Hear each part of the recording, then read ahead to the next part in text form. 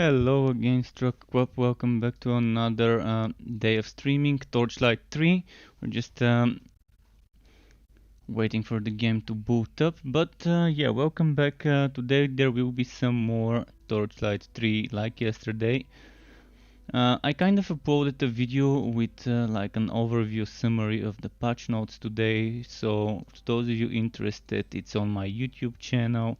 If you're on Twitch, here's the link to my channel, and yeah, you can watch that overview if you're wondering what the highlights, or at least the highlights for me, were from the patch notes. Of course, there were a lot of patch notes. It was a long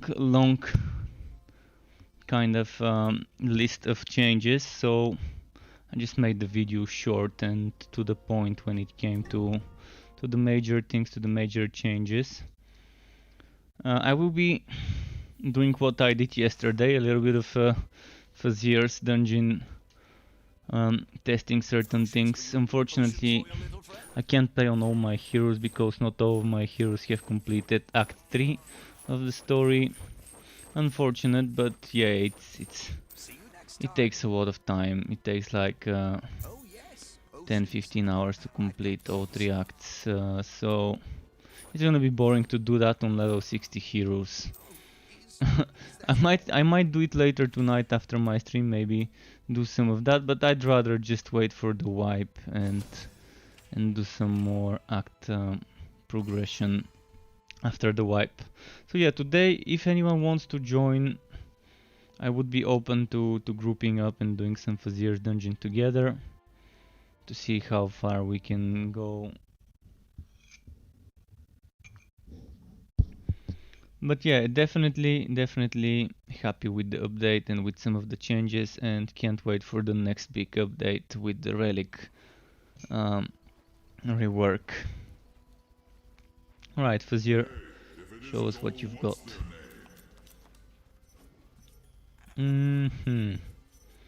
Let's go Reliquarian and dividing, meaning I would have no problems with the spiders on a dividing.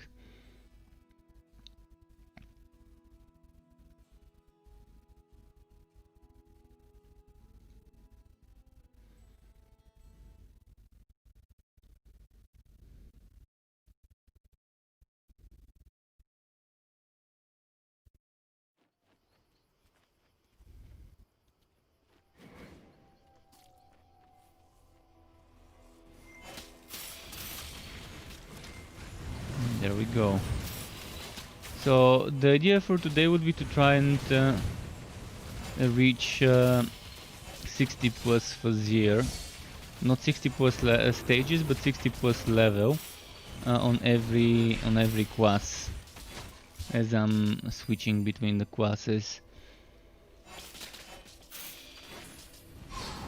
Unfortunately, I can't play the Faziers right now on the builds I really wanted to, like the Summoner Mage and the Train Realm Master. I wanted to do some more stress testing of the servers to see how they can handle the Electrode, how much wagging and rubber banding there will be with the more waggy builds.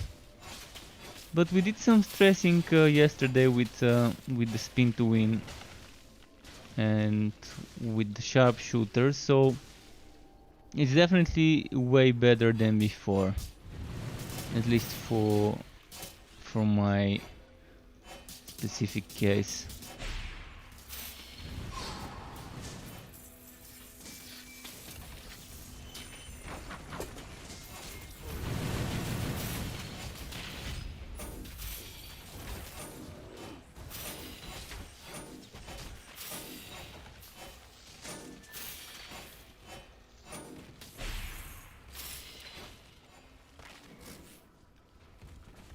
What's my quest? Spiders. Just 5 more ranged ones. Alright, that shouldn't be a problem. Should be doable very soon.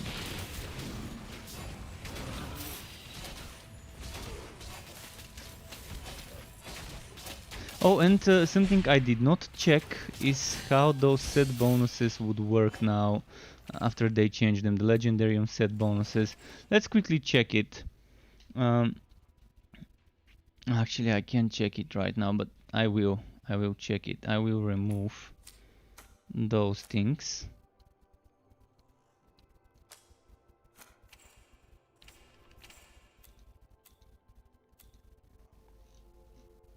And I will quickly, just for a moment, replace this with, let's say, the legs. So right now it's not giving me the set bonus. If I do this, would it give me the set bonus? White buff being 50% more effective. Let's check. Let's check if I'm gonna get that set bonus buff. I mean, I'm wondering just what they meant by fixing those things. So let's get the light buff up and see if we can get that set bonus.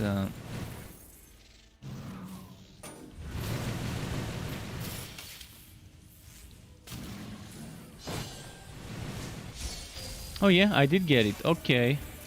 Okay, so at least you can do 3 plus 1. You can't do 2 plus 1 or 1 plus 2, but you can do 3 plus 1.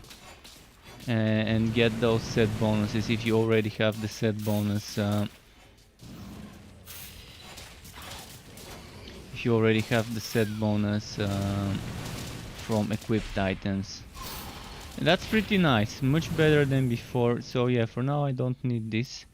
I'd rather have the skittering ones for when I need that survivability, but it's good. It's good that they've reworked this. Skittering shoulders, where did you go?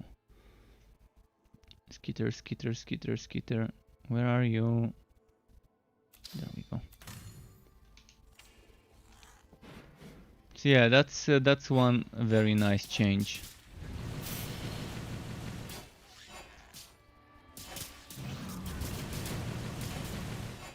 Because with that change, I can get my chest piece switched to blue, and if I want to, I can put the yellow chest piece and the orange chest piece, legendary, into my legendary room and still get the +2 skills. If I've got 3 more pieces like the boots, gauntlets, and helmet equipped. And I probably could get a better blue chest piece with flat damage and crit damage, or flat and percent. I mean, 2 times flat probably would be very hard to get. But yeah, I'm gonna be keeping that in mind after the wipe when considering build options.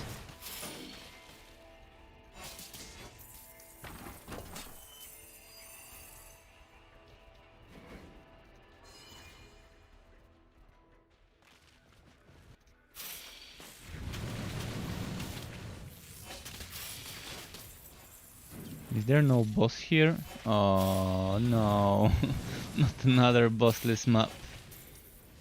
not a good start of the day, stream wise.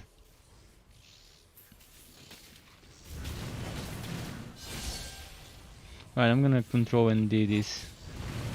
We gotta control and do this. Just give me a moment. Control and D, notepad. Oh shit, kill this. Notepad, Control V, file save. Bossless map spider. What's the boss that I need to kill? Aragot, okay. I'm assuming it's gonna be some sort of a spider if it did spawn.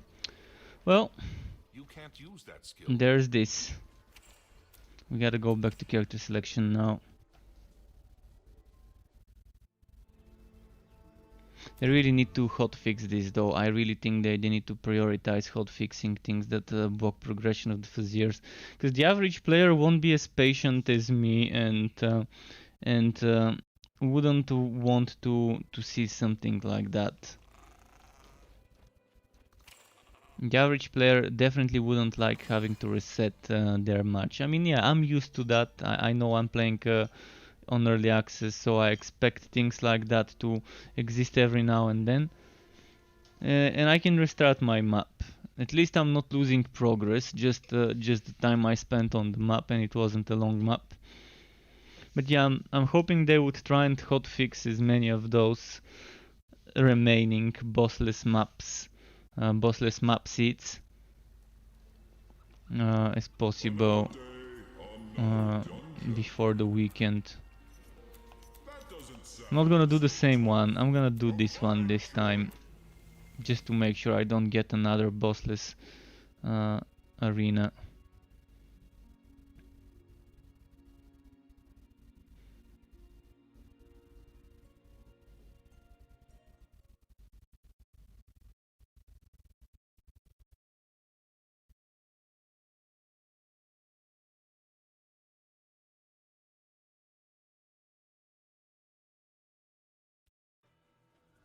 Okay. Oh, that's that's a friendly NPC. I was attacking the friendly NPC. Yeah, let's.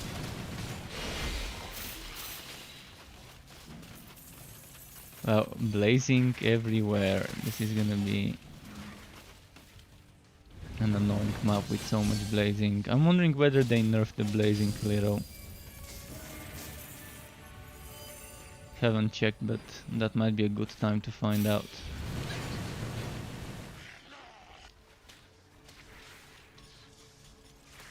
Wait, my number? Oh, now it was wagging. I was pressing number 4 and then it unwagged. It was definitely wagging though. Because it ended up from two charges, this ended up going to 1 charge, to 0 charges.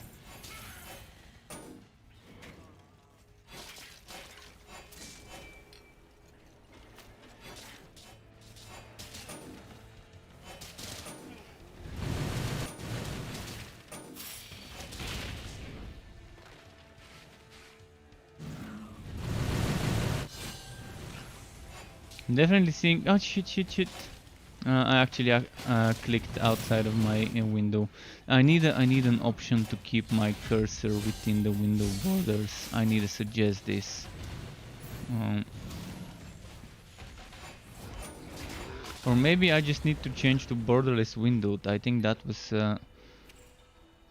what I need. Oh no, there isn't.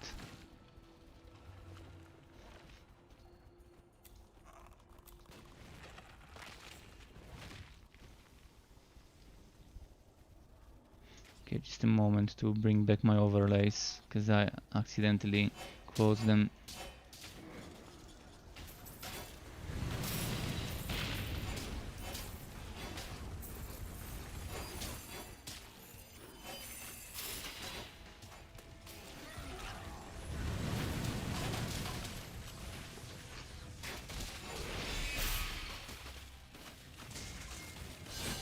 You are near death.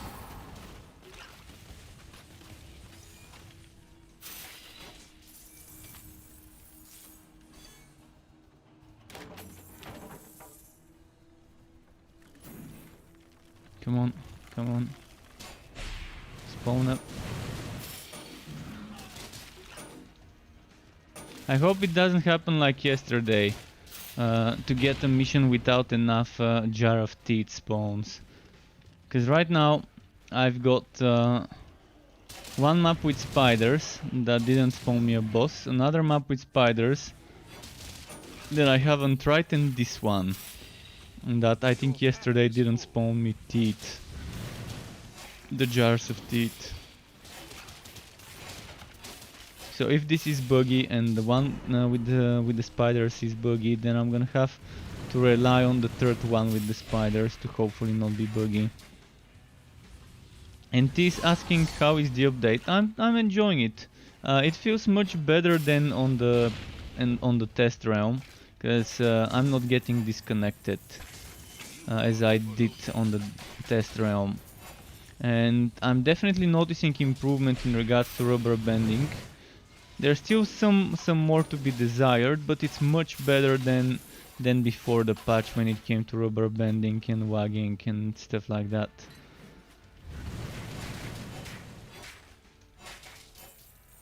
So the patch is fun, and they've changed some things regarding the Legendarium that I just tested earlier. So right now, if you have the set bonus, for example, you have 3 set pieces equipped, and you put the 4th set piece in the Legendarium, it's gonna get the set bonus as well.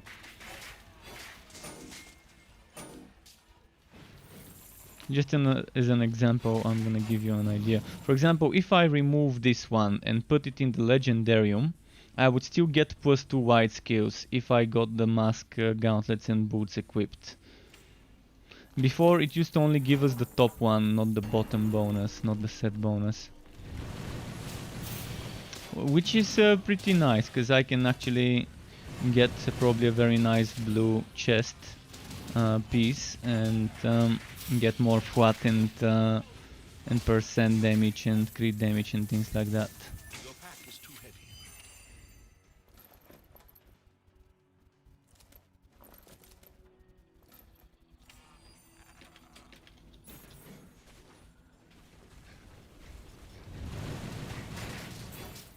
But yeah, I uploaded a video. Today on YouTube about an overview of the patch. Some of the highlights. It's like highlights, personal highlights of the patch, things that matter to me. Because it's such huge patch notes. I just tried to only talk about the things that I think are important for me. Otherwise the video would have to be in like 30, 40, 50 minutes if I had to talk about every single thing. And it ended up being like, what, less than 15 minutes video, so pretty nice.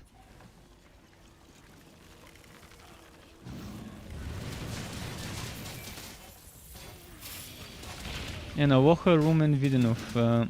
Can you show build? Yeah, I can show you the build after I finish.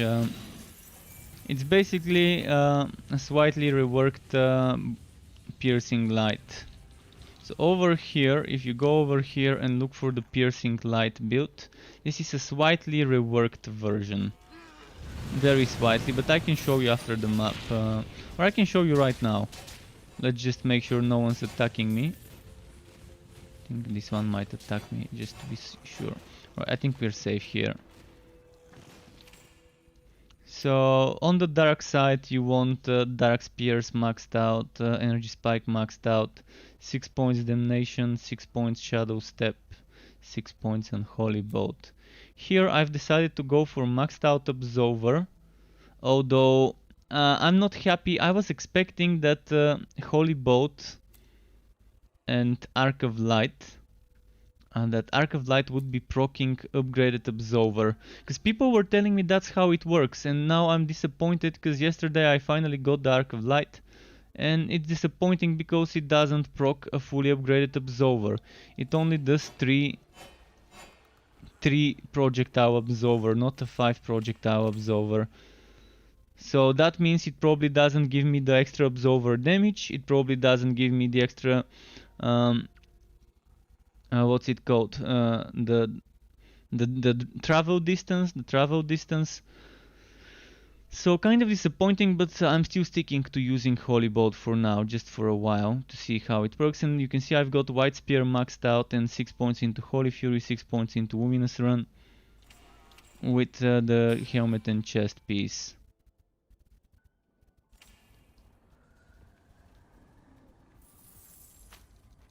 Gwen says, since there are now a ton of new bugs in the game and old bugs that are still not fixed, which new bugs are you talking about? Could you elaborate about the new bugs, Gwen? But yeah, there's still some bugs that are on the to-do list, I guess, haven't been fixed yet. And yeah, I will be doing reworks for every single build that I've made. We'll get one way or another. It would get a rework, revisit after the rework in 2 weeks. I'm not gonna be making any new builds until the relics changes, because it's not gonna be worth it making a build video knowing that 2 weeks later it's gonna need a not complete, but let's say 1/3 rework.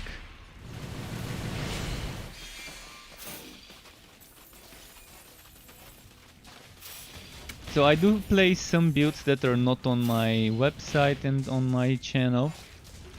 But overall, the majority of the things you would see me play are there, maybe with a slight change or two. On Forge, the relic ability does not trigger the 50%. You mean the 150% and the 50/100% hatch? Sonic pulse, is that what you mean? And the sonic pulse that triggers from the hatch?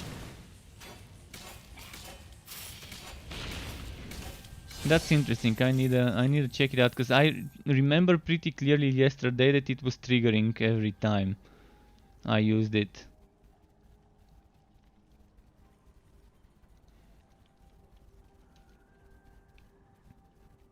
And yeah, this bug with the jar of teeth not dropping. Yesterday I was doing the same map around the end of the stream and I couldn't do it because there weren't enough jars of teeth, enough skeletons. I was at 11 out of 20, I think, or 15 out of 20. Now I'm at 16 out of 20. But at least now I have some unfinished parts of the map to try and explore. Yeah, we really need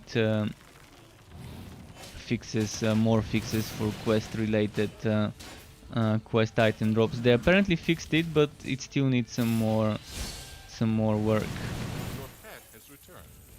And the no boss spawning bug still exists in certain map seeds. I mean, I'm collecting a list and I'm gonna send them that list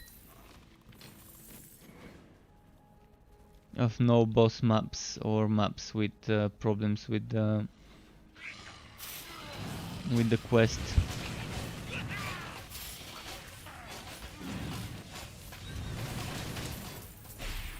I could probably complete this though. If this one drops a jar, no, it didn't drop a jar. Alright, there's still some more skeletons I haven't gotten to spawn around here. So those should be fine.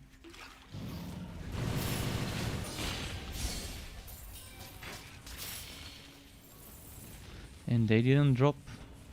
They did not drop. Maybe I can get more to spawn here. There we go.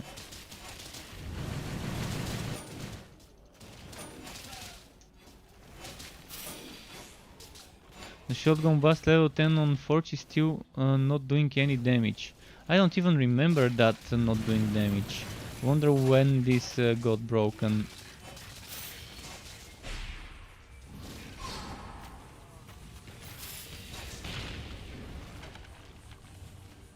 Are you wearing or have the Sonic Pulse item in the Legendarium?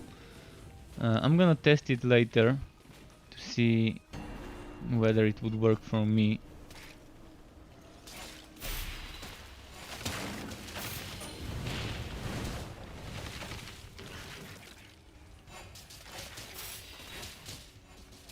Yeah, I will be testing some Forge stuff later to see how it would work on my end.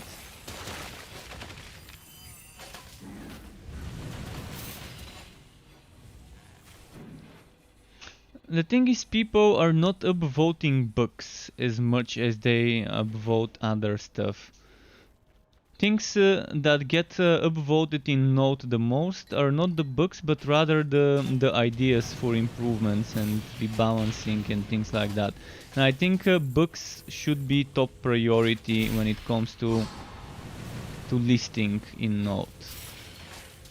Or there should be browse by category.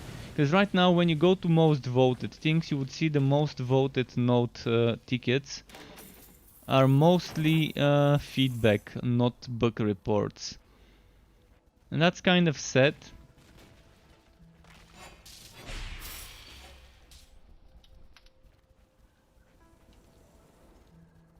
But definitely someone has to have tested this and seen it not working.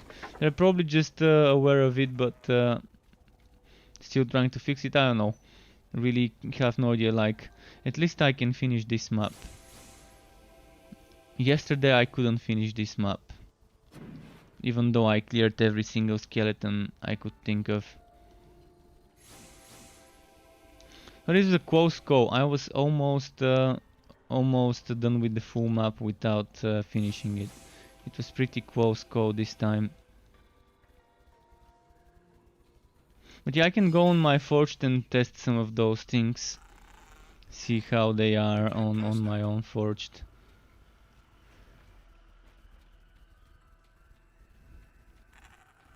So shotgun blast level 10 and the sonic pose.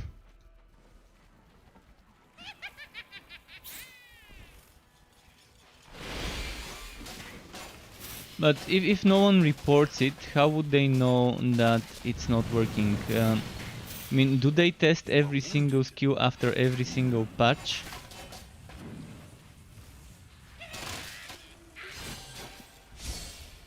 Because I guess unless it's reported to be broken, they wouldn't have the reason to test it.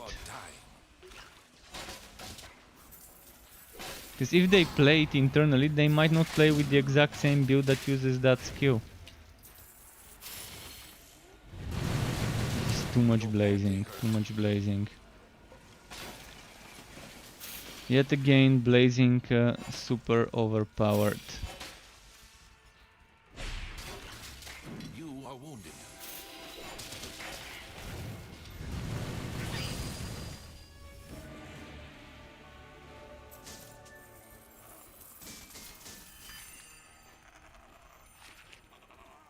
You are overburdened.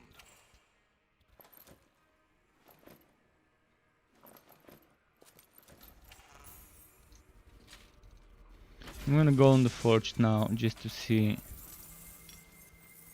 Just gonna see on the forge quickly the things you told me are not working, whether I can get them to work on my end. Because I remember this triggering, this sonic pulse triggering yesterday all the time. On the spin to win build.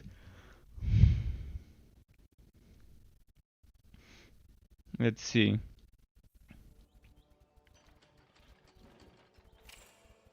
So let's go to my fort. I should be able to use it in the fort without even testing it on enemies. If it doesn't work on the fort, it's definitely not gonna work on enemies.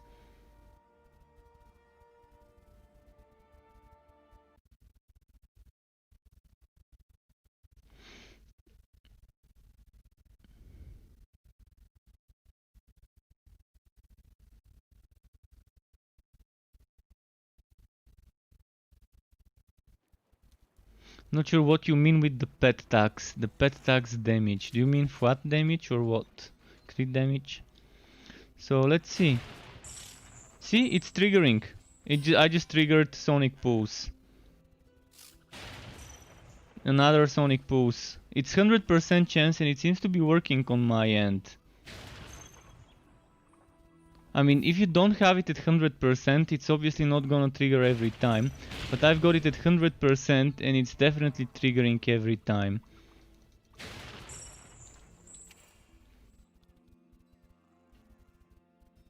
Let's say I make sure that I have it at 50% and now it just triggered from the 50%. Oh, okay, it was still 100, just a moment. 50% just triggered now.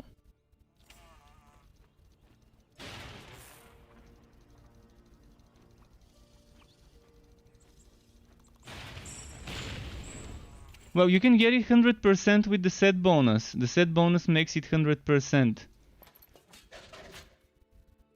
That's how it works. That's why you want that set. And now you can get that set bonus in the Legendarium as well. I can show you.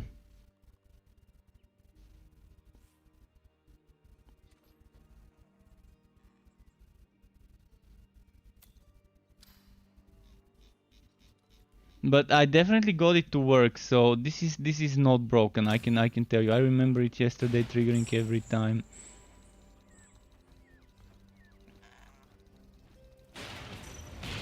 But yeah, what they did to fix is if I, for example, put something here like the Mountain King's Hatch.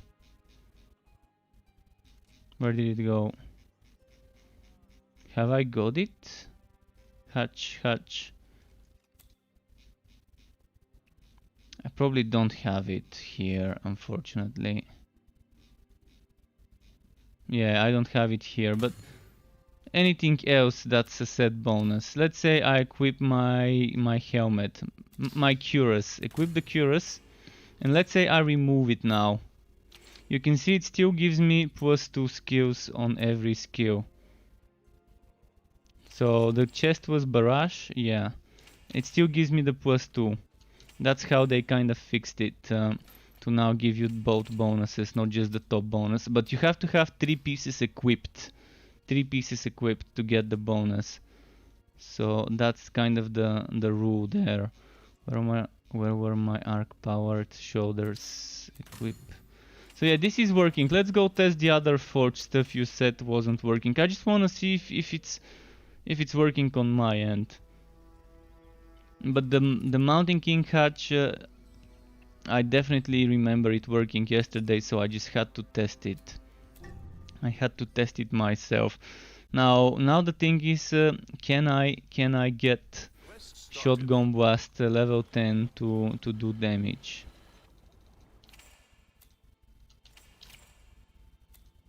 Let's do a quick Fuzzier dungeon on this one and see if I can get it to do damage.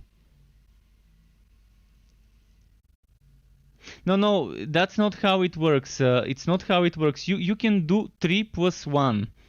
3 + 1. You have to have 3 equipped. You can do 2 + 1. You have to do 3 equipped and then 1 in the legendarium. And the keyword is equipped there. But before, for example, if I wanted to do barrage skills, I would only get 1 before the patch. That's how they set in streams and things like that. It was broken before because it couldn't give you the second bonus. But they said the legendarium does not mean equipped. So the keyword is equipped. You have to be wearing the items to get. So it's still better. It's still better than before. I mean, I can still get something working properly. I would still rather have 2 + 1 as an option. So that the legendarium would count as if the item is equipped on me. But even if they don't want to do it for balancing reasons, I understand it. I guess it's not that terrible. Much better than before. At least it's still much better than before. But yeah, let's quickly just go and do a Fuzzier map. It's gonna get rid of some items. This one, this one, this one. And let's test what you said about the shotgun.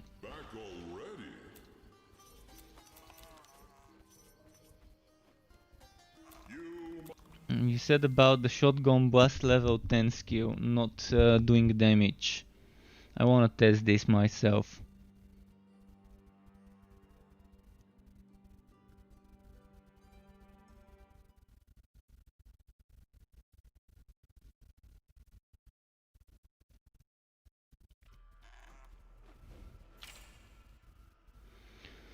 So while above 50% hit, shotgun blast fires a piercing flaming projectile dealing his current weapon damage.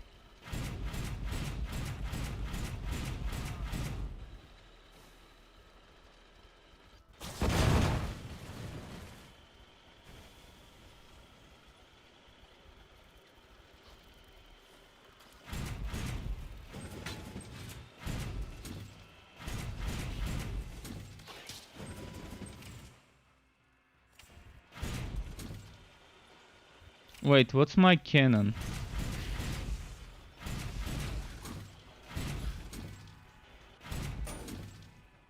This is gonna be hard to tell whether it works or not. Very hard to test.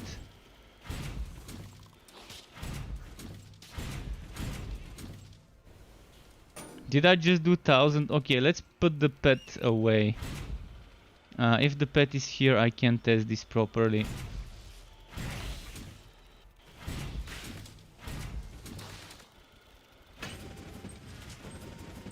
That's one of the hardest things to test, because shotgun blast itself does damage, and I need ranged enemies, that's what I need. Ranged enemies where I can stay in the exact right amount of distance so that only the piercing projectile can hit.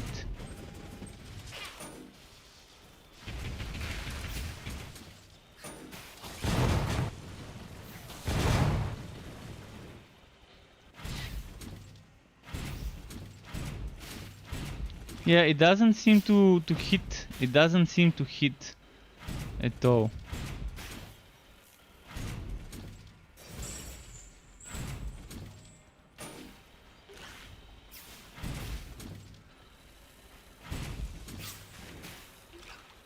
You're definitely right about this one. It just doesn't hit at all. I never even realized, because I never started to test it. I never stopped for a moment to test it. Alright, let's finish this map and then switch heroes.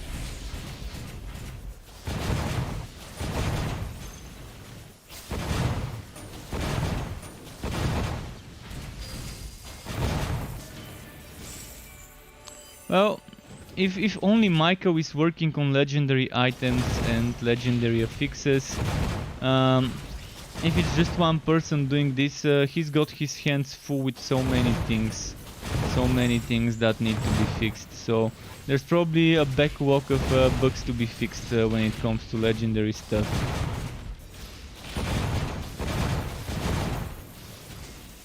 Because it's not just for one class, it's for every class. There's something that's not completely working. Eventually before the game launches, everything should be fixed. But I mean, right now in early access, it's all about finding the bugs, reporting them, and hopefully them fixing them on time before the game launches. But again, it's a small team. And if it's really just one person working on those, if it's just Michael working on the legendarium and legendary item related books, you can kind of probably understand how certain things won't be fixed immediately. As long as they are aware of it, that's fine. Because everything would get fixed once it's its turn, I guess. So make sure that we gotta make sure that this is reported. If it's already reported, I wouldn't mind upvoting it, and yeah, feel free to share note links. Actually, you probably might not be able to. Oh no, Gwaint would be able to share links. He's a moderator. So yeah, if you've seen this reported and if you have a note link for it, feel free to share it if it's already there.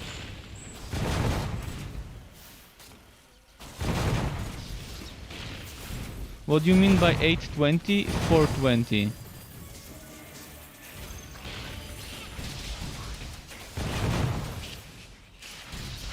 With the sword smash 8 out of 20 and spinning blade 4 out of 20. What do you mean by that?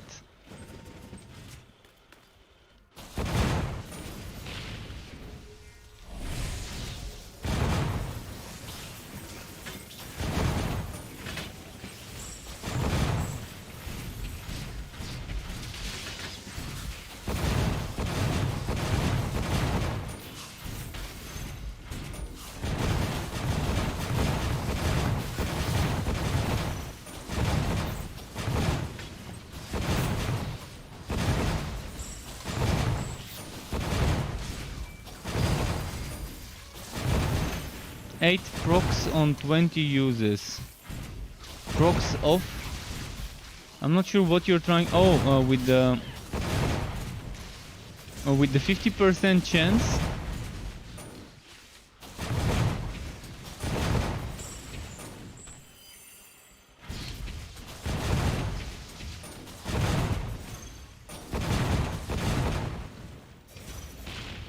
Alright, let me make it 50% chance for myself as well.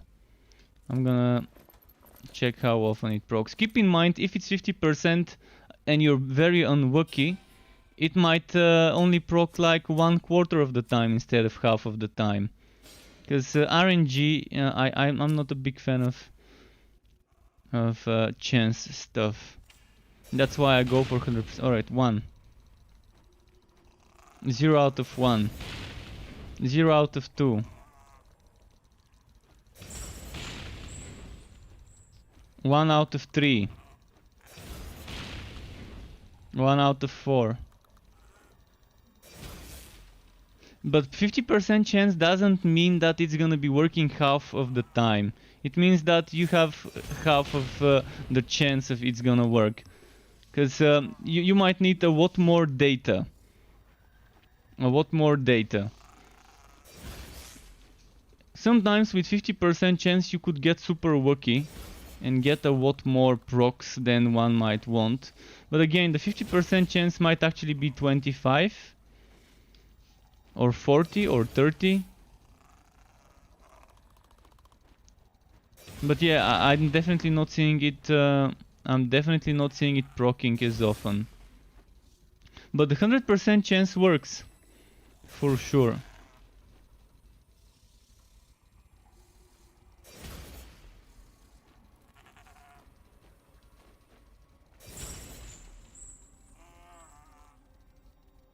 Wait, this one's also working, but not as much as I would suppose. This doesn't seem like 50% chance. Either I'm very unlucky, or the 50% chance is not really 50.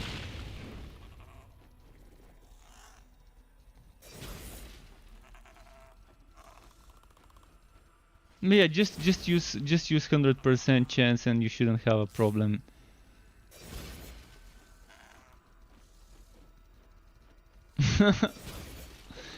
I haven't counted how many times, but I think I only got it to proc 4 times so far. And I've done it at least 15 times. Another time.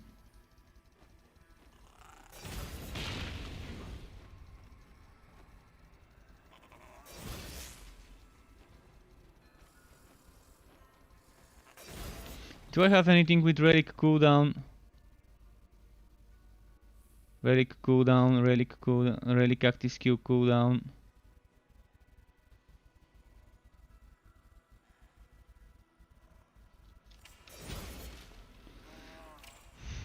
For now, I would stay away from the 50% chance. The weight is.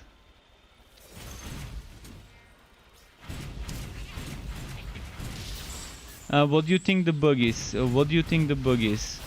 What could be happening there?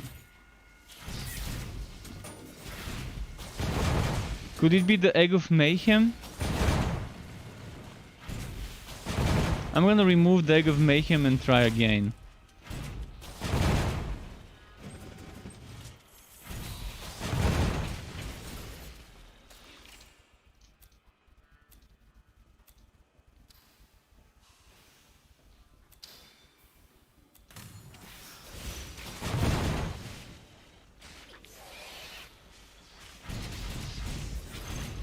Something they hot fixed within the blood relic. So does it work with other relics?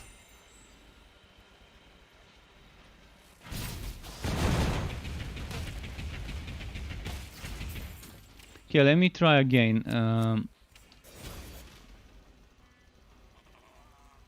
Without the Egg of Mayhem, just to see if that could be breaking things.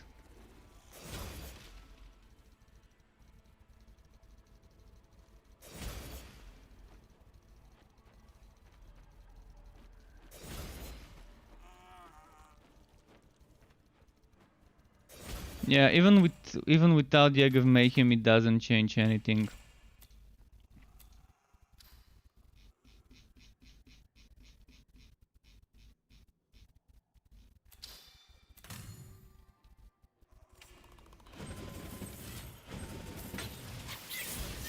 Well, there's definitely a bug. I mean, not sure what it could be, but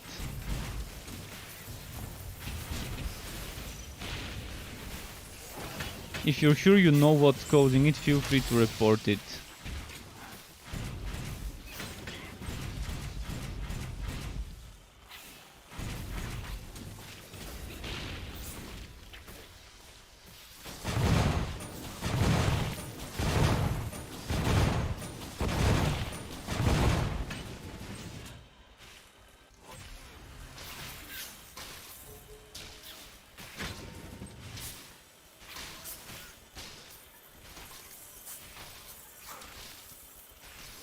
Were there any other books that we were talking about? Did I miss something? I wanna test everything while I'm on the forge before I switch to another hero.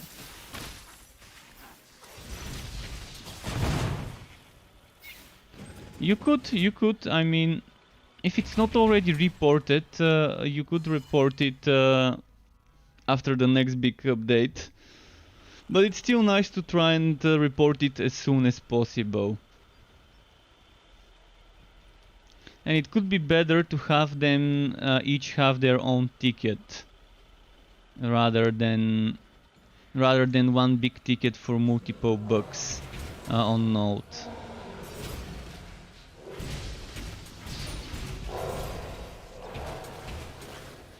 At least if I were a developer, I would prefer every book to have its own ticket instead of one ticket for 3 bucks in the same place.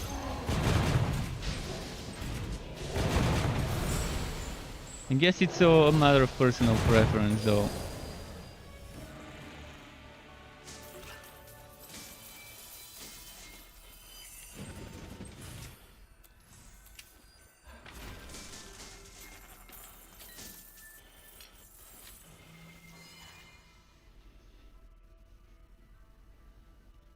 Okay, enough forged. This was just experimenting.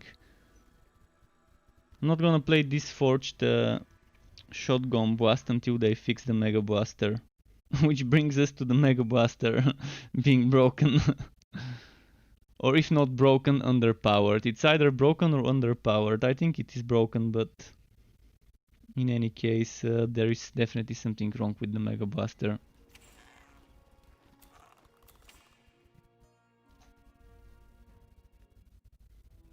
So let me go back to the mage to complete a boss fight. If anyone wants me to play a specific hero, feel free to tell me which.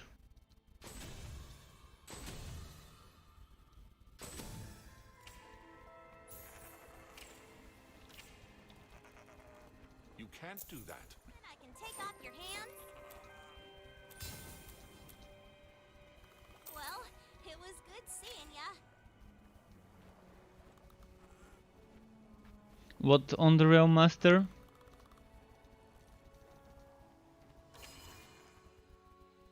I know what on the Realm Master.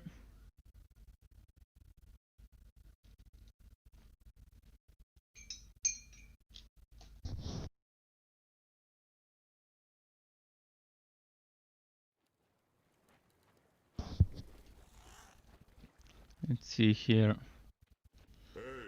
This one. Wait, didn't I complete this? Oh no! It didn't count me completing the map. Bummer, bummer. Damn. And I took so long to complete this map earlier.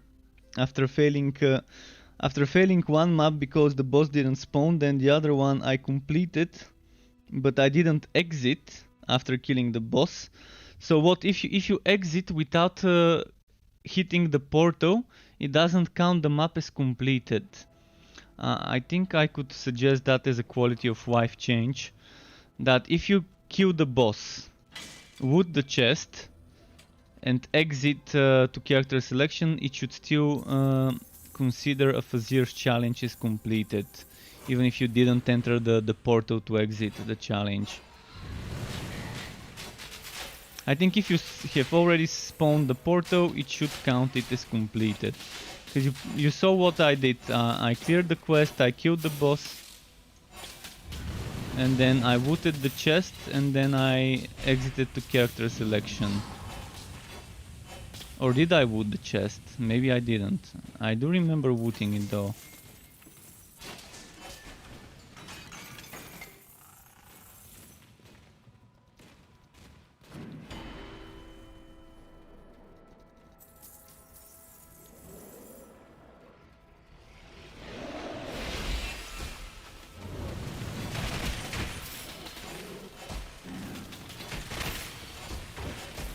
Okay.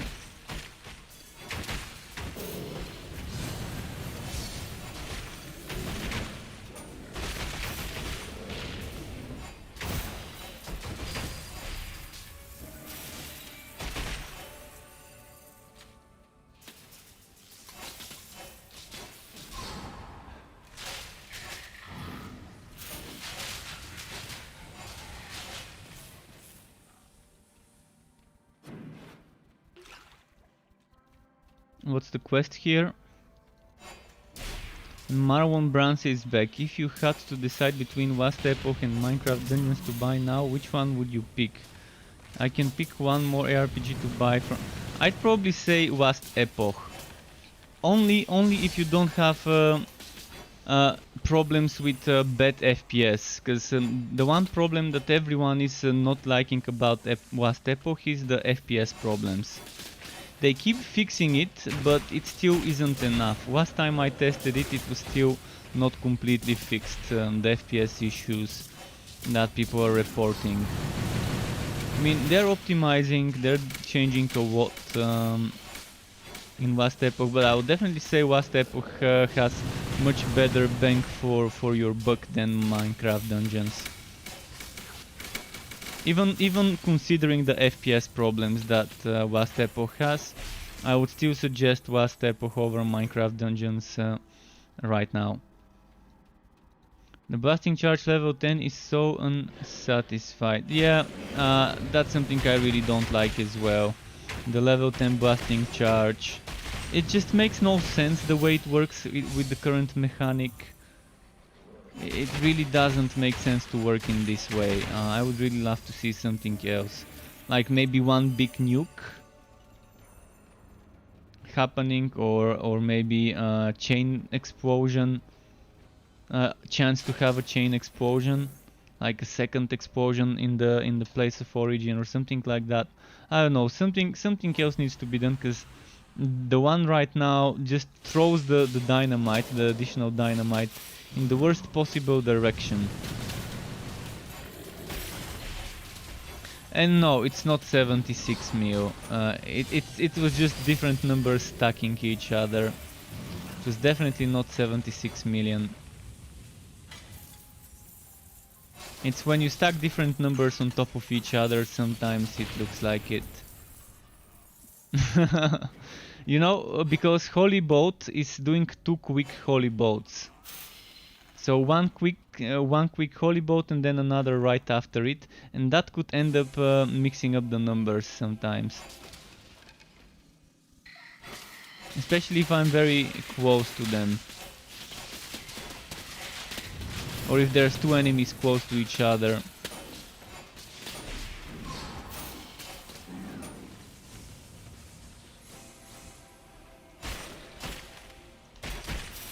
I think it's actually nothing to do with Holy Boat. It's just about having 2 enemies next to each other.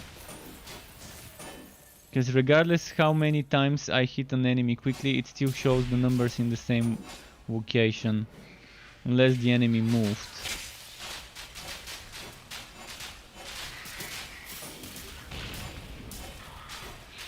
But yeah, it's not Holy Boat, it's just... it must have been 2 different enemies.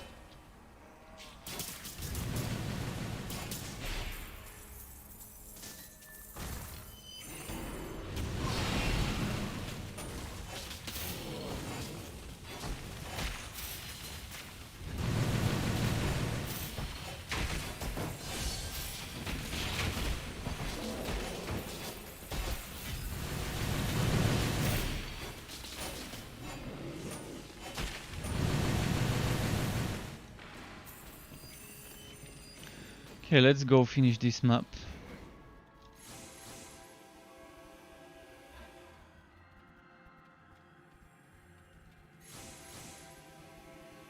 And here. Which game is more fun though? Also Vast Epoch.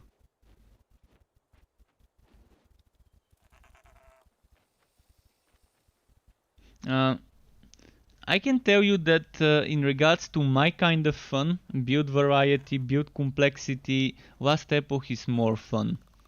In regards to how quick it is to level up, I prefer Minecraft Dungeons. Or at least how quick it is to max out a hero.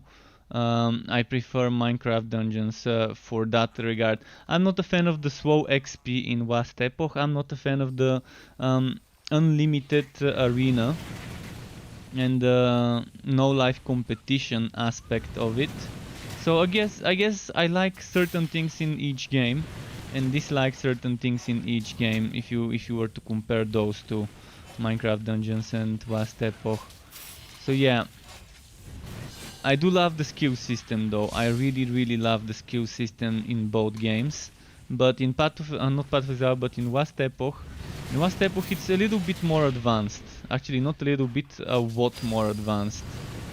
I mean, every skill has its own passive skill tree. That by itself is such a nice way of giving you variety. Whereas in Minecraft Dungeon, it's a little bit simplified.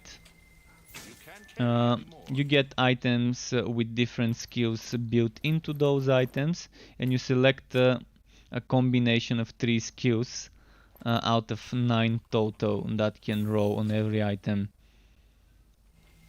And based on the weapon enchantments and the armor enchantments and the ranged weapon enchantments, you get an interesting combination of skills in Minecraft Dungeons. But in Minecraft Dungeons, I don't know, maybe the infinite endgame whoop in there seems a little bit it seems to get boring very quickly compared to Last Epoch, I guess. In Last Epoch is more advanced. So you gotta decide for yourself, do you want something more advanced or do you want something more simple but still fun?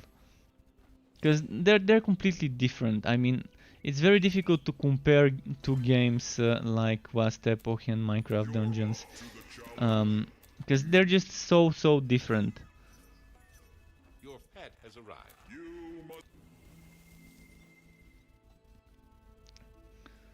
And by the way, I'm gonna show you something quickly. I will show you something super quickly.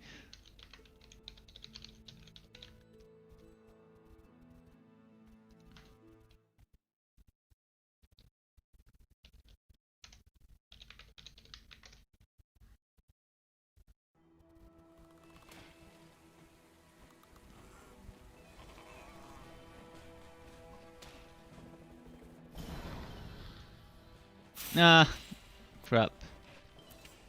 Just a moment, just a moment.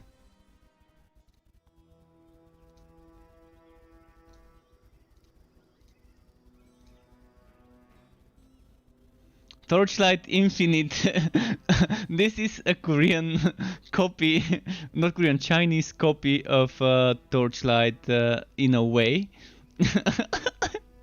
just bear with me. I need to quickly increase the volume of my browser so you can hear it. Just bear with me.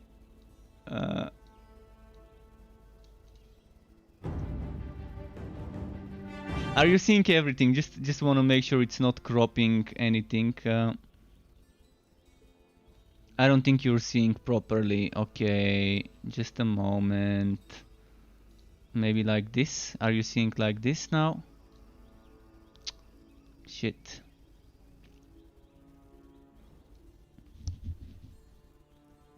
Just a moment. I'm gonna fix it so you can see it. Just gotta edit the crop transform.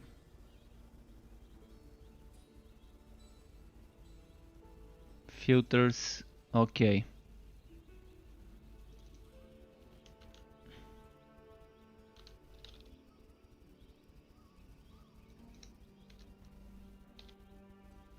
There you go. So now let's play this. I'm sure you're seeing it.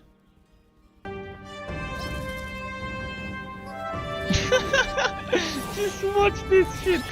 I don't know how they could get away by using the Torchlight name. How are those people allowed to use the Torchlight name for their game and not get shut down? And this is in China, and Perfect World should hold the rights to the name in China, so they should definitely probably shut down this game before it even becomes a thing. This is gonna be an MMO, not MMO, this is gonna be a single player game, for my bet. At least that's what news are saying.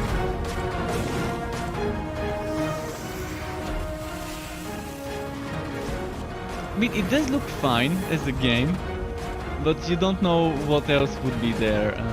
whether there would be some microtransactions and stuff like that. But they should definitely get rid of that Torchlight name, because it's just gonna be terrible. People would say, "Oh, that's Torchlight, really?"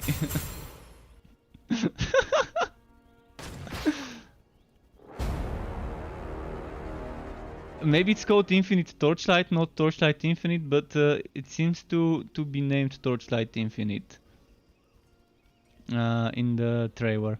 Another thing, it's actually gonna be a mobile game, but it doesn't seem to be the real Torchlight game.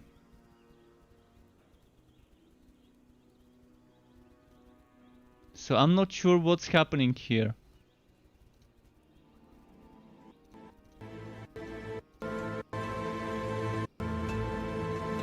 Is that really the real Torchlight game?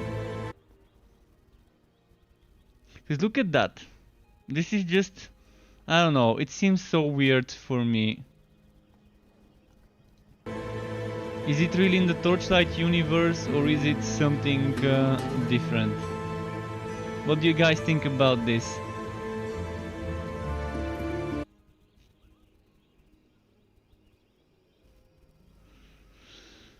I'm wondering what this is happening, what's happening with this, but yeah, I wanted to show you this. I kind of forgot about that. And just remembered and thought it would be best to show it to you now before I forget about it again. What do you think? Do you think this is a legit Torchlight game, or is it just someone abusing the name?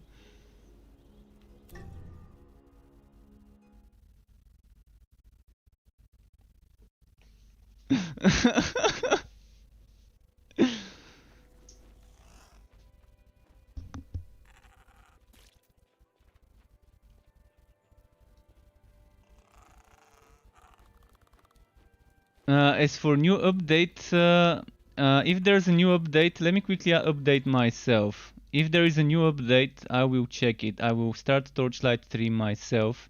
I just pressed Alt and F4 and I'm restarting the game. And yeah, it does show me an update, but it's a small one. Maybe view updates. Let me check. The update was 1.1 megabytes. 1.1 megabytes. I doubt that this is a major update for Torchlight. I just doubt it. I just updated, and 1.1 megabytes doesn't seem like a big update. It's probably some sort of a hotfix, but I don't see any patch notes about it. And on Discord they're not saying... Oh, there we go, hotfix. There we go. Patch notes for everyone in the link here. That's the patch notes.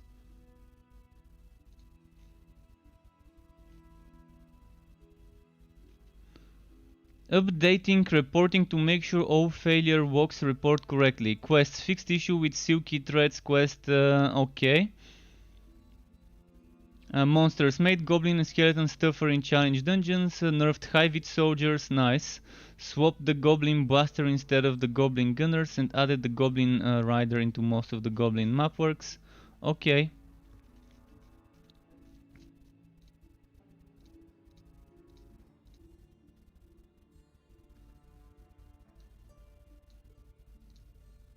I'm so happy about the high-wit soldier nerf. Because those monsters with the 50% increase to movement speed on Ridiculous was just an overpowered enemy that forced you into heavily kiting. And I think someone just subbed to my YouTube channel and I'm not getting the notification right away, but thank you very much to whoever that was. Welcome to the Struck Club to you. So okay. I'm not sure why for you it was 200 megabytes, for me it was 1. Maybe I download another hotfix before that.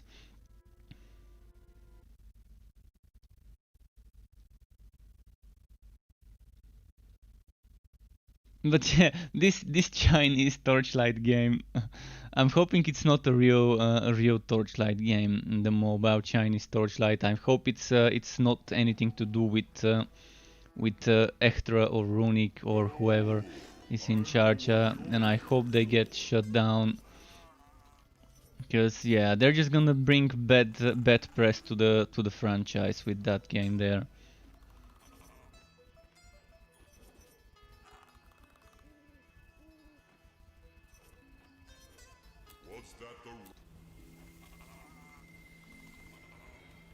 You heavily kite everything on ridiculous. Well, sometimes you gotta do it. Sometimes you gotta kite.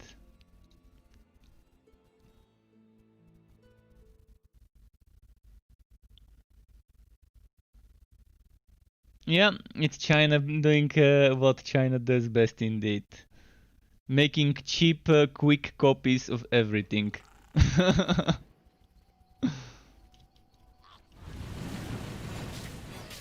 But I mean, ripping off the name, that's just whoa.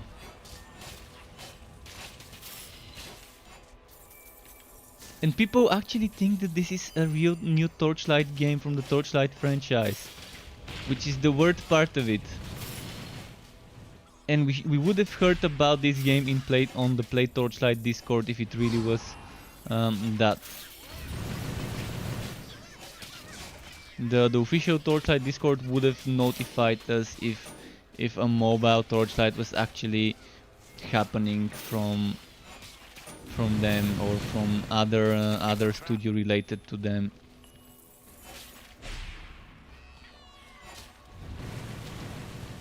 I mean, if it's called Infinite Torchlight, they probably might not get sued, but if it's called Torchlight Infinite, then definitely they could. Not sure how copyright works for subtitles of the game, but they're probably just gonna change their name.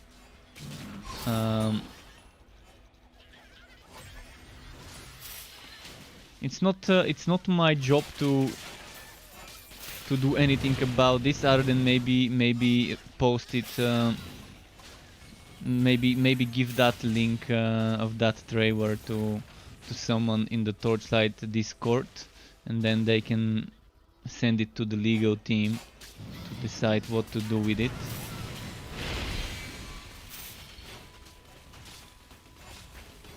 We'll see. I mean, I'm sincerely hoping it's not a legit Torchlight mobile game.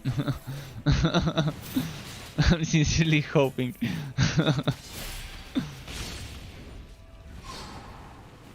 If it is a legit Torchlight mobile game, hopefully it doesn't end up bringing bad press to the franchise.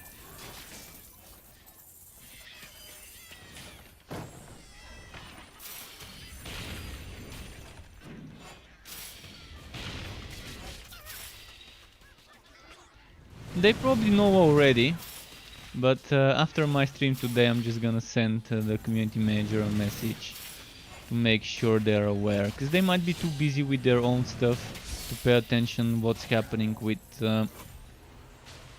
others ripping off the Torchlight name.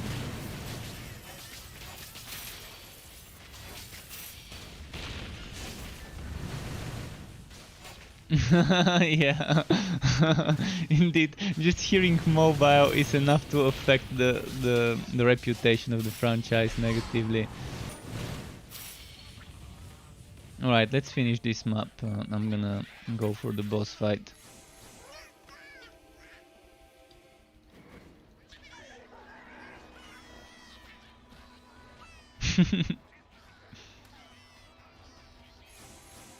But yeah, they even ripped off some of the concept art to look like the Torchlight 1 and 2 concept art.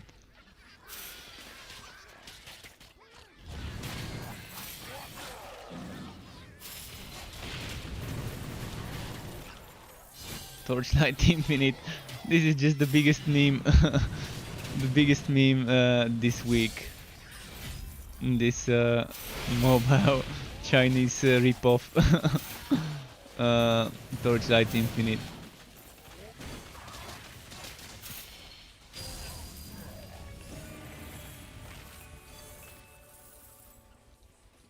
Yeah, it did have the Ember Mage. It did have the Ember Mage. It really looked like the Ember Mage.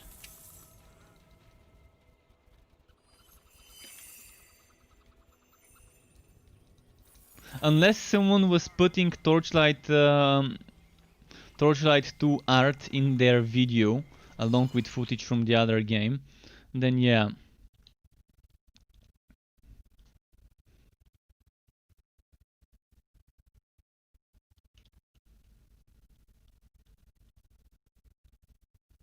By the way, tomorrow I'm probably gonna be streaming tomorrow. I talked to one person who is making a game with other people.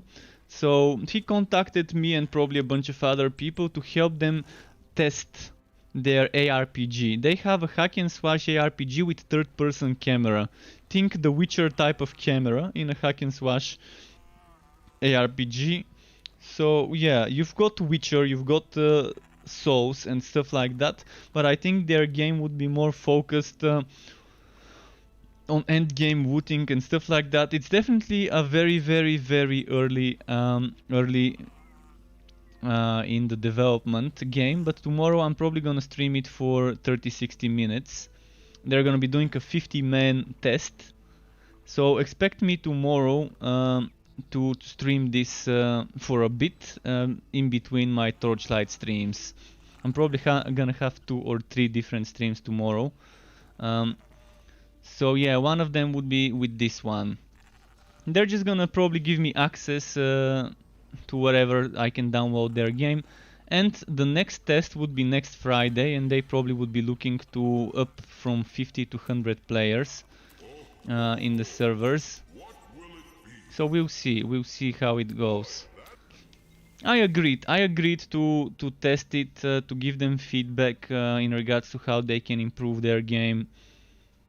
And have some fun, and maybe you would enjoy it, maybe you wouldn't, but let's see if I will enjoy it and if you guys would enjoy me playing that game tomorrow. It's not on Steam or anywhere else, it's super early, they have just a code name. The code name is Fulcrum for now. But the dude contacted me on Discord, he seemed to have found me from the walls in Discord. And yeah, I wouldn't mind giving them some feedback, and even the fact that I can even stream it without an NDA seemed fun to me. I didn't expect actually to be able to stream it, and then the guy told me, but you can even stream it if you want. So we'll see if you folks in the Struck Club would like what you're seeing. But you would have to keep in mind their game is super early in the development. The game that I'm gonna be playing tomorrow for like 30-60 minutes around. I think it's gonna be around 12:30 Eastern time, US Eastern time, which is around 7 in the evening, 7:30 my time. That's gonna make it 5:30 in the evening UK time, 6:30 Germany time, I guess, just to give you some idea when that test is expected to happen. So I'm probably gonna do a stream before that of Torchlight 3, then pause around half an hour before that to set up my stream for their own game.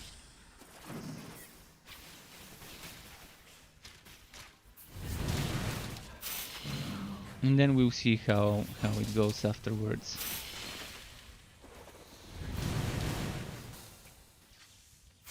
There's just so many bugs, not bugs, insects. Gotta be careful when using the word bug when playing games. Hivits are bugs, but if I say bugs, people might be thinking actual bugs, and the technical bugs, I mean.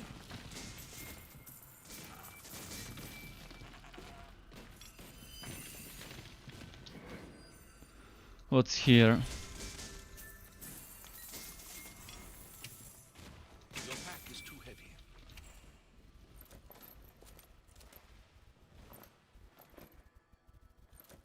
And with this, I think we are unlocking level 60 monsters.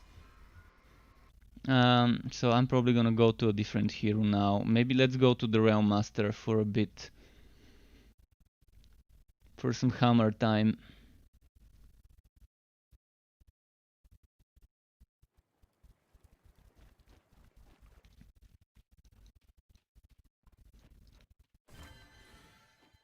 Oh, that's smart. Later. No, yeah, the blazing modifiers. I'm definitely not gonna do those right away.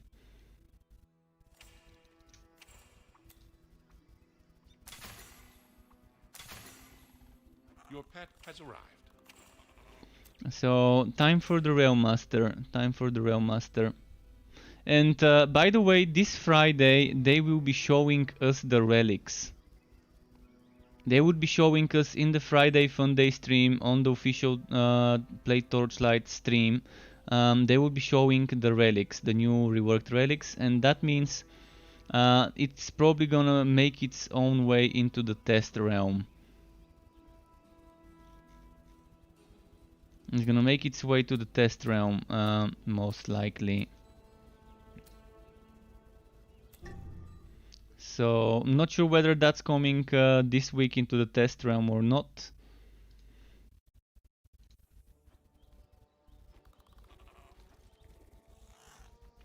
What they did say about the private test realm, the one that I can't stream until they give us the green light, is it's coming today or tomorrow. The relic subquest update. So I'm gonna check later today if I can play it after I stop streaming. Year for coin. Year for coin. But yeah, until it's detailed in the state of the game post, or in a state of the game post, and until they've streamed it on the Friday Fun Day streams, we probably won't be able to show you some footage from the test realm. And Benik, welcome to my channel, to the Struck Club. You'll be back. Nice having you Cast here. that here. Let's go do some dungeons. And T is saying, "Oh dude, I've got some terrible news." What terrible news? Shoot those terrible news.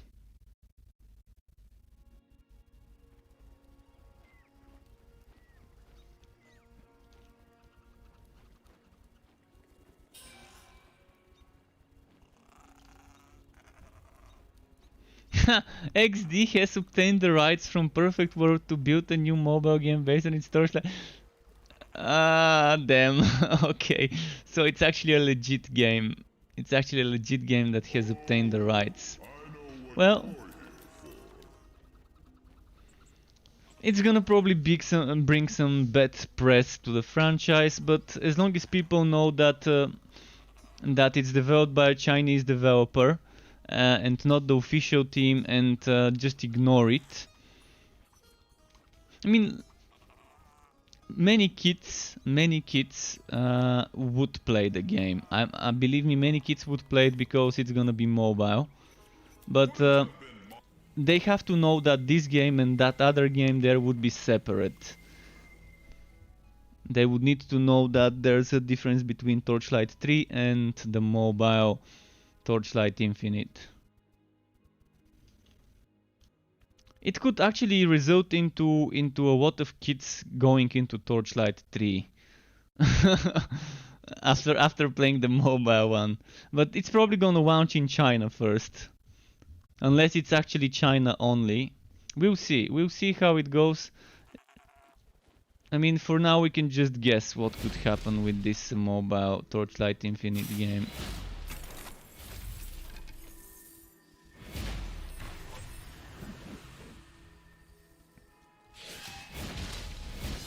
It's rigged. And the name is so tacky. The name is so tacky. The tackiest name ever. Infinite, really. So is there gonna be an infinite grind? infinite cash cow milking of those whales. Milk those whales for currency. Get them to donate, because that's what happens with mobile games. It's just a deep pocket competition in mobile games. People are competing who has the deepest pockets to pay more to win. It's trapped.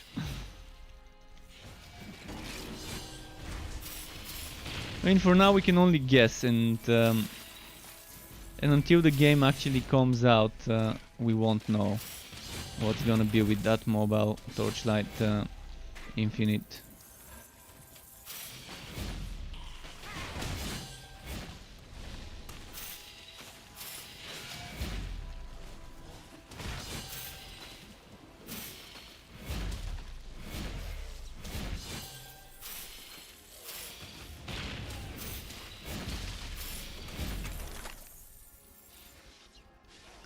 Identify items for 69p each.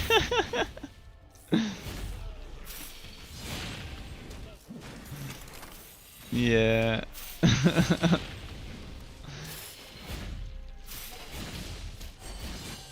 So someone's gonna be competing with Diablo Immortal. Torchlight Infinite or Diablo Immortal? Who would be the king of the mobile hack and slash RPG market? Whales rejoice. You're gonna have variety on where to spend your hard-earned money for pixels.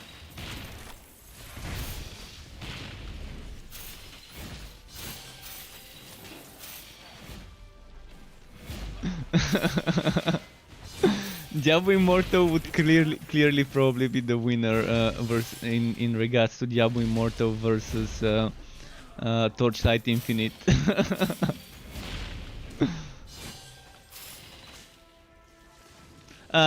Diablo Immortal was not made by Blizzard though, wasn't it? Or is it? Is it made by Blizzard? I think it was given to a different team to make it. Let me quickly look it up. Diablo Immortal developers.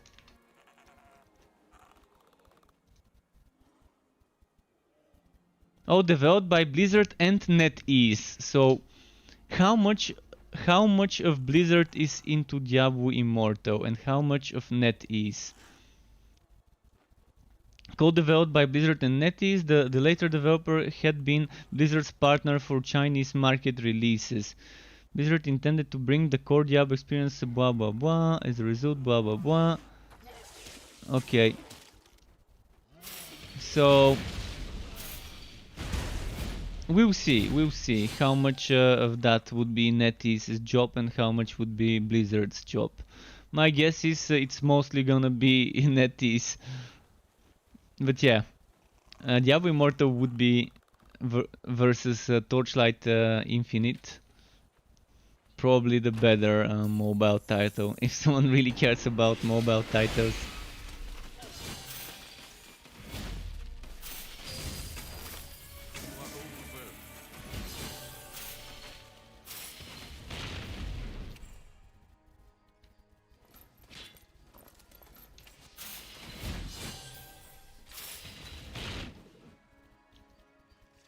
Well, one thing's for sure. I would actually, believe me, I would actually install both games and test them on my mobile, just for the sake of it, so I can say I played it. It sucks. Because if I haven't played it and I say it sucks without playing it, then I don't have the right to say it sucks if I haven't tested it myself. So I would definitely test Immortal and the Torchlight mobile game if they're free to play. If they're not free to play, I'm not gonna bother paying money to test them.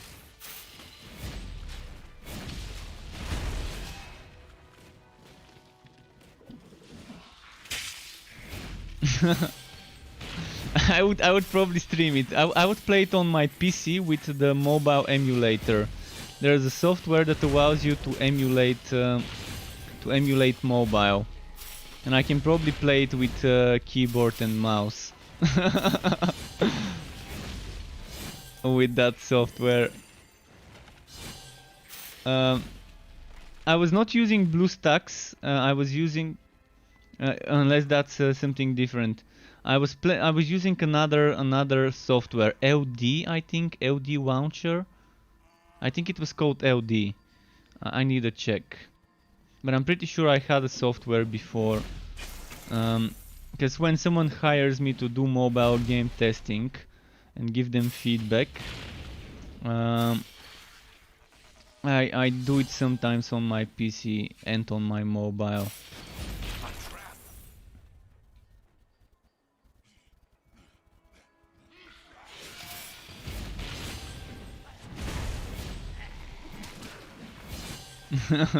But yeah, whales in mobile games. That's how mobile games are designed. They're designed around making the whales compete between each other instead of making it fun for people to play the game. Juice Temning, welcome to the Struck Club, or is it Joe? In any case, thank you very much for the follow and welcome to the Struck Club again. Really appreciate it. I really hope they fixed rubber banding and stuttering. I've actually noticed a lot of improvements with this patch to the rubber banding and stuttering and the disconnects. But yeah, there's still more to be desired. There is definitely more to be desired in regards to rubber banding delays. But definitely noticing a big improvement compared to before the update when I played on the live server.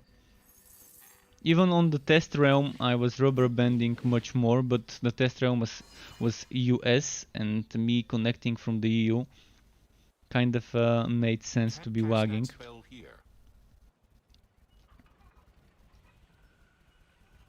Yeah, when it happens at the worst times, in the middle of a boss battle or something like that, it could be painful, believe me. But at least I don't disconnect as much as I disconnected on the live server. In fact, on the test server. In fact, I'm not disconnecting at all. And on the test server, if I use Electrode, I would be get disconnected sometimes in the first fight of a map. Like before even killing an enemy, boom, disconnect. Sometimes. Thankfully this is now no longer happening. But I need to test it in multiplayer. How much would I rubber band in multiplayer? Which brings me to multiplayer. So if someone wants to play together, here's my Steam friend code. Let me know if you've added me, if you wanna group up. I can hop on one of my heroes and we can do some endgame.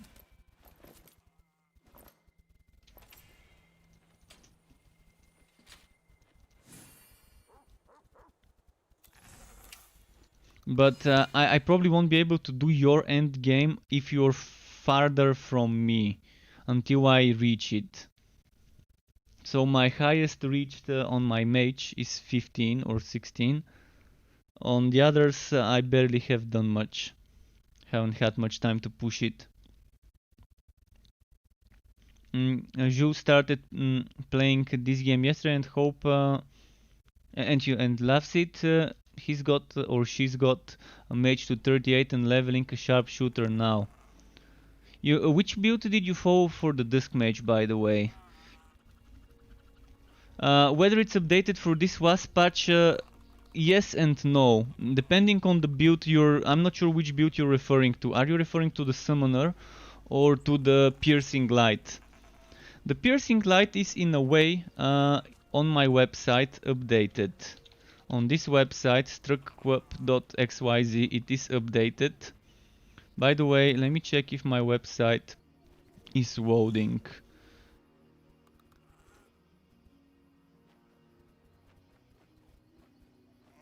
Seems to be loading, okay. Okay, it is loading. So yeah, on that website I've got kind of an updated version slightly versus the video, but keep in mind just don't use the Bane Relic. Even for the summoner build, don't use the Bane Relic until they rework it after 2 weeks. After 2 weeks, every single one of my builds would need a big, solid rework. And I will do that one by one. It will take me a while, because I'm gonna have to level up anew after the wipe. By the way, everyone who doesn't know, there will be a wipe.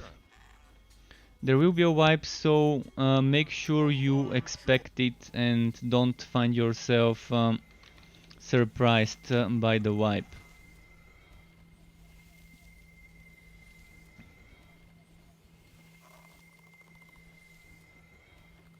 You've got my home site in your favorite.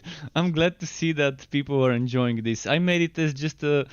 People kept requesting for me to put text versions of my builds along the videos, and I decided to just get some cheap hosting and a free domain name, and just make a easy WordPress website or whatever for the purpose. So I'm happy to hear that people are enjoying this.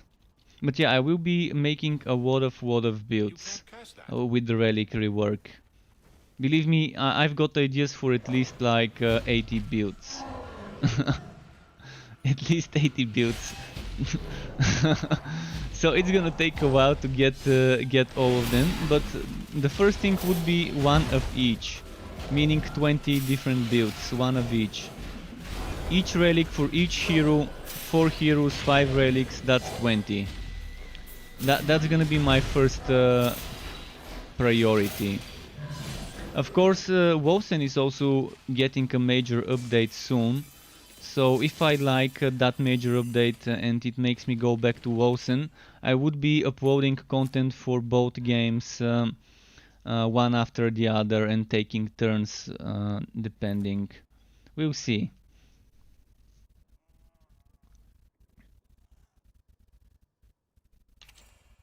Demolisher. Do I have it in my Legendarium on this account? Yes, I do.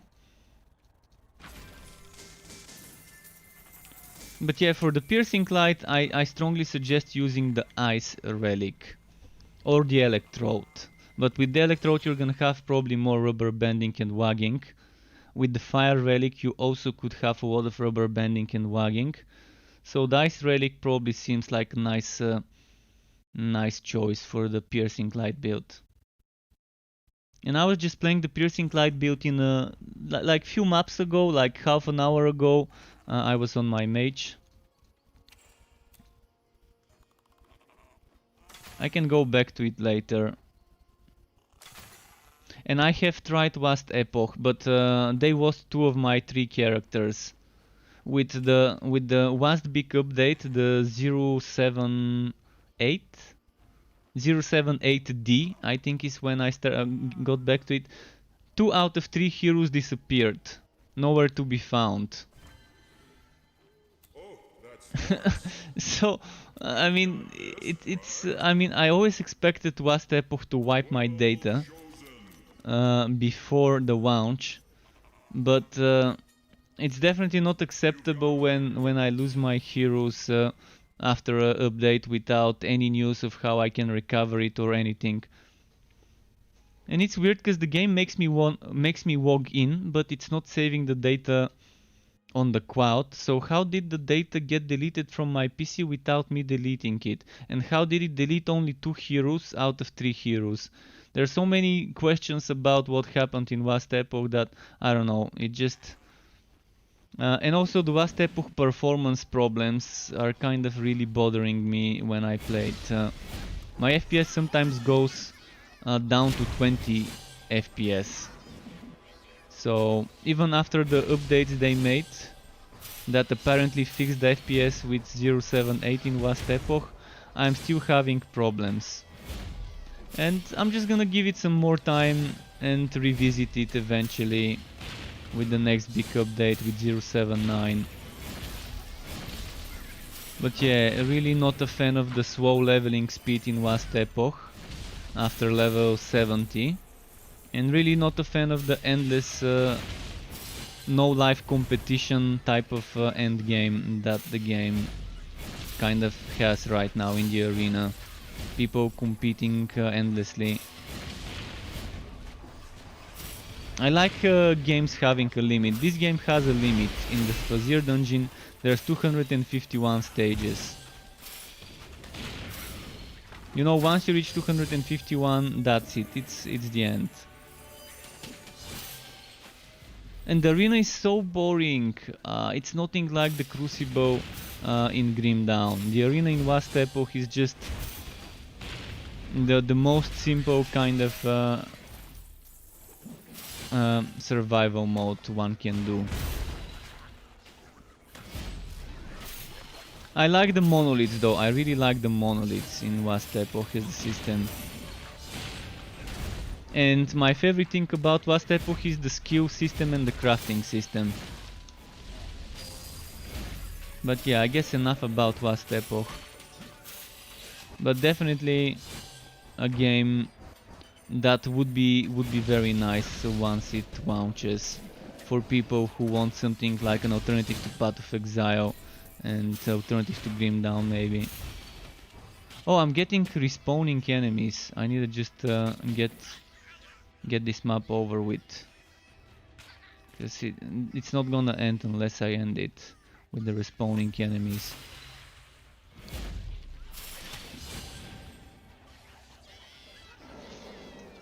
Ah, got stuck for a moment there. By the way, do you have any builds I could follow now when I'm leveling as sharpshooter? I do have two builds. For the sharpshooter, I would suggest go for the scatter shot build. Don't use my summoner build on the sharpshooter. The scatter shot build is nice though. Keep in mind though, the scatter shot rifle is broken, and instead of double the cooldown you get quintuple the cooldown. So from 1 second it goes up to 5 seconds, and the damage instead of double damage goes to 70% more.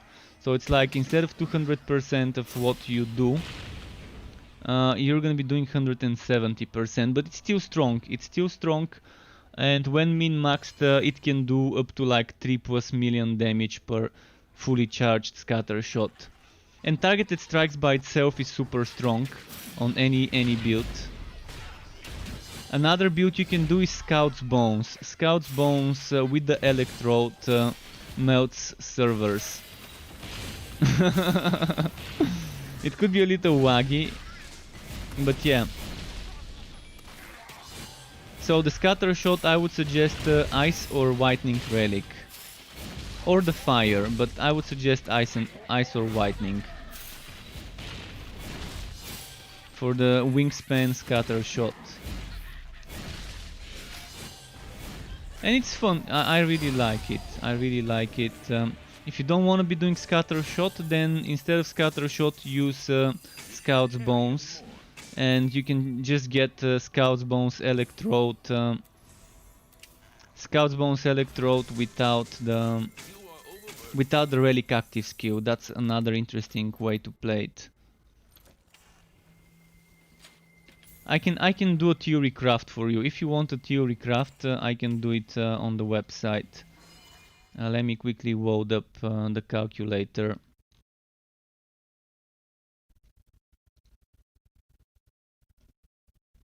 So, cow.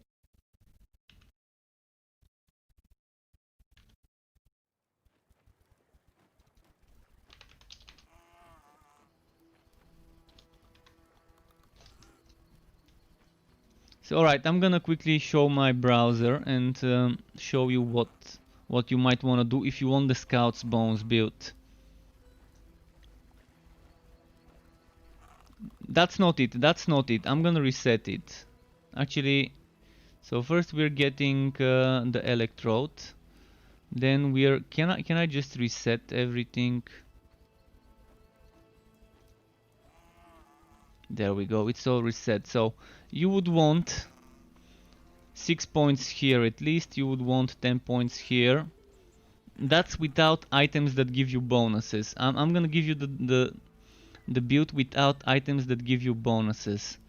Then you would want this maxed out, you would want this maxed out, you would want this 6 points, you would want this at least 3 points. You would want this probably maxed out. It's not bad. You don't have to max it out. You can keep it tier 2. So at first, if you want the WoW level version, the WoW level version would be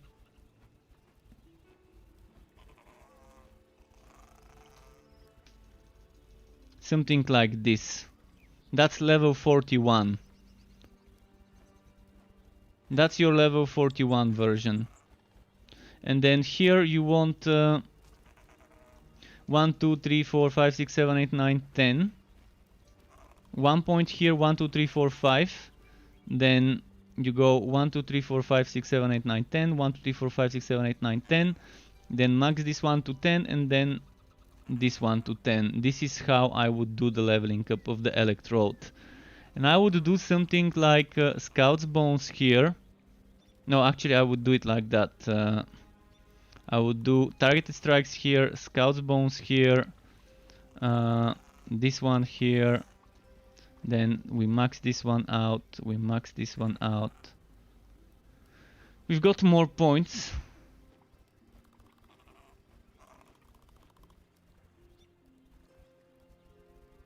The other points I guess are optional, you can decide where to spend them. You can get more points here.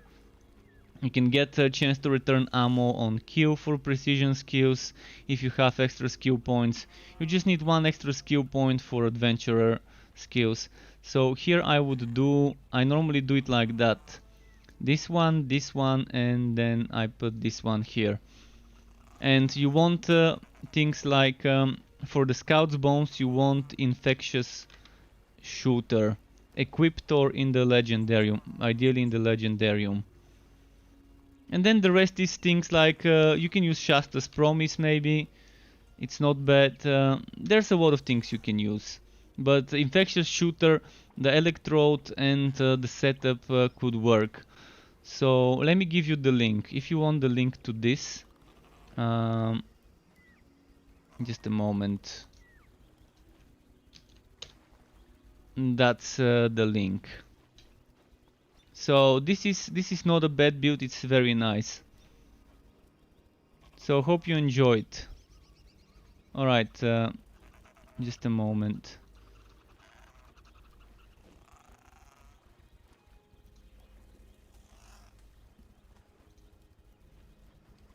Okay.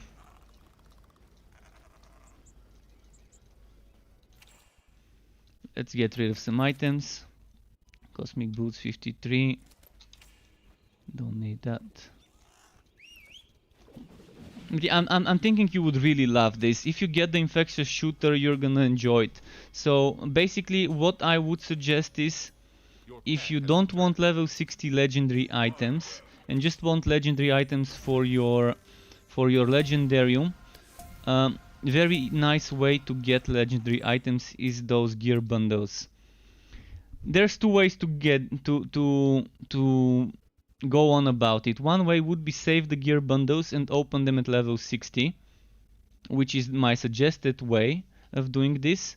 But if you don't care about whether it's level 60 and you just want to get the Infectious Shooter as soon as possible, open them whenever you get them. Another thing you should do is gambling for one-handed weapons. The chance of getting it from gambling is very low, because you can't select only to gamble for pistols. You're gonna be getting swords, maces, pistols, so it's random. It's really random, and chances of you getting what you need are small in that way. But I guess it's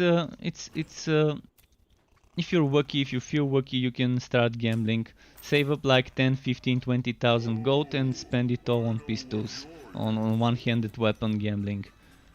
But those legendary packs, legendary gear bundles, are your best friend when you're trying to get certain items. Nicely. Let's do the mega packs now.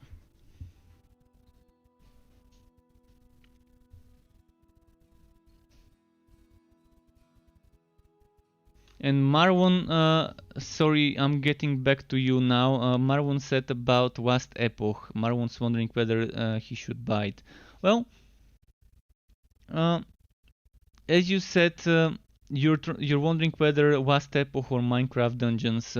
Probably Vast Epoch for you would be the better choice. It's definitely a fun game. It's definitely got a lot of good stuff in it. The items and crafting system and the skill system, those are just super nice, and they're innovating with their skill system. Having passive skill trees for every active skill, that's just, you don't have that even in Path of Exile, which is the most innovative in the genre, I guess, when it comes to those weird mechanics every league.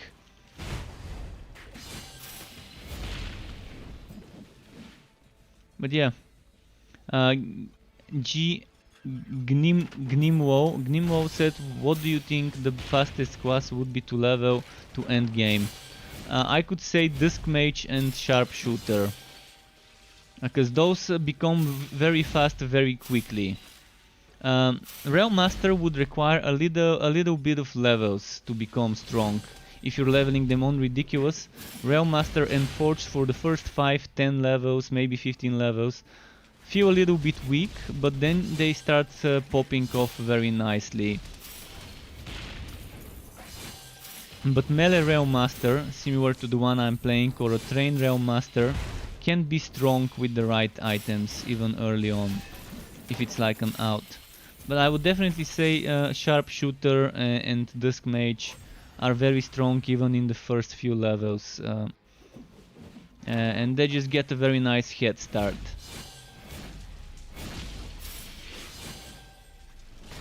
And they're ranged, so you can do some kiting when needed. If you're leveling on ridiculous, there is a strategy I like to do. Like at level 2 you get the second skill point, and with that one you could get an extra skill. For example, for the mage I go for Dark Spears, so I can have Holy Bolt and Dark Spears. For the Sharpshooter I go either for the Goblin or for the Scout's Bones, and then I save my next 3 skill points so that at level 5 I get 3 points into my movement skill, into my teleports, Shadow Step or Ghost Visage.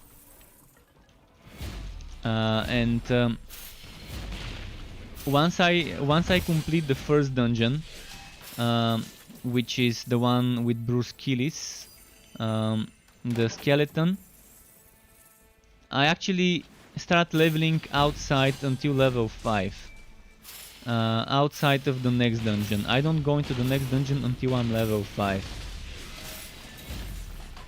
Because I think it's much easier to do it that way, although they kind of rebalance stuff, so it might not be that difficult. But it's still nice to just get some more levels before going into the second dungeon. So instead of going at level 3, you're leveling outside, killing enemies until 5, and then going into that that cave. I forgot the name of the dungeon. I can check it quickly. But it's the second one. The second one the story makes you go into.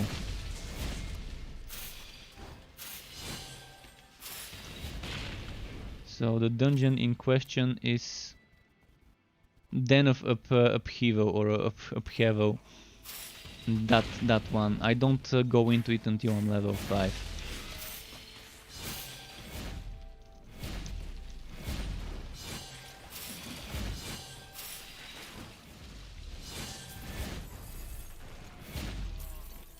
Alright, we're done with the quest.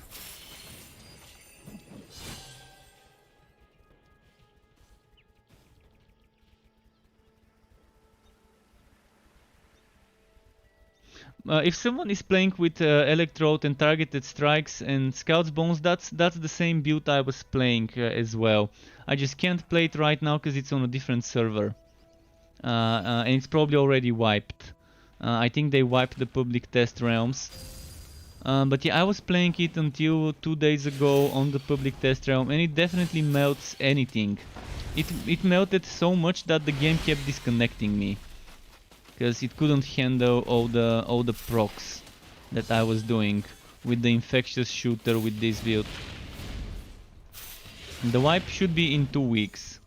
The wipe server should be wiping with the next big update with the relic rework.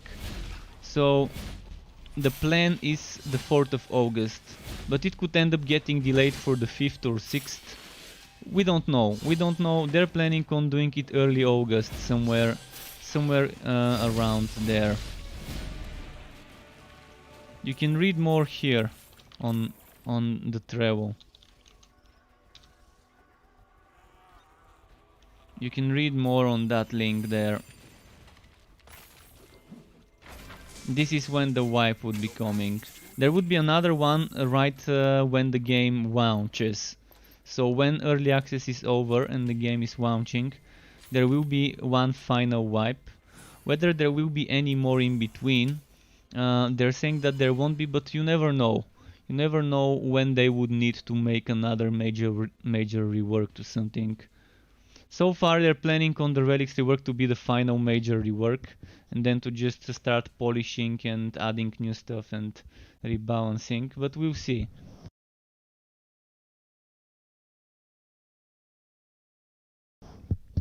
If they add the relic skills, the relic rework on the public test, on the private test realm today or tomorrow, which they said they will, I would be telling you things that I can. I'm not gonna be able to reveal much, but I can tell you how I think it feels. For example, if I make a Bane Summoner build with the Mage or with the Sharpshooter, I would be able to tell you, hey, I tested it, it feels great, or I tested it, it feels underwhelming, and things like that.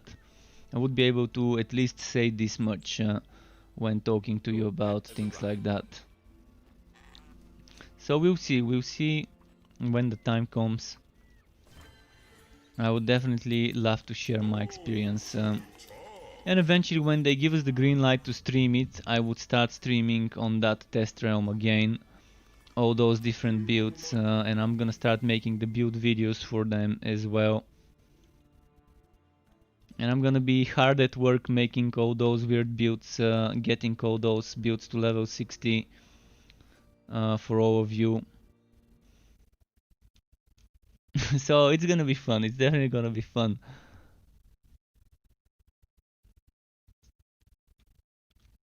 Believe me, there's gonna be some nice builds with every relic. I would even do the relic only build.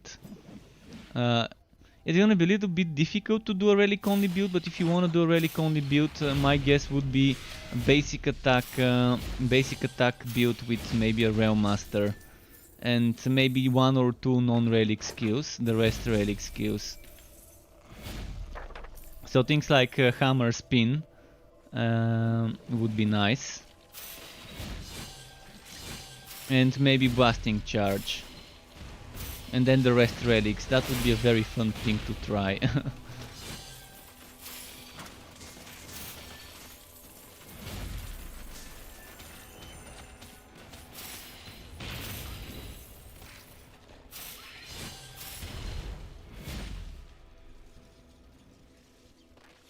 Because you need your escape mechanic. Even if I don't take Blasting Charge, which I don't see a reason why not to.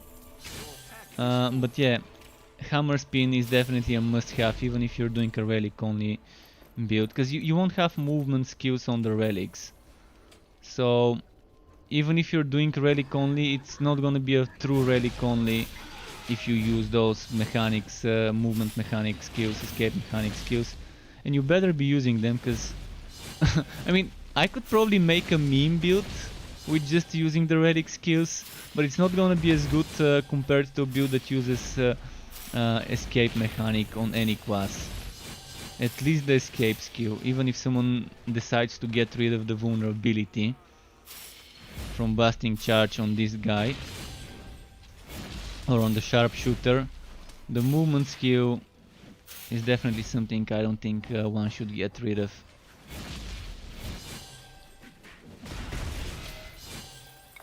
But I'm definitely gonna make a meme build with just the relic skills in my skill bar and maxing out everything. This would be something fun to try.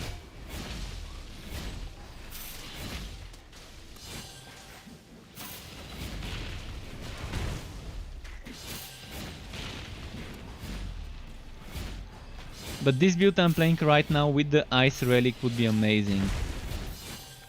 Because of, as I've already teased, who here has played Diablo 2 and knows what Frozen Orb is? If you know what Frozen Orb is, there is one skill on the ice relic that says, "Look at me, I'm the Frozen Orb now," or something like that. I'm gonna quickly go and open it. Just a moment. Screenshots.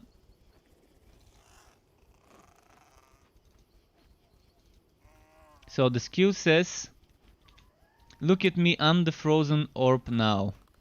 I'm not gonna review what it does, but this should give you a hint regarding what the skill does. So it's gonna be great for melee characters. Even mid-range characters as well. Not sure how it will work for ranged, long-range character builds, but I think even long-range might not be that bad, depending on the range of the skill procs. Jake Huang, it's really waggy in dungeon for me. That's interesting. What's your ping when you do Control plus D? When you do Control plus D and paste it into your notepad or any other text editor, what do you see as the ping?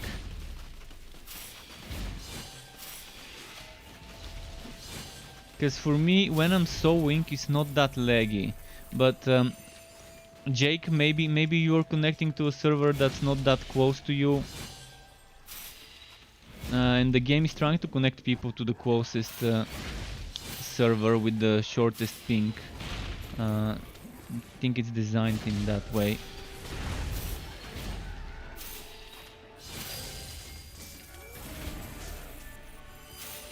You've got 72. 72 is not that bad. It's not that bad at all. I mean, it's far from 30-40, but it's still a regular ping.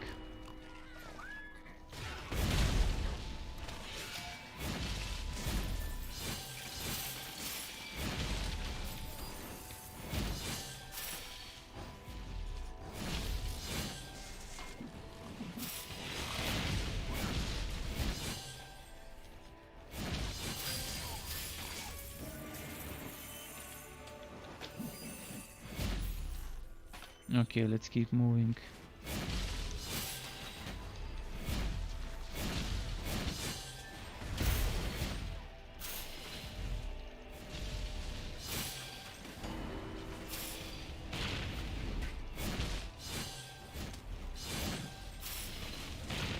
Come on, come on, come on.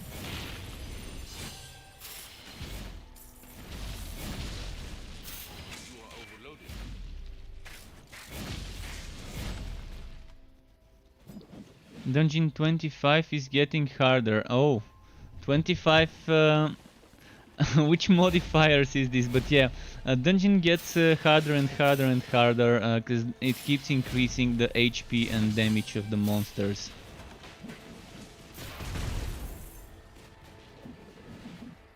And some maps just give you some annoying modifiers. The map modifiers become kind of like when you're dealing with things like Blazing or Stormbringer, it's definitely one of the more overpowered modifiers. Those two ones.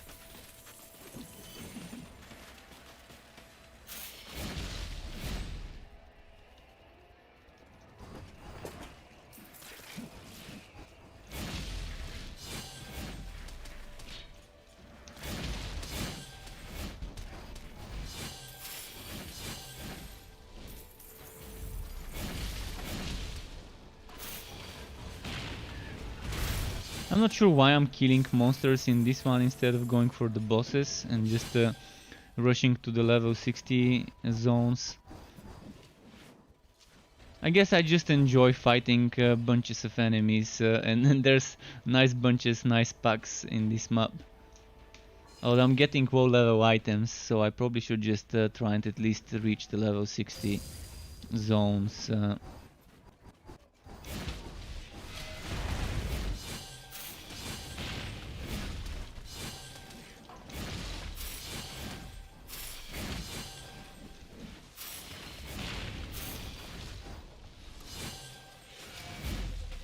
You're close to dying.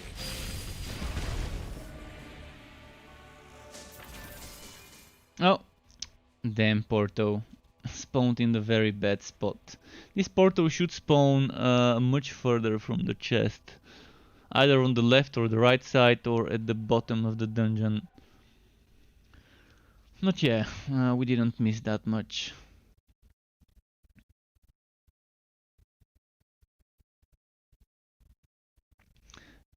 Yeah, the shock is overpowered. You need damage reduction. It's not about the HP as much as the damage reduction. Yeah, you do get damage reduction with defense, but with skills like, for example, this one gives me 50% damage reduction, and since it's a melee skill, it also gives me another 50. And since I get that 20%, it gives me another 20. The cap is 90%. You cannot get more than 90% damage reduction. So the fighter spirit gives you 70. And the fighter spirit only counts if you hit the enemies with a melee skill. Currently there's bugs that allow you to proc flying picks, lantern flash and blasting charge to get the fighting spirit, the fighter spirit, the melee based proccing damage reduction. But yeah, that's probably gonna change soon when they fix it. Damage reduction definitely helps. And sharpshooter and mage don't have that many sources. In fact, they only have one source. They can reduce the damage the enemies do, but not the damage the damage you take. So on mage and sharpshooter you want the skittering shoulders. It's not gonna do that much for you, but it's still better than not having it.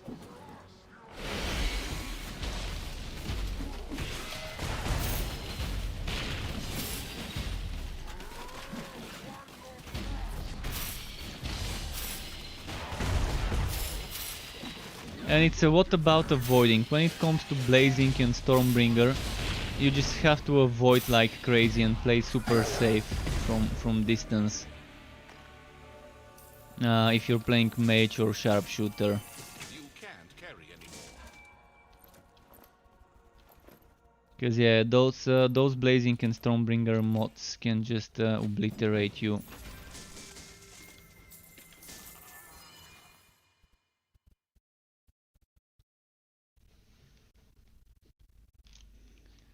Gears has damage reduction? No, there is no damage reduction from items. The items give you defense, and defense adds some damage mitigation. Based on how much defense and in what level zone you are, you get a certain amount of mitigation. Also based on the defense element. So right now I'm at 19% to every element. And if I equip this, I'm gonna get more defense. Actually, I'm getting less defense. Oh yeah, I'm definitely getting less defense. Let's find something else as an example. This one would give me electric, but it's gonna give me less of the basic. So I'm getting 16.8, but I'm gonna get some more damage reduction versus electric with the other one. So again, you gotta make sure you're wearing the right items. But overall, just the skittering shoulders. This thing, actually I'm wearing one. The skittering shoulders is something that really can give you some nice damage reduction on any hero. I'm wearing level 31 skittering shoulders, as you can see. Why? Because it gives me 10% cooldown for relic active skill, and I really need that. This one gives me 12% relic active skill cooldown, and it's level 41, and I still need that, and I'm wearing it because they nerfed it. They nerfed legendary items to not drop cooldown reduction for relic active skill. And since they nerfed it, I've not gotten any good items with it.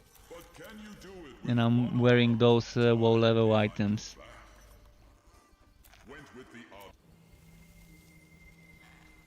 We'll see how that would work with the relic rework. The relic rework, probably with that one we wouldn't need that much cooldown, because relics would have their own resource, like some sort of relic resource, energy or whatever they call it.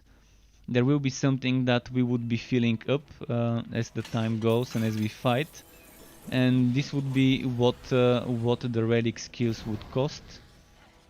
So if the cooldowns are not that big, and if it's just gated by the resource, you wouldn't need relic cooldown in your gear that much after the changes.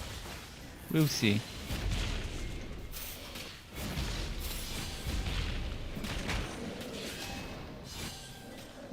Which sharp relic skill? From passive to active.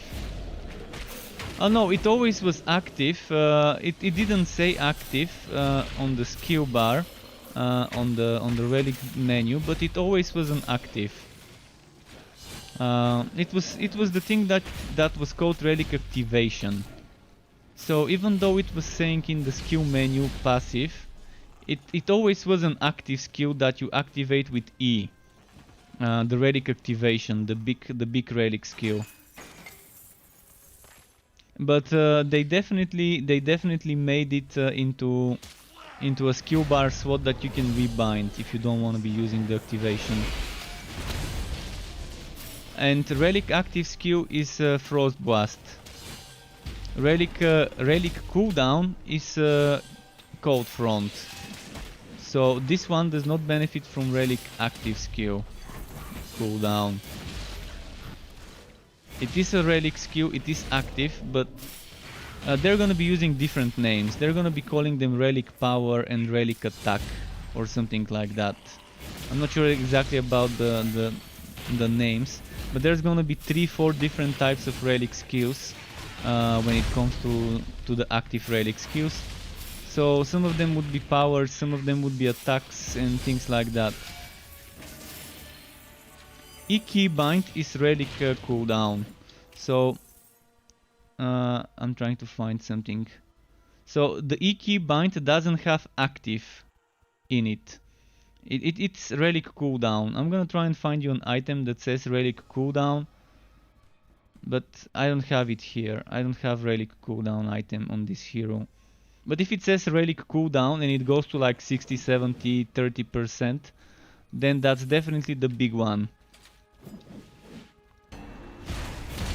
The one you get at level 1. The one you get at level 5 is relic active. So again, those are gonna get slightly different names in regards to what procs what.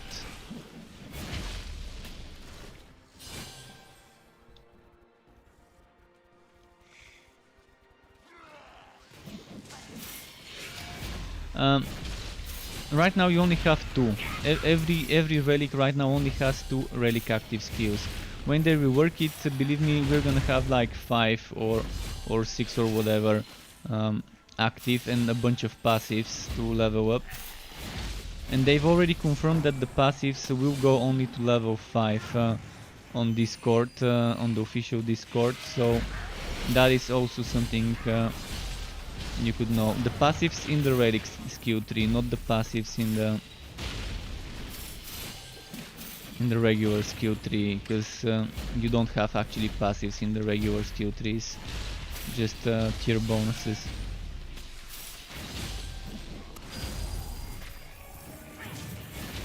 We'll see. I mean, we'll see how things go very soon. Done with the quest, so let's move. The one you have on the E key again, it's called relic skill right now. Relic activation or relic skill. And the relic active is this one, for example, or the spinning blade, or the bane spider, or the sword smash, walkaway storm, and so on. That's the relic active. But the relic activation is the E, the big one.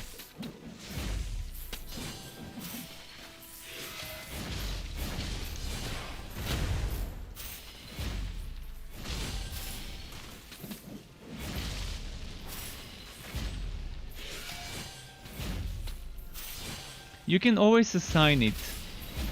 You can always assign it to the skill bar. I'm gonna, after this boss, I'm gonna open my menu, because I couldn't open it earlier, because that NPC might have killed me, the Angered Ancestor. So, when you go to the relic, you have this skill. At level 1, this is the relic skill, the relic activation. This is the relic active skill. This is passive, you cannot put this, because this is a passive skill, this is a passive skill, and this is a passive skill that modifies this. This is with the current system. Again, this is changing very soon, so expect those changes and be prepared for the wipe. And then this is gonna look more like this tree, although it's probably gonna be vertically, like those are gonna be at the top. This it's gonna be kind of like this, but rotated. So if you take this and rotate it 90 degree, that's probably how the skill trees would look like. So you would have tier 1 here, then tier 2, 3, 4, 5. You're gonna have the 5 tiers one after one under the other. Similar to how it used to be before, long ago in older versions of the game. I think. This is again just my guess. But we'll see. Oh, someone has added me to their friends list. Okay, let me quickly accept this. Friends, Steam. There we go. All right. Do you want me to play a different hero now? I think we've had enough of this hero. Let's go on the forged maybe. Let's do some spinning and do that spin to win forged.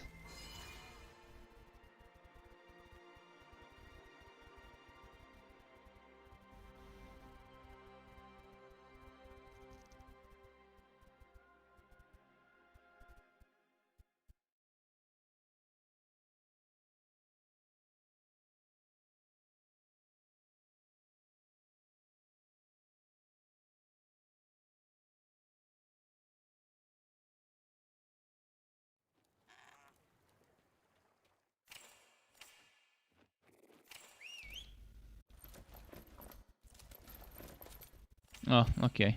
Let's wait for the pet to return. 3, 2, 1, 0. Your pet is back.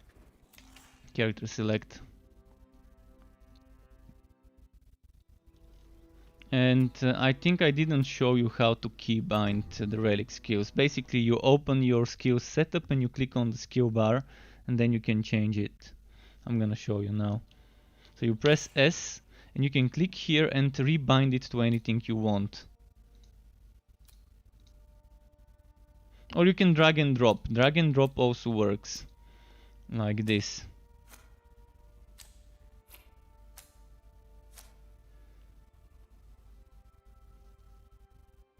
Oh wait, that's the wrong hero. My bad, sorry. That's the wrong hero. I don't want to play this forged, I want to play the other one. This one.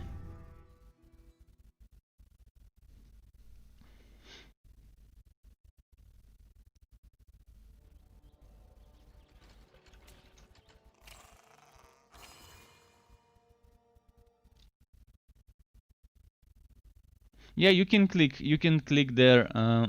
There's two ways of how you can do this. There's some of those little things you can't know unless you've tested it or someone shows you that it exists as a mechanic. Alright, I've got a skill point here.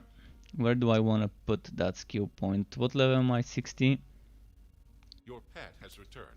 One spare skill point that I really don't need that skill point into anything right now.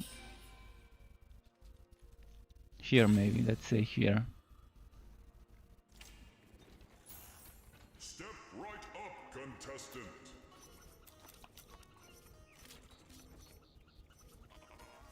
Let's do wide vote, because he's gonna be quickest out of those. Then the site that you made with scatter shop did not work, everything was white. Alright, let me open it up, maybe something's happening. I'm gonna quickly open it up, just a moment. I had some problems the other day in regards to accessing, not the other day, but maybe last month, in regards to accessing the website, saying there's too many users connected, and that's when I upgraded my hosting account. If it's due to pay the bill for the hosting, we'll see. Let me quickly check.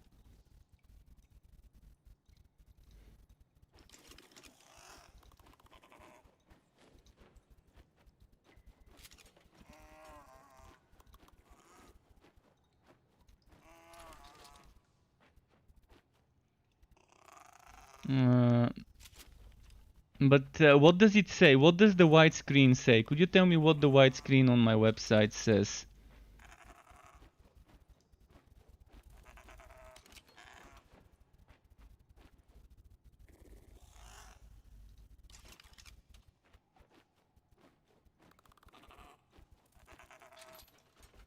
Next due date, the 3rd of August. So I'm not due until the 3rd of August, so there shouldn't be problems. There shouldn't be problems until the 3rd of August with my...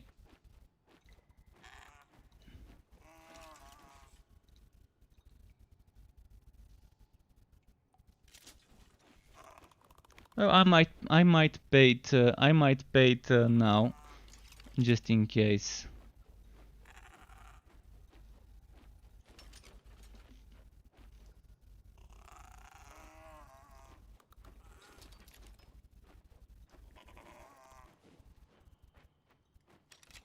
Alright, just give me a moment. I'm just gonna make sure that nothing's wrong with the hosting. But yeah, just took a few seconds. Return to merchant.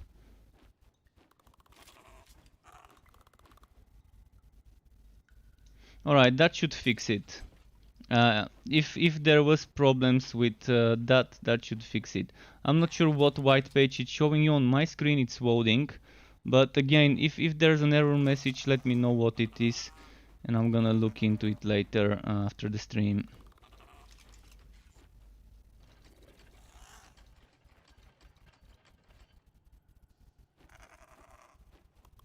Oh, the one I made 20-30 minutes. Oh, not on my website. It's on the Torchlight fan site. All right. It's weird. I'm gonna see if I still have the link so I can at least screenshot it, or you can screenshot it yourself. I'm gonna let you screenshot it yourself.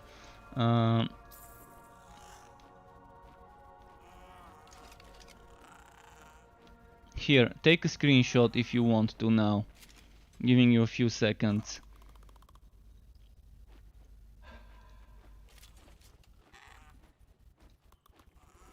It's loading for me, by the way. Keep in mind, for me this one is loading. So I'm not sure why it's not loading for you.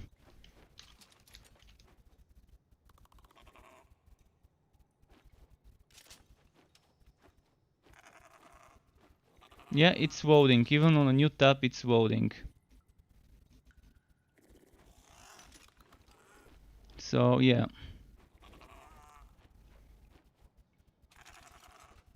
Hopefully you screenshotted this. I even tried opening it in a new tab. Maybe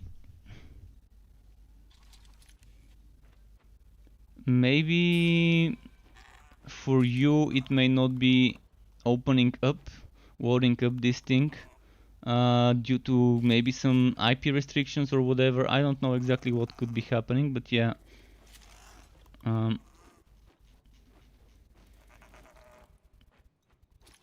Alright, enough of that. Let's keep farming and grinding on and on.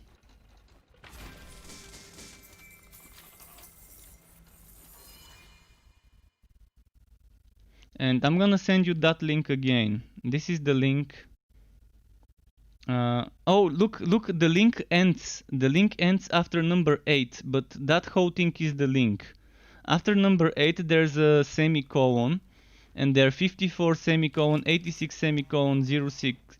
So you have to copy the whole thing. Twitch is kind of messing it up. That's why. Twitch is kind of stopping the link after the semicolon or that thing. So yeah, that must have been it. weird with that mechanic there in the Twitch. That doesn't sound so tough.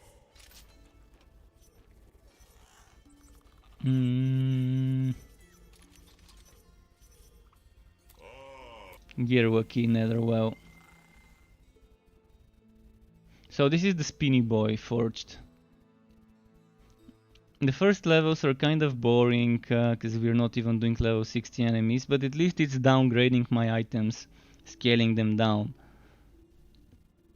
to the level of the enemies, so it's not that easy. It's still super easy though, I guess, as long as I pay attention.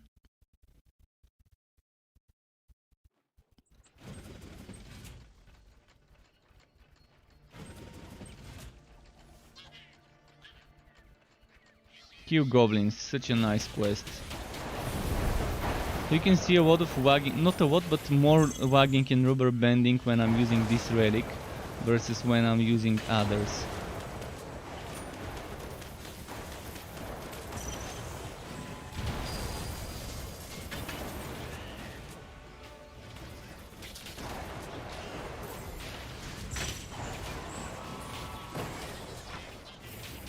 And this quest's done.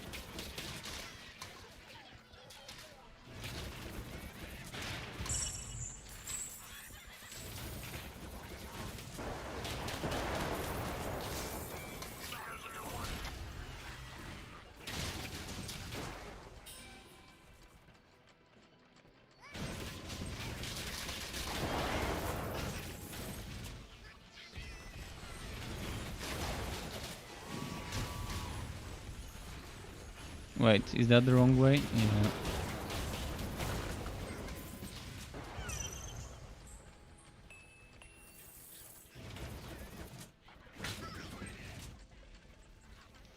Should be this way.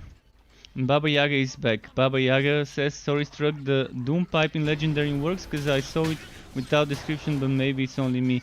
If it still doesn't have description, then it still doesn't work. But yeah, I'm gonna check it quickly. People are saying it doesn't work. If I haven't tested it... Oh shit, okay, I'm gonna have to kill the boss before I test it. I mean, before I check it. But yeah, if it doesn't have the description, probably it's still broken.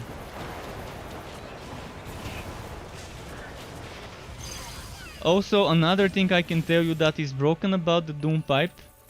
The shotgun version of the Doom pipe is broken, even when you're wearing it. I tested it yesterday with a Doom pipe on my train build. And the flamethrower car was getting the bonus from the Doom pipe, but the shotgun car was not. So if you want to use the Doom Pipe for a shotgun car, just keep in mortar, I mean, not shotgun, mortar car. If you want to use it for a mortar car build, it's not gonna work even if it was fixed to give you the bonus from the legendarium. So when I was wearing it yesterday, only the flamethrower car was getting that extra big flame. The mortar car did get the bonus only after I activated the skill, not all the time. And it's an obvious increase to the attack speed, so I was pretty sure it was broken. I mean, you would see how quickly the mortar car starts attacking. So let me quickly check.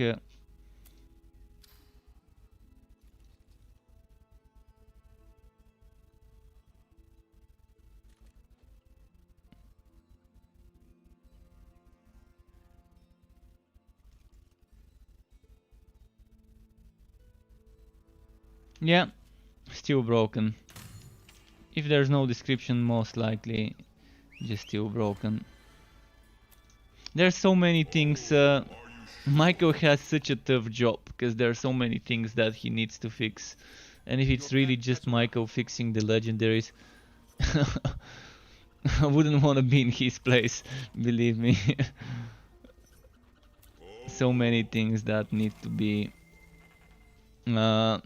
fixed, reworked, and he's busy with reworking certain things for the relic update as well. So probably right now the priority might be towards the relic rework. He needs to rework certain items and certain legendary powers to match the legendary, not the legendary but the relic rework. And that's a lot of stuff, and yeah. I mean, it's early access. Eventually those things would get fixed. Probably they have different priorities than what certain people might want. As long as we're patient and appreciate the things that get fixed when they do get fixed, it would be fine.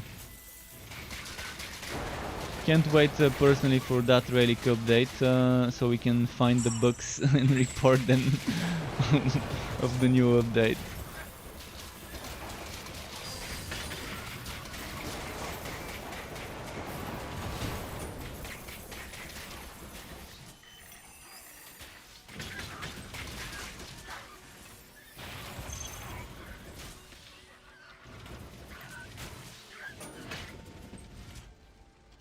And Unbelievable Matt is back, welcome back. Hi mate, something new today on PTR. Well Matt, I'm not on the PTR, I'm on the regular server, doing some Fazirs. Probably today on the test realm we would be getting the relics, but not on the public test realm, on the internal private one.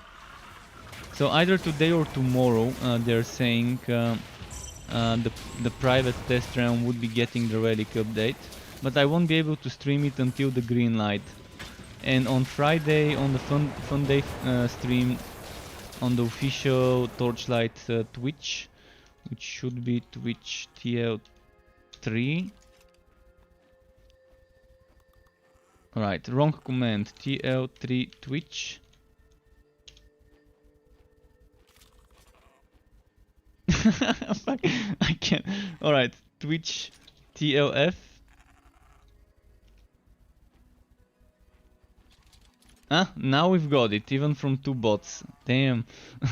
Okay, so on the official Twitch tomorrow,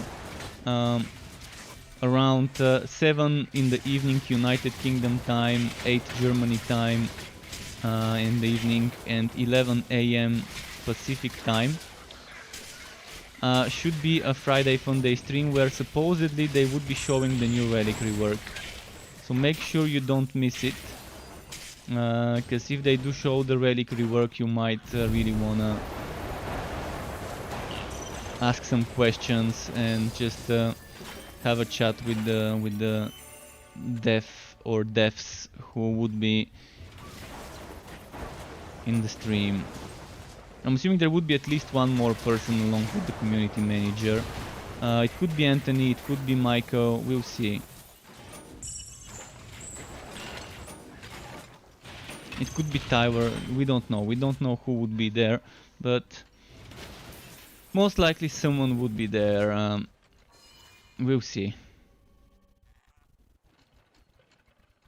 You can't do that here. I need to make Twitch Torchlight 3 and Torchlight 3 Twitch as aliases to that command. Because it's an old command. TOF used to be back from the Torchlight Frontiers days. Gotta rework some of those commands. And another map without a boss. Another map without a boss. And I can't port out. I need to do character selection. So not much choice now.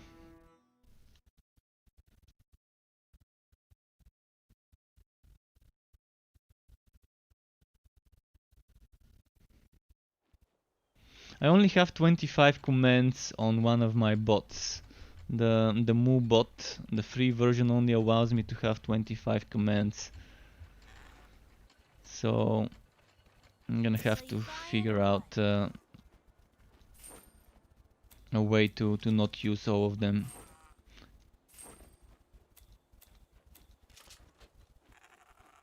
See ya. You can't do that. Alright, let's try and do another map. That's not Act 3, hopefully.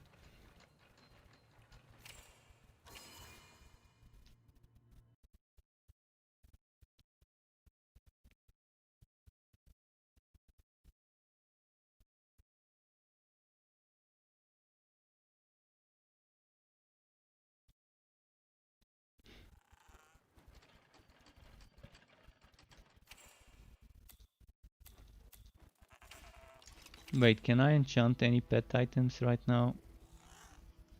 Nope. Still got low level items. Oh! Speaking of low level items, I can get some new items from gear bundles.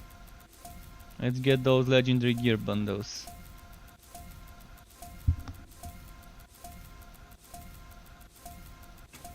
How many did I collect? Should have done this next to the trader NPC so I can sell stuff.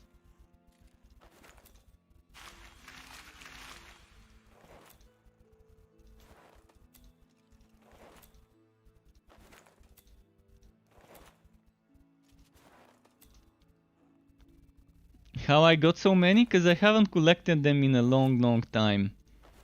I didn't collect them yesterday after streaming. And today I've been playing some off stream to record footage for my video that I uploaded today on my YouTube channel. An overview summary of the patch. Okay, I need a stronger weapon with 2 slots. Let's say this one. Then let's get rid of this.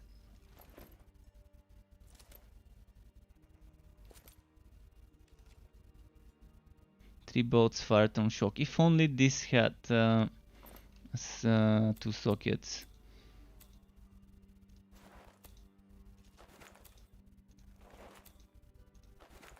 Egg of Mayhem. I did collect some rewards yesterday as well, by the way, but after playing... I mean, when you play the dungeon, you get a lot of those things. A lot of those... what's it called? Fame points. And a lot of contract levels. And you get a legendary gear bundle every 10 levels, so... those repeatable levels. Bomb Walker, alright, not too bad.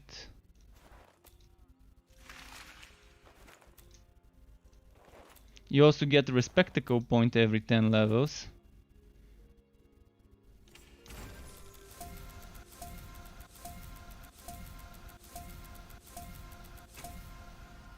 Ah, okay, I need to get rid of some stuff quickly.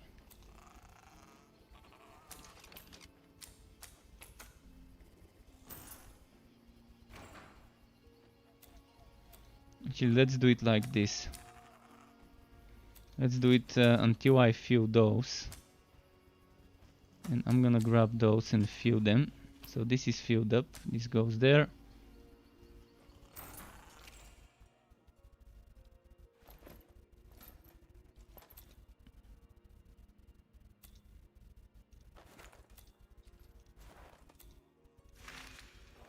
I got this hero to 60 yesterday, I think. So he's still not geared properly and fully. Oh, they're different. I forgot that they're different now.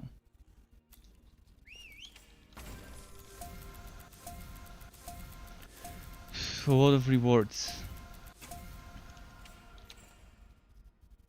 Your pet has arrived. Mega Blaster of Disaster.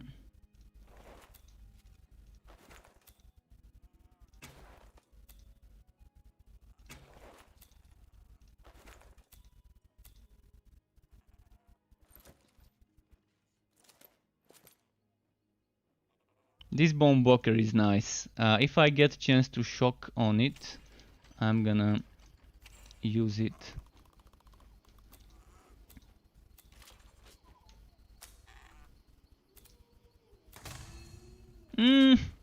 Thank you. Now I need a good one-handed weapon. I'm not gonna go for two-handed.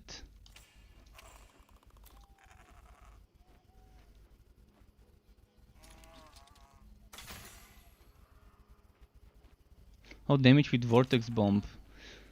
And chance to burn, but no chance to shock. Still,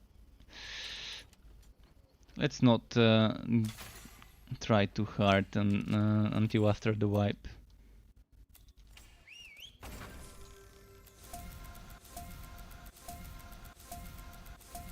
Okay, a few more rewards to collect. I know this is boring, but we gotta do it. We gotta do it.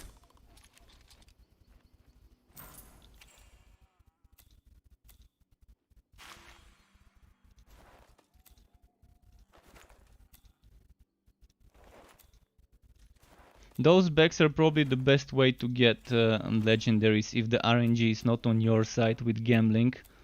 You can at least try to get certain stuff from those.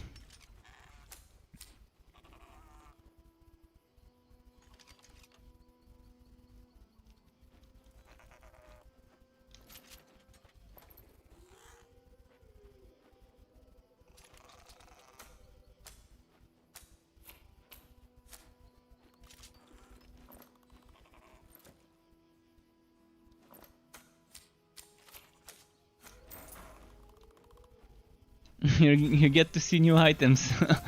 Yeah. Definitely. Almost done. 10 more levels. Okay. Okay.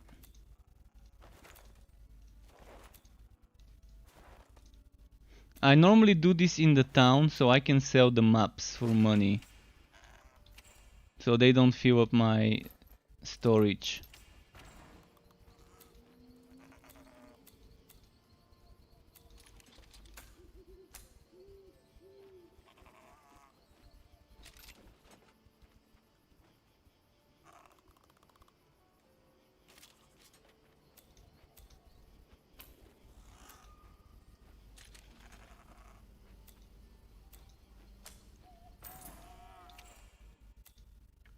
But you're almost done with this.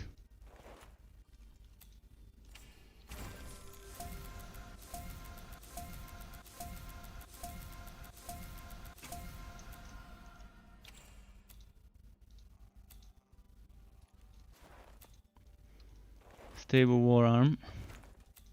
Let's see if that unstable war arm would be better than the one I'm wearing. Right now my cannon is 44, but I don't care that it's 44 because it gives me a relic cooldown and the unique bonus, the vortex bomb bonus. See, this one would only give me 8%, and 8% it's not gonna help much. The crit damage and crit chance and damage only apply to cannon damage skills, and with this build I'm not using any cannon damage skills. on the spin to win setup. So this might seem like a better, but it's not really better than that one with the 62 relic cooldown and the unique ability. Alright, a few more things to collect and then we're done. And then we start doing some more maps. Damn, that was a lot of rewards that I haven't collected. At least I got a lot of respectacles now.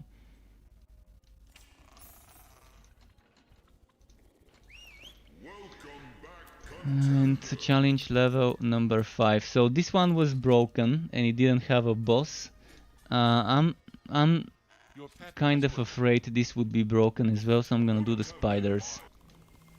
It's Act 3 spiders, so hopefully it's the quest to kill melee and ranged spiders rather than the other one. But they supposedly fixed the other quest with the silky webbing and the ichor.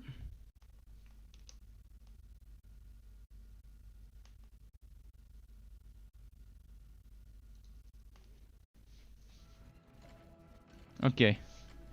Defeat spiders. Oh, silky webbing. That's the one that that got reworked with this hotfix today. There was a small hotfix today.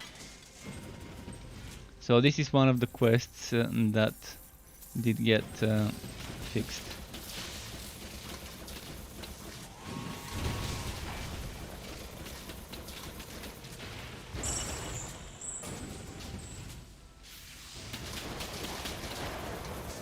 I still need a better one-handed weapon. Oh, and I forgot to equip the shield. Thing is, if I equip the shield, I'm losing some damage, crit damage and crit chance. I mean, now I've got such a nice crit chance. And my crit chance right now, you can see here, is 49, including 20% after I vent. After I vent this skill, I get another 20%, so I get to like 69. If I get rid of this crit damage and get these additional bolts, it's probably gonna be better. Oh no, never mind. I don't have chance to burn. Damn you, shield. I really wanted something with 3 bolts on shock, but also, I mean, I'm gonna have to find a new weapon. New one-handed weapon with chance to burn built-in, or chance to shock built-in. Then I'm gonna be fine. Then I can replace the offhand with the shield.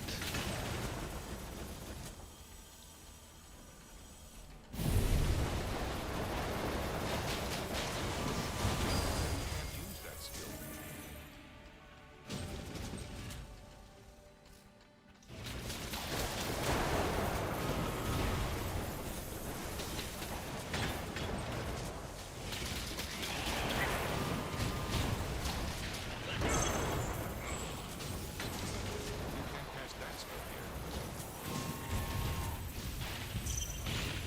Alright, let's take this.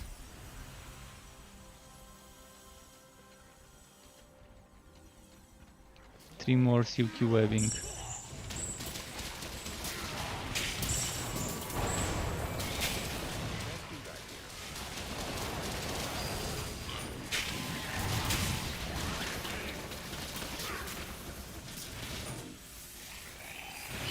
Mounting pink powdrons. Is it gonna be better than my current one? Let's find out. 14.3 crit chance. I really don't want to lose it with that relic cooldown 77. I'm gonna have to get used to it though. Such high relic cooldowns would not be a thing once the server wipes.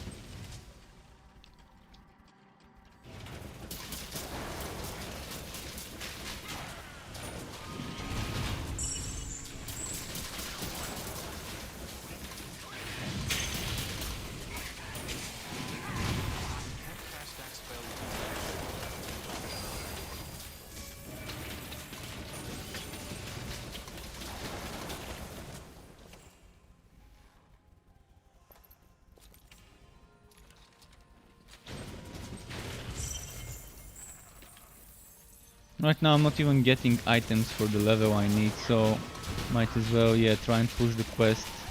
Fortunately, 2 out of 5 silky webbing, but half of the map only is finished.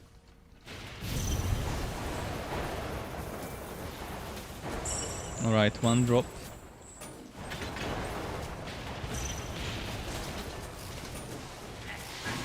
Alright, done. Done with that quest, finally.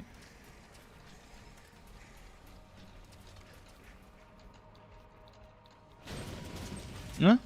Oh no, I'm not. Really? Wait, didn't it drop 2 webbings and... I must have not picked up one of them. I remember clearly clicking on both. Alright, let's kill this then.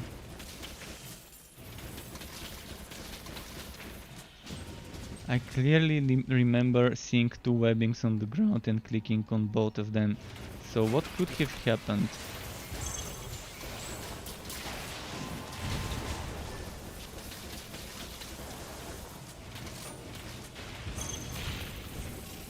You know what could have happened? One of those shock hazards on the ground could have made me think it was a purple item drop, quest item drop.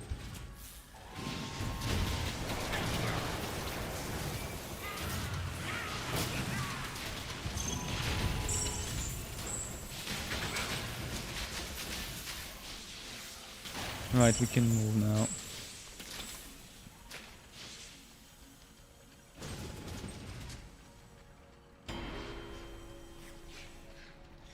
Nobody got time for those. Perfect.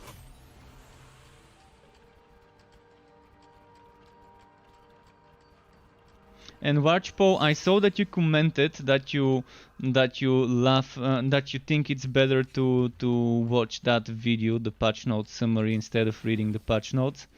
I'm hoping the things that are important and highlights for me are are important and highlights for others as well.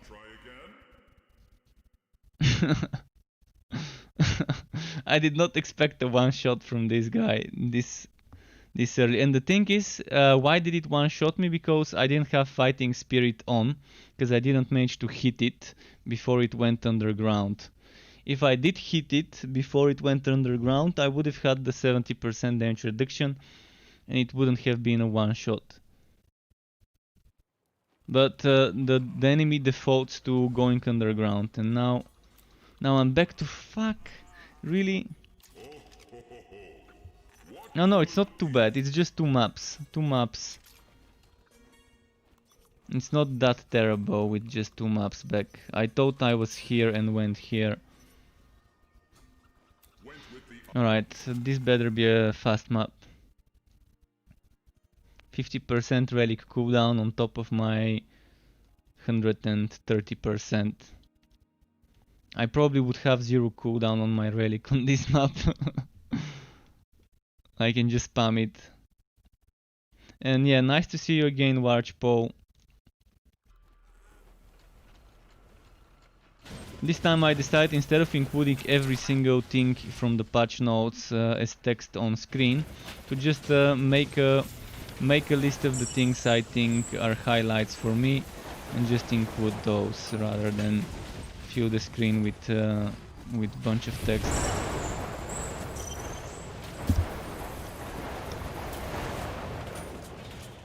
What's the quest? Melee spiders, range spiders. Alright, this can be a quick one.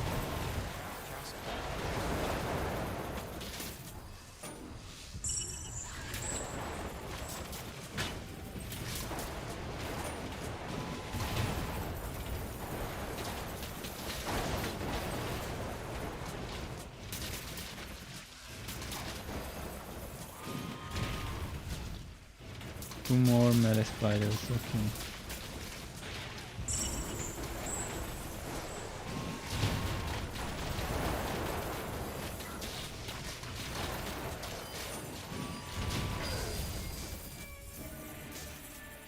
Alright, I can push now.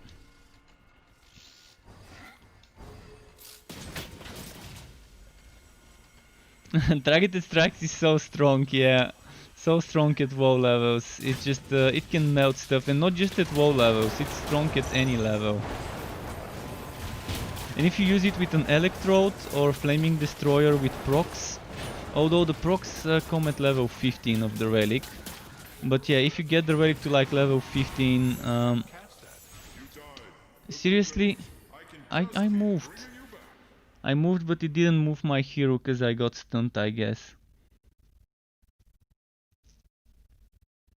And this is what I get for trying to rush stuff. I'm actually gonna do something. I'm gonna get an item change in my Legendarium for more ramming robot charges.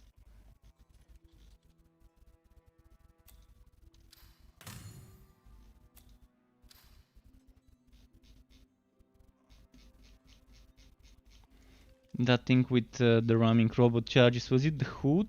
Was it the hood or Quicksilver? No, let's get the hood. Hood. This one.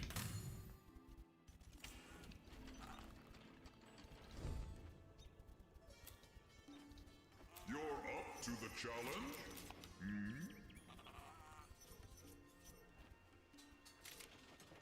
Oh!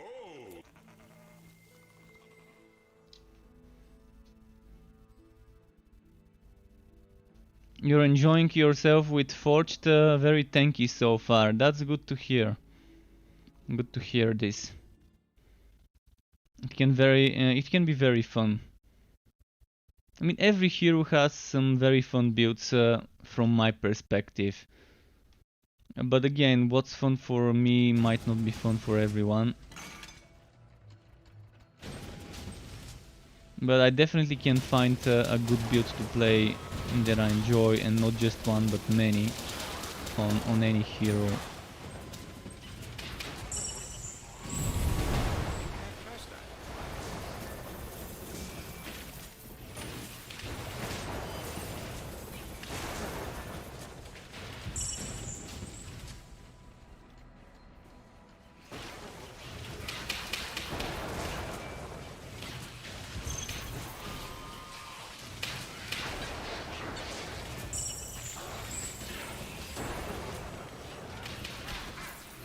Etheric stars, alright. Can't cast that here. 4 out of 10.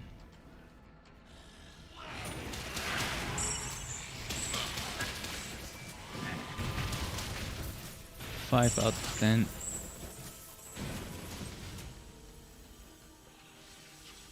Oh, the crit chance, yeah, the crit chance shrine.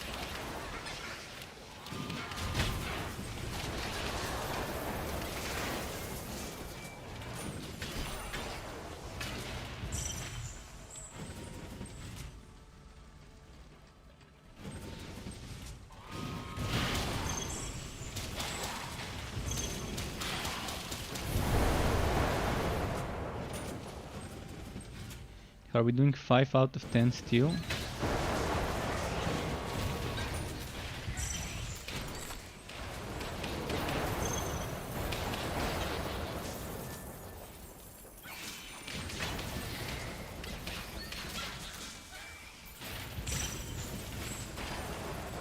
Just saying, is Forged as bad as people say?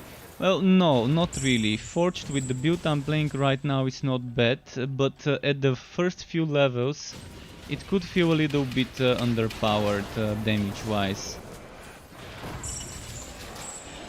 I mean, once you get it going, once you get some levels into it and you start getting the nice legendary items to give you specific builds, it becomes very fun, especially spin to win melee Forged. Ranged Forged is a little bit bad though. Mostly because the good strong items seem to be broken or not as strong as they should be. So yeah.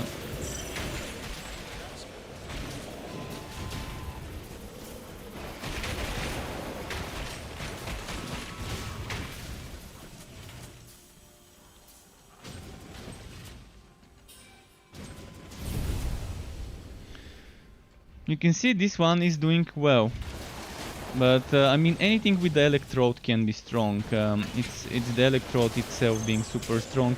But the electrode with proc monster builds, what I call proc monster builds is builds that can do a lot of procs per second. So rapid fire, rapid strike, cyclone mode. Those have very fast amount of, very high amount of hits per second, which results in high amount of procs per second. On the mage, things like entropy can be very good, energy spike can be good for proc monster setups. What else? On the sharpshooter, targeted strikes is good for proc monster setups as well. Probably onslaught wouldn't be that bad, but it's still not advisable, I guess. But yeah, electrode and the flaming destroyer can be used for proc monster setups, and I like the electrode more for such things.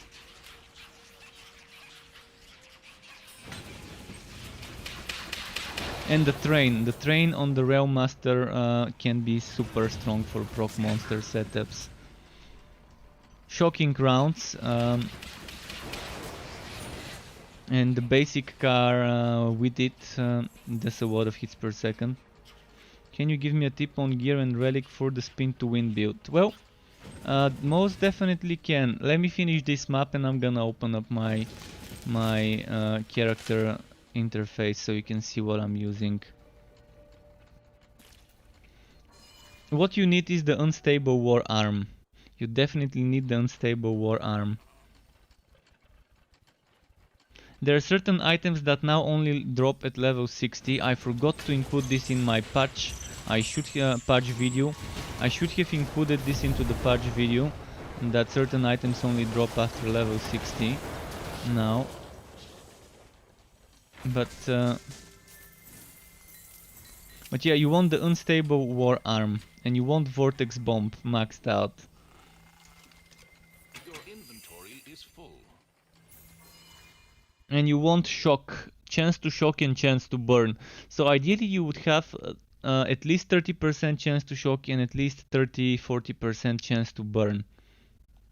Of course, the more the merrier. And you would have some boats on shock as well in your items. And the relic of choice would be the electrode, as I would suggest. And unstable war arm is a cannon. This is the unstable war arm, a legendary cannon, chest gun.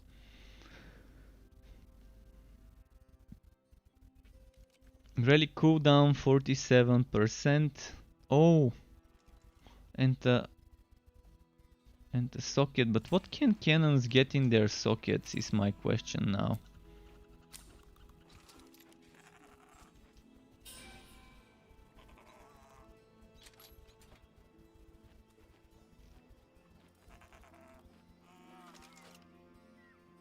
Is this chance to burn gonna be higher than this one? They're gonna be the same one, I think. Additional bolt fire on shock, that's only gonna be for cannon stuff.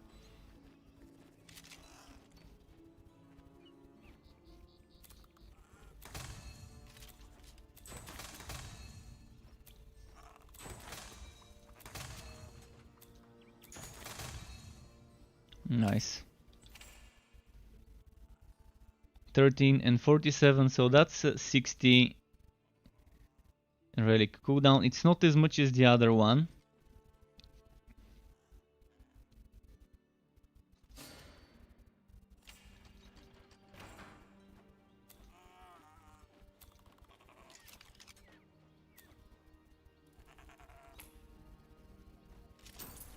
The servo blade.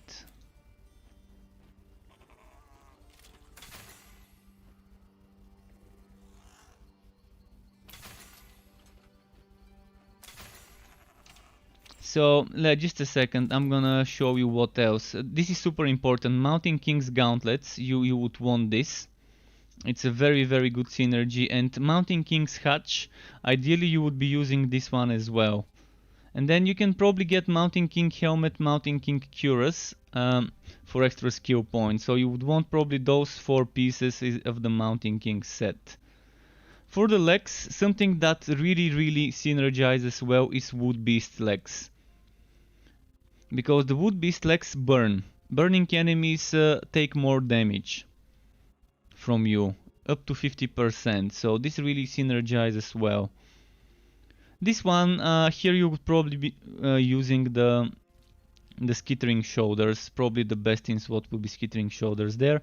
So you would want ideally one-handed plus offhand. Whether it's a shield or offhand like a focus, you want chance to burn and chance to shock. At least one good row on each of those, burn and shock.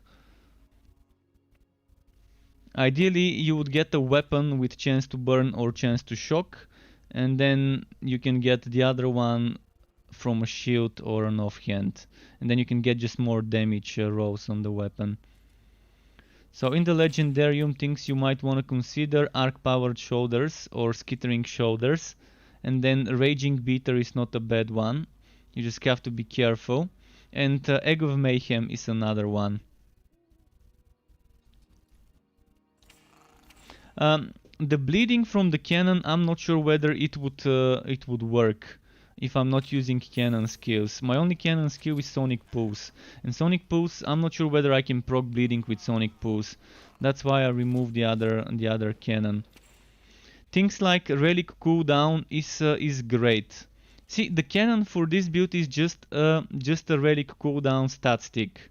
Crit chance, crit damage doesn't do anything for you because you don't use cannon skills.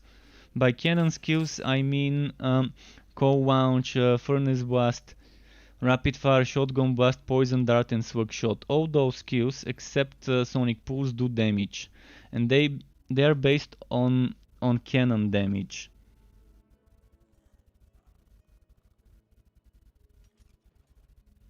So yeah, those chest gun. See, this is chest gun damage. This is out of your chest gun. It doesn't say chest gun damage, but I'm assuming it's chest gun damage as well. This one says chest gun damage, chest gun damage. So everything's chest gun damage here, except for this that doesn't do damage. The coal launch, I only put points for the 25% damage to burning, and this one. For spin to win, you don't want coal launch as an active skill, unless you don't have enough with vortex bomb, because vortex bomb pulls the enemies close to you, and I mean spin to win is a melee build. You can try and use coal launch, but I wouldn't suggest it. This is how I have the points set up right now. If you do the same setup, it could work. What's not high priority? This is not high priority, and this can stay at tier 1 or tier 2 if you don't have enough skill points. But this is very high priority. That's extra 50% damage to burning enemies as a passive. As a passive, regardless of what type of damage. This is maxed out high priority, this is maxed out high priority.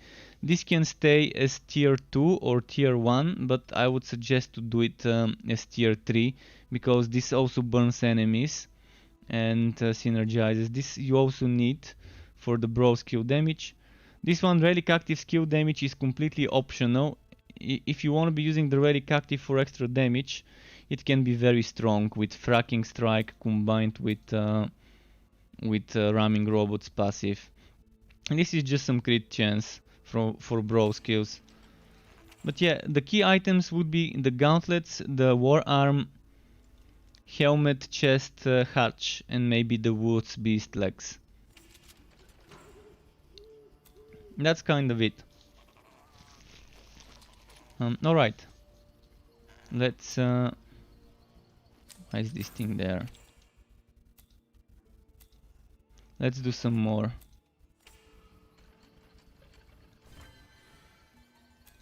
I mean, the relic cooldown is great because the more you activate the relic, the quicker you clear stuff. You can see I barely have any cooldown to it right now. In maps like this, I probably am close to 0 cooldown for it.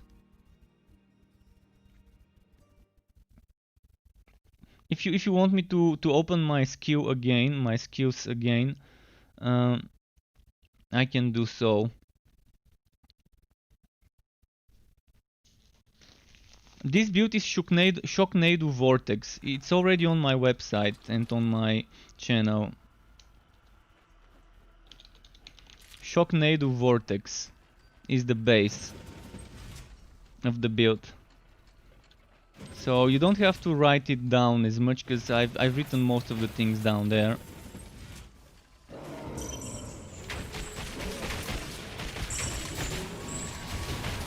So look for Shocknado Vortex on my website, and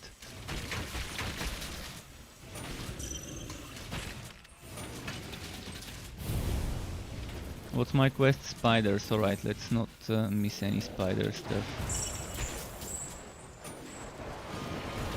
That spell cannot be cast.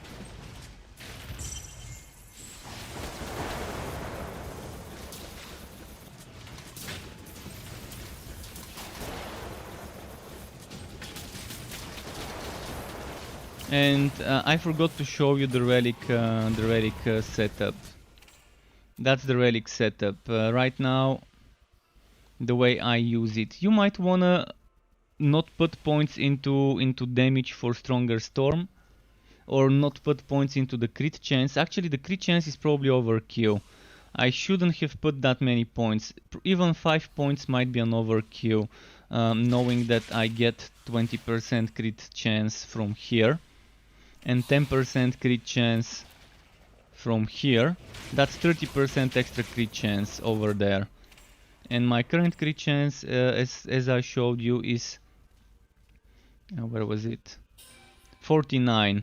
So 49, and this gives me 69, and with that passive, that's 79. So that means I only need like 21 crit chance more. And this gives me 50, which is overkill. But again, that's only gonna be valid for 2 weeks. After 2 weeks, when this gets reworked, but you could probably spend this into chance and damage for Violent Burst. And maybe reduce the damage of Stronger Storm and max out Violent Burst. Or reduce the cooldown of Walkaway Storm. The chance to stun, I only keep it at 1 for this setup, but you can have the duration, not the chance to stun, I mean the duration of the stun. You can have it at 2 seconds, like max it out and get it to 2 seconds instead of 1. Optional. But yeah, that's what I've got right now. There's room for making the build your own and just taking slightly different setups. You can see I'm focusing on that relic cooldown.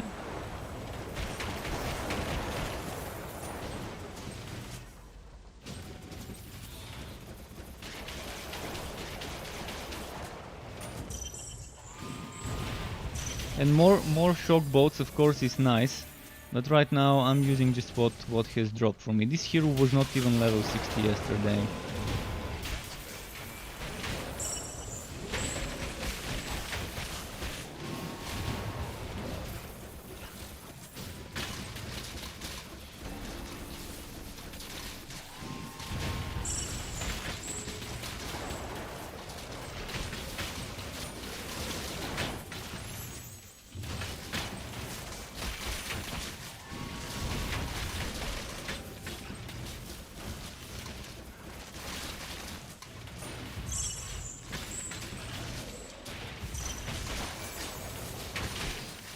No, no, no, no.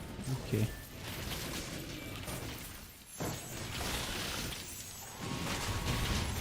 Too many trees. I gotta try and pull them together.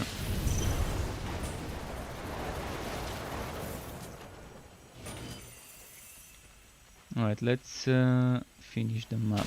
It's the other way.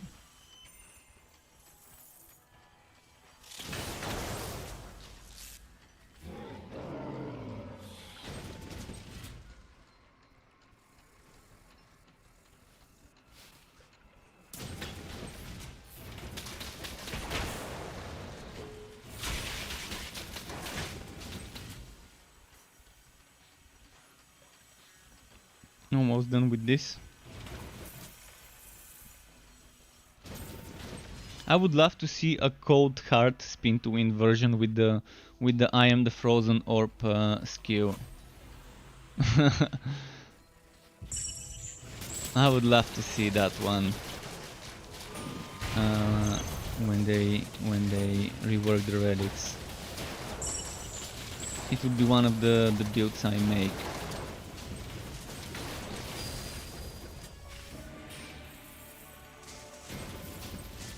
And okay, Spooky says, just found out that this was out. Big Torchlight 2 fan, will I have fun in this game in its current state? Well, I would need for you to answer some questions. What is your most important thing in an ARPG? What gives you fun?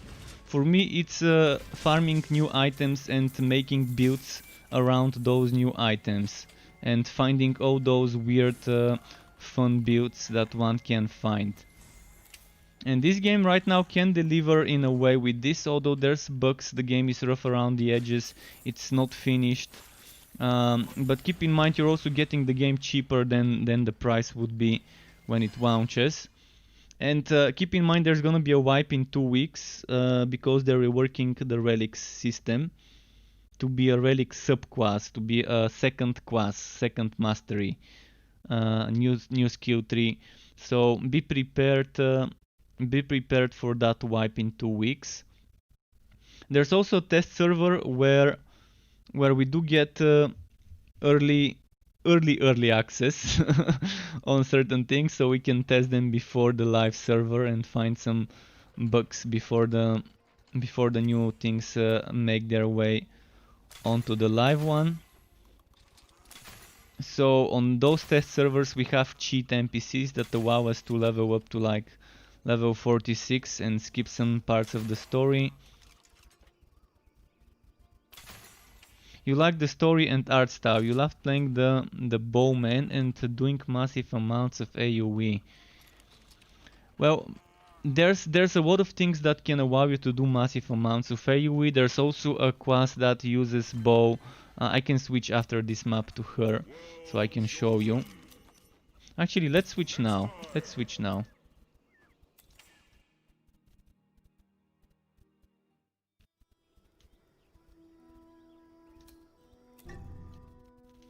Let's show you a little bit of sharpshooter.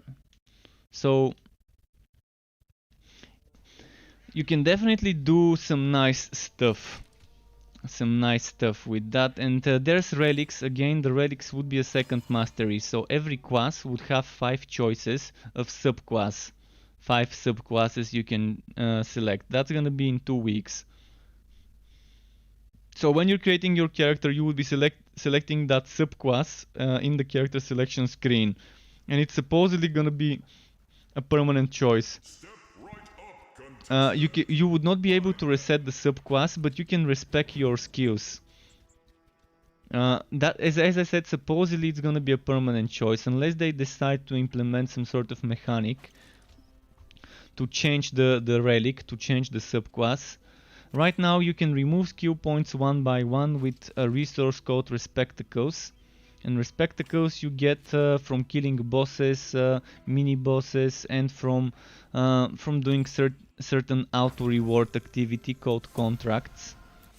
So contracts, you can see, basically is like a battle pass system, free for everyone, free forever, as I like to describe it.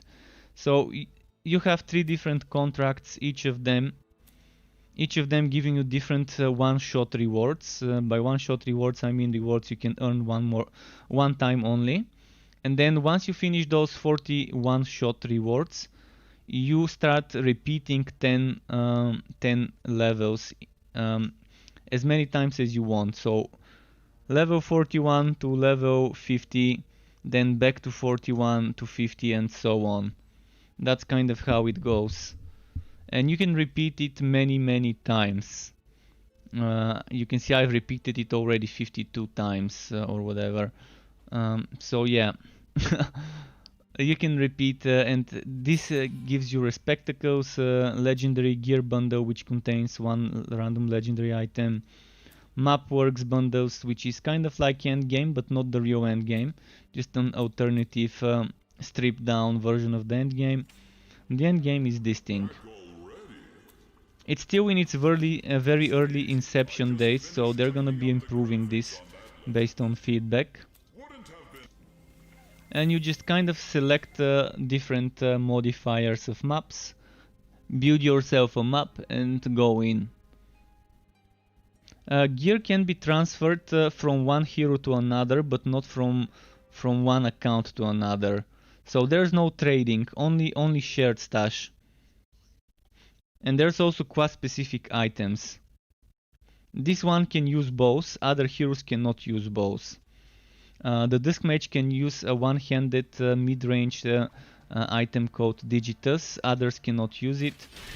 The Rail Master can use something called Rail Hammer, which is a two-handed hammer. And the Forged uses a chest gun and has skills that are kind of scaling out of the chest gun that the others cannot. So you still have the relics right now, and you can swap relics right now, but after 2 weeks you would not be able to swap those relics, and they would be like a new skill tree, as I said. Realm Master class is so funny and so interesting. The train feels a little bit weird and maybe needs slightly some reworking, and they did rework the shield car, fix some things with it now, and they did improve certain endurance bonuses. It still needs some more work, but it's a very fun concept. It's fun, unique, innovative kind of concept as a hero in the genre. Although I still prefer no train builds. I still prefer my slam, knockdown, stun kind of warrior, AoE warrior, melee, brawler kind of thing over the train builds, but the train builds are super strong with the right relic, with the right passives, with the right items. So definitely something fun. You can play with the same classes, you can play with 4 mages, with 4 sharpshooters, with 4 realm masters if you want, 4 forged. There is no restriction what classes you bring into a party. Play with as many of the same classes as you want. No restrictions in that regard.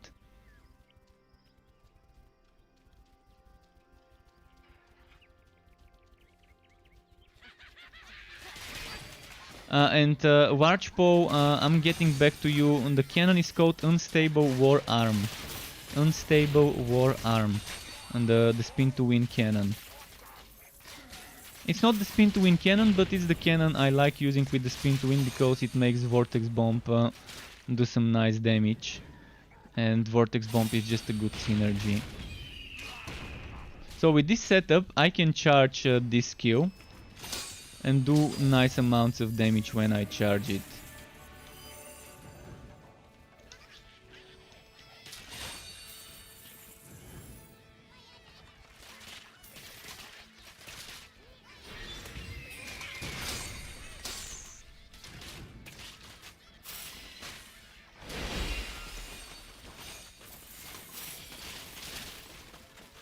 Alright, let's get this and go for the boss. Yeah, feel free to ask as many questions as you need answers for. I'm gonna try and answer what I can. Okay, you better be prepared that this is not a finished game yet, and it's still rough around some of the edges. Certain things would change, so you gotta be prepared for that. It's an early access title. But it's a title that's handling early access very well. They're soaking up feedback like SpongeBob in the sea. Soaking up as much of the feedback as they can, and then they're reflecting on it, and whatever is doable they're doing. I mean, just the fact that they're reworking the relic system yet again. It's probably the 4th rework of that system or the 3rd rework of that system since since its inception. And the skill system has been reworked multiple times, and now the relic rework is in the same time, at the same time, a relic rework and the skill system rework, because the relics are becoming kind of part of the skill system. So it's like a interesting rework, definitely. But yeah, if I tell you how bad the skill system used to be when I started playing, you you wouldn't believe me. It used to be us killing the enemies and the enemies dropping skill points and us spending those skill points to unlock skills and level up skills. And the more you unlock and level up, the more expensive it used to become, and at one point it became so grindy to level up and unlock skills, and it was just boring. We had active and passive skills to unlock, and it was just terrible. Then they changed it to something closer to Diablo 2 skill system, but it didn't really work well, even after reworking it once again. And then they changed it to something like this, where you have different tiers for every skill, and you can even spend points into skill you're not using as a passive for a bonus that this skill is giving you. And Warchpo signed up for the Struck Club. Oh, is that the Discord? Let me quickly...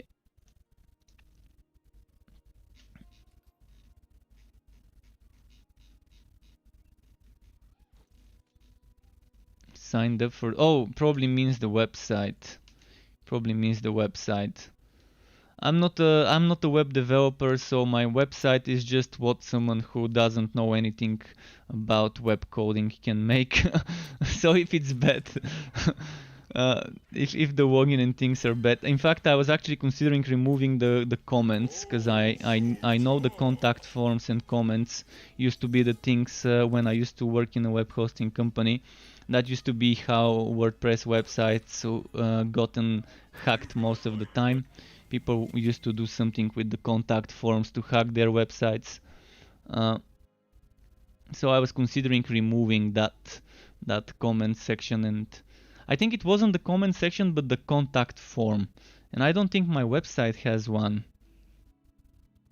And they used to hack somehow to make sure that bots are spamming, sending emails out of the contact form or something like that.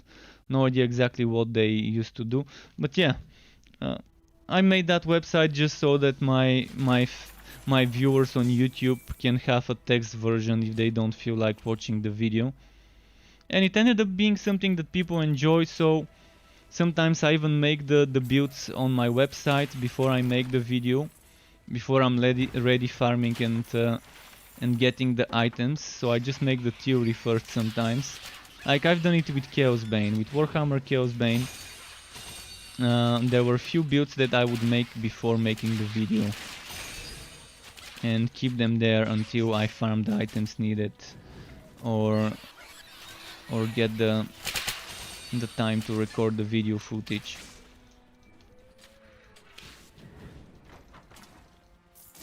I'm assuming that's what he was referring to. He's AFK for 10 minutes, so I'm gonna have to wait. Because I checked my Discord and I didn't see anyone that needs approval or manual assigning of the Struck Club members role. But yeah, feel free to ask questions, folks. I mean, if something's not clear, if you're wondering why I'm using this skill or that skill, I'm happy to answer those.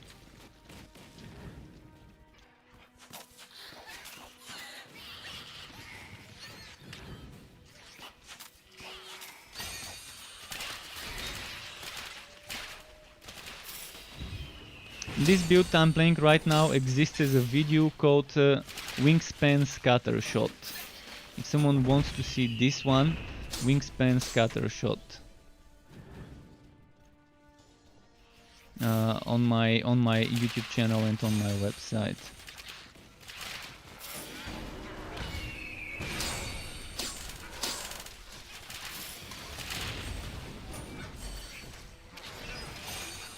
Blazing, right, that's a lot of damage.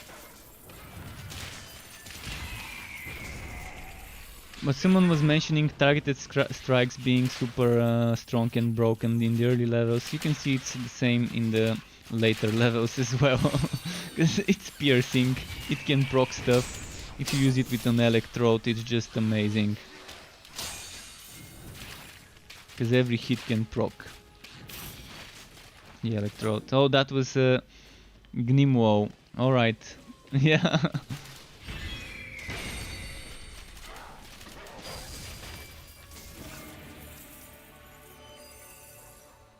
The fact that it pierces, I think they need to change the piercing to have strength, piercing strength mechanic. When they have the time, I think it would really benefit the game to add a piercing strength mechanic, and then maybe at tier 1 it can only pierce one target additional to yours. So you're piercing the first target and then you hit one target and it stops.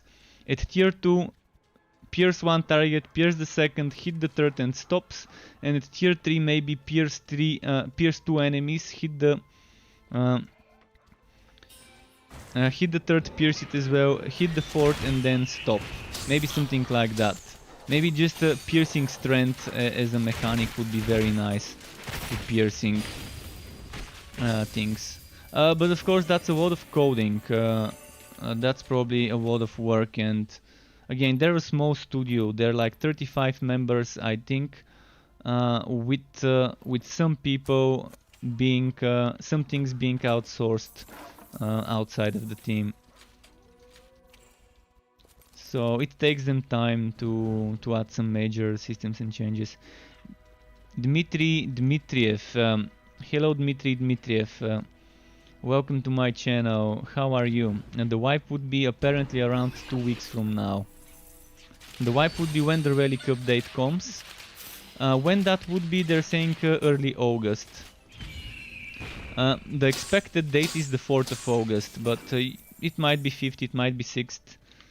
Here's some more info about this.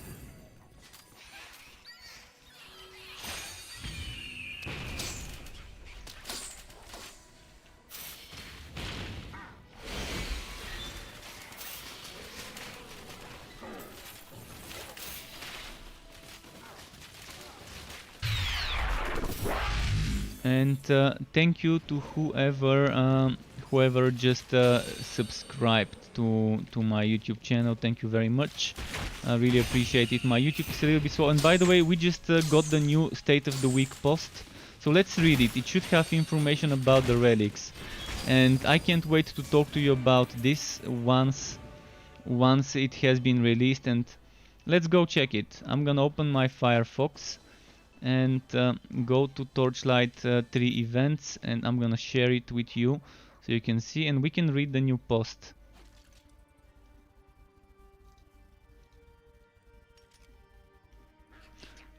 There we go.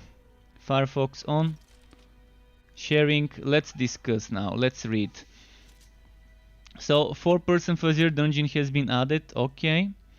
There's a link to this stream. Then Mayhem Mondays in Discord every Monday, mostly when Michael's not too busy, of course.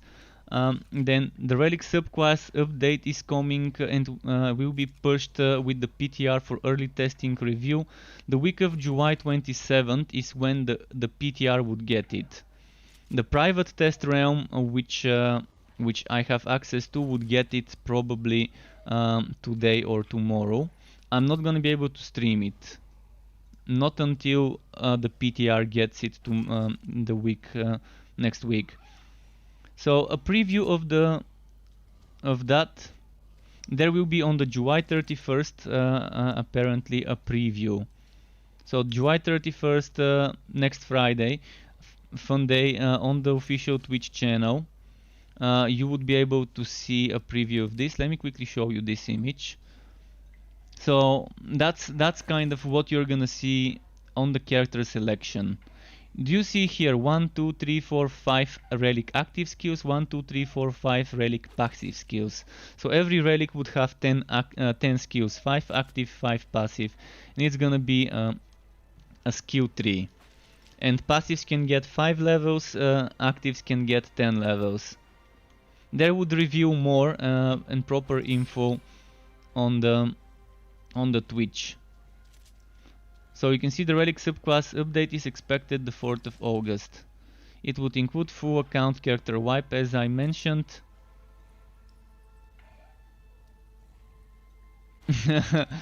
But yeah, okay, you can read this on the link I'm gonna share in the chat anytime now. And Dmitry, I'm not Russian, I'm from Bulgaria, by the way. I'm not Russian, I'm from Bulgaria.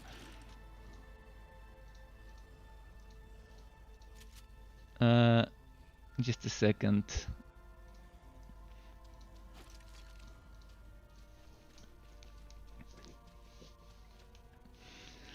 Alright, so yeah.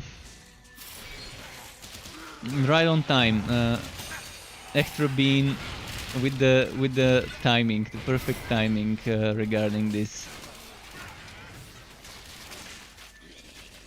So I think I provided you with some information with showing you this, and thankfully they revealed that there's gonna be those with that screenshot that there's gonna be 10 skills for each relic to invest points into, and they've already reviewed passives can go to level 5, and it was obvious that 5 of those seem like active, the other 5 like passive.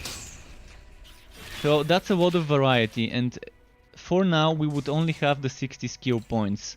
The current 60 skill points, we would have to make some sacrifices. So every current build would have to sacrifice some points from the current skill trees to put into the relics.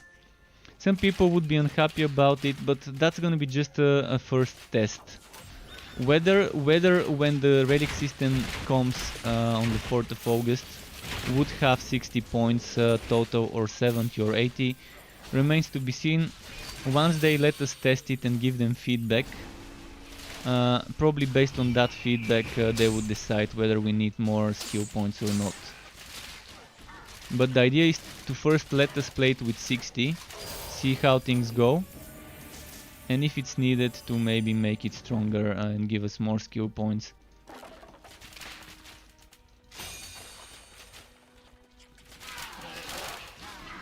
And there's gonna be some tough choices to make. Do I want to take this passive that gives me passive ice damage on the Cold Heart, or do I want to get more actives, or do I want to get a passive from my class skill tree and get extra relic active skill damage? I think it's gonna be called relic power or something like that. So yeah, can't wait for next week's review on the stream. Before that I'm probably gonna get my hands on it to test it this weekend and start making some weird builds which I won't be able to upload until the review. But I can just make them, farm items for them, and then when they're ready make the videos and upload them. Your pack is full. But yeah, when the system is revealed I would probably have some theory crafts ready at least for a few builds from the test realms. Because everyone's gonna have a whole week of testing on the test realm of the system. Unfortunately the test realm is only for people from the US or people who use VPNs. Or in the rare cases the developers might give you a code, but I think that's just for a select few.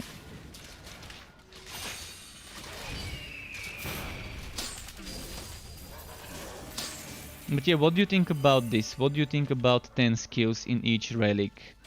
And about only having 60 points? Do you think they're gonna be enough? Knowing that the passive relic skills would only go to level 5.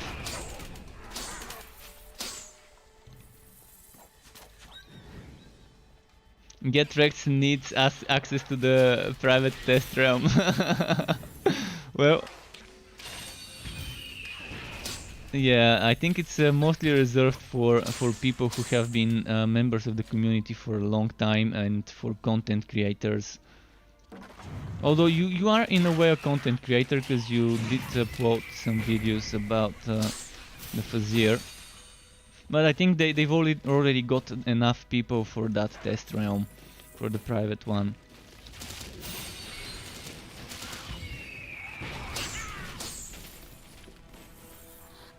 Not sure how many people they want to have in it. Because it's not just giving you access to the test realm, we're actually participating in closed focus groups and we're giving feedback. We're getting they're giving us some previews of certain systems and then we're sending them feedback based on what they showed us. So it's not just getting access to the server and reporting bugs, but it's also video conferences and stuff like that.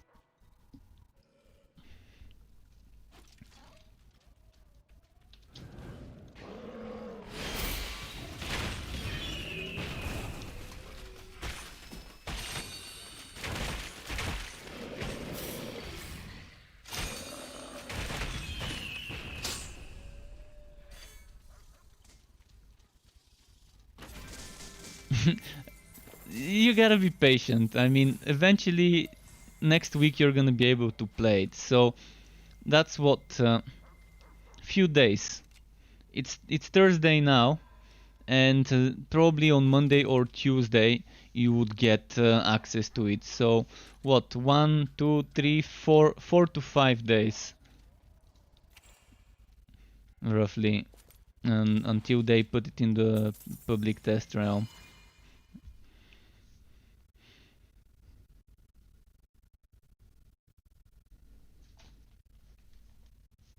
We'll see how it goes.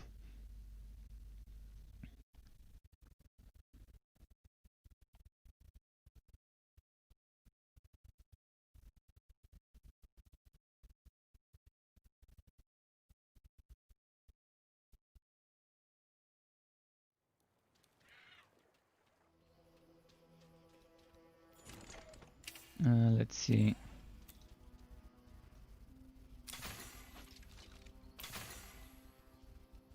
Wait, am I using level 60? Yes, I am. All those low level item drops. Really need to push to the level 60 item monsters.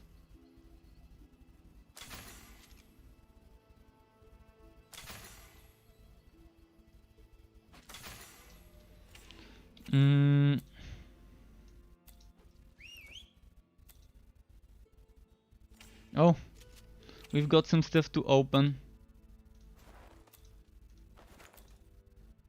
Your pet is back.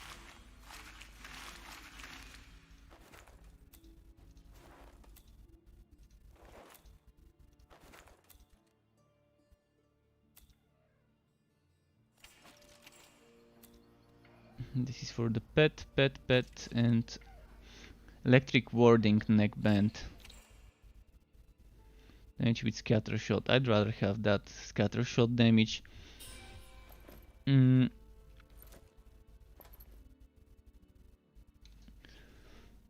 That's an upgrade. I can enchant it as well. Oh no, I can't. Why? Why can't I enchant it? Is it because it's equipped? Let's try and unequip it and see if I can enchant it then.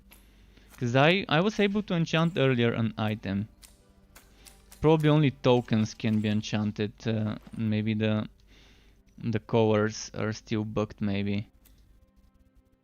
Okay, let's quickly get rid of those and then go and do some more maps. Does anyone want to see me play Realmaster, Forged, Dusk Mage? Name it. Name it, I'm gonna work on it in a build that I've got on this account. And hello Davey Antonio. Some old gear isn't updated. This one I got just now. This item I got just now. Like, it just dropped in front of us from the gear back. Maybe the gear back was old. It is possible that the gear back I opened was old from before the update. But I think it's not. Train Master Electrode. I cannot do end game. Train Master Electrode has not finished the story. I can walk on it. I can play on the Train Rail Master Electrode, but it's gonna be map works, not dungeon. Because he hasn't finished the story. He was boosted. So yeah, I knew that boosting my heroes without doing the story would bite me in the ass eventually. But yeah, I mean, I've got 7 heroes, and out of those 7 I've completed the story on 5. The other ones, the other 2, I got people to help me boost. And that's the Electrode Summoner and the Train Rail Master with the Electrode. Those are the ones that got boosted. I can still play them, but it's not gonna be the Fazier's dungeon.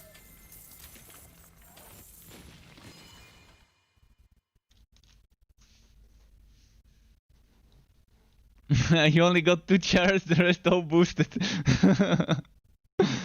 A lot of boosting.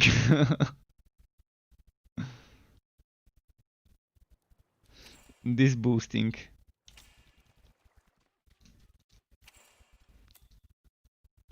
So I can do 1 or 2 maps on the Train Rail Master, because you wanna see it, but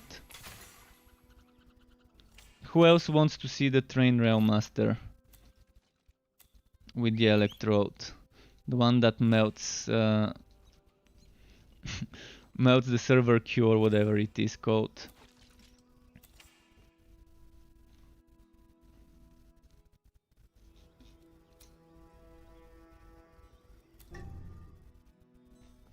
So yeah, with this one it's not gonna be Fazier, sadly.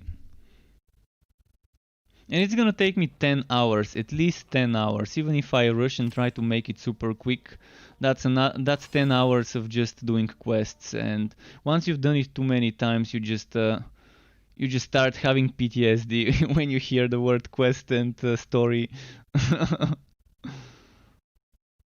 And you just wanna get it done quick.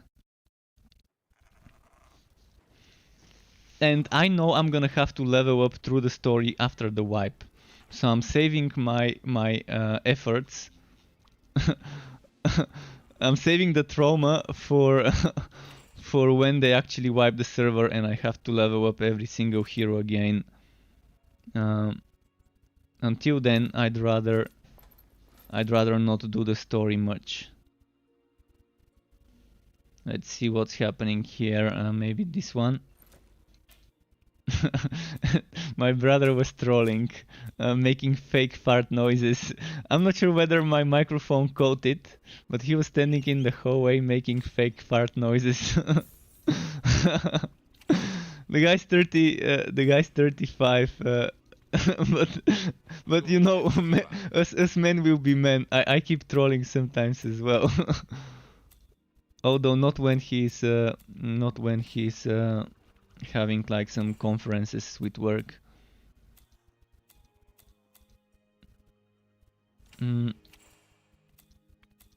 Where's the maps? Alright, that's the maps. Let's do this map.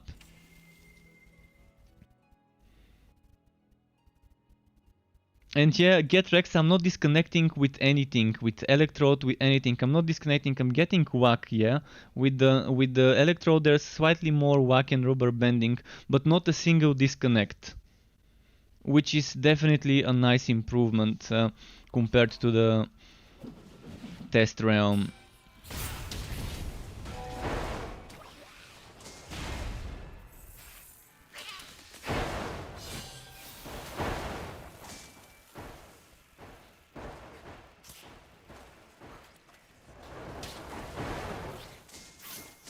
You can see I'm just moving and things are dying. The popcorn, the easy mobs just die from me moving around and not doing damage. The train is doing all the damage and all the procs. And my relic setup.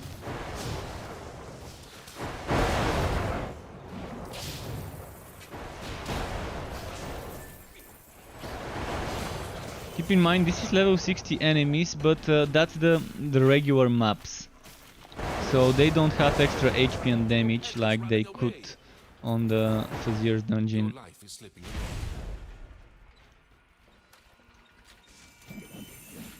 That's why they're dying quickly.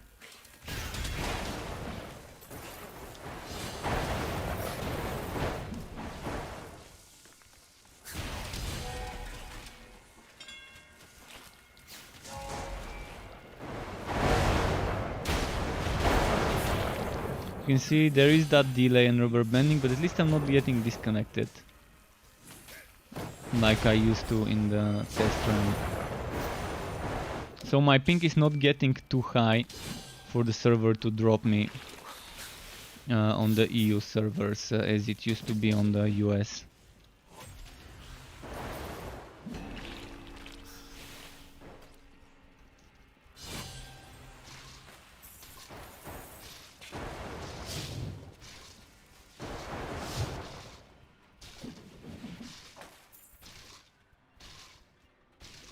I'm gonna do one more map and then maybe switch if you wanna be seeing Faziers. I gotta do a different here if you wanna see Faziers. You can't cast that spell here. And Jules is saying Yorick Franco, and Yorick Franco is saying, how is this game? It has so many bad reviews. Keep in mind the game is in early access. Most of the people who give bad reviews to the game don't even know what early access is supposed to mean, or are just some fanboys of other games, which, I don't know, people are just hating on the game for their own reasons. I think most of the reviews are really not correct. I mean, yeah, there are things that the game needs to improve, but I wouldn't be so hard on the game as the people that are giving it reviews are. It still has some very nice build variety. Yes, it does have some technical issues every now and then, but they're working on them and they're definitely implementing improvements, and I'm seeing those improvements already. So it's not perfect, but it definitely improved the server stability and the rubber banding and the delays, the netcode and whatever was causing this. And in 2 weeks we're getting a wipe with a very nice update to the skill/relic system. So the relics are becoming part of the skill system. They still were a part of the skill system, but they're getting a bigger part of the skill system where you would be using the skill points to level up relic skills, and you're gonna have 10 relic skills, 5 active, 5 passive, to spend points into. So there's gonna be a lot of build variety due to the permanent choice of the relics. Right now you can just create a new relic, switch it. See, I can switch and now I'm using a different relic. I'm using this one with the flaming destroyer. Or I can just again go ahead and switch it to an electrode, and boom, I'm using an electrode. Although that's probably not the right electrode. That's mine.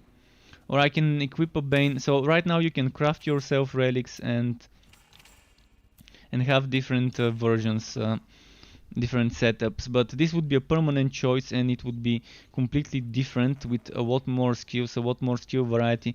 Probably they're gonna add 1 or 2 more skill bar slots. 1 or 2 more skill bar slots is probably what they're gonna add. But yeah, most people gave the bad reviews because the game had problems on launch. And I don't know any game that doesn't have problem with the online mode on launch. Other people were giving bad reviews because the game didn't have offline mode, but it will have an offline mode when it launches, because this game is not really launched. It had something like a soft launch, if you can even call it, the early access, but it's still not ready. So, I mean, I personally have spent probably 15 months playing this game, off and on, in between certain patches. And I've been streaming and playing it since April 2019. And I can tell you it's been growing at rapid paces.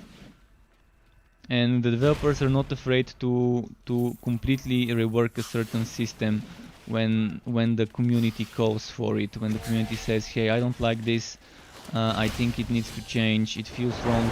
They've done it multiple times. And they're doing it again in 2 weeks, as I said. based on player feedback.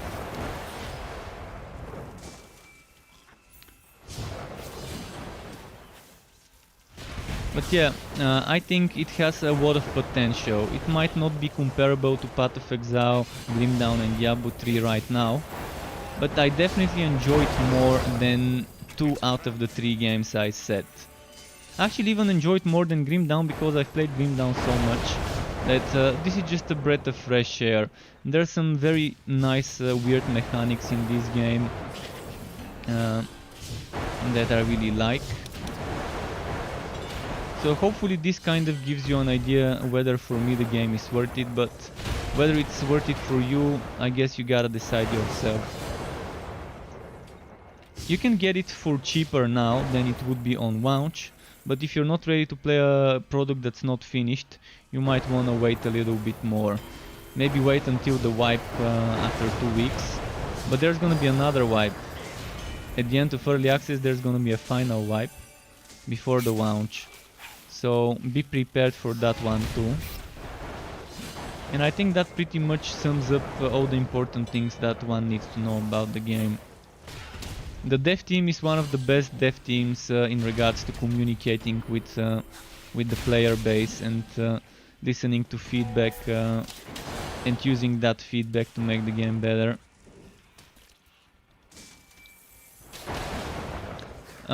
And get Rexed, I don't think Mortar Car is better than Flamethrower or Shotgun.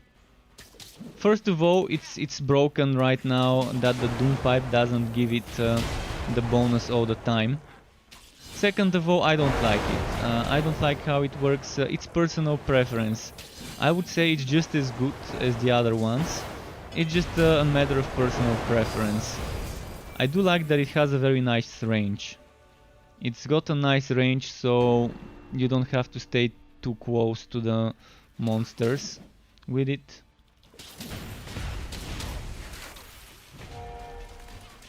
But again, it's all a matter of personal preference. But right now the Doom Pipe is broken. It only gives you bonus to the Flamethrower, not to the Mortar Car. You can still get the bonus on the Mortar Car if you activate it, but not with the Doom Pipe. So right now, just this small fact, if you're using Doom Pipe in your build, I would stay away from Mortar. Also, Mortar Car gives you cooldown for Realm Master skills.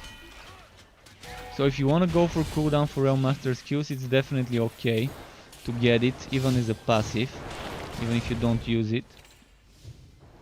This one gives you Relic active skill cooldown.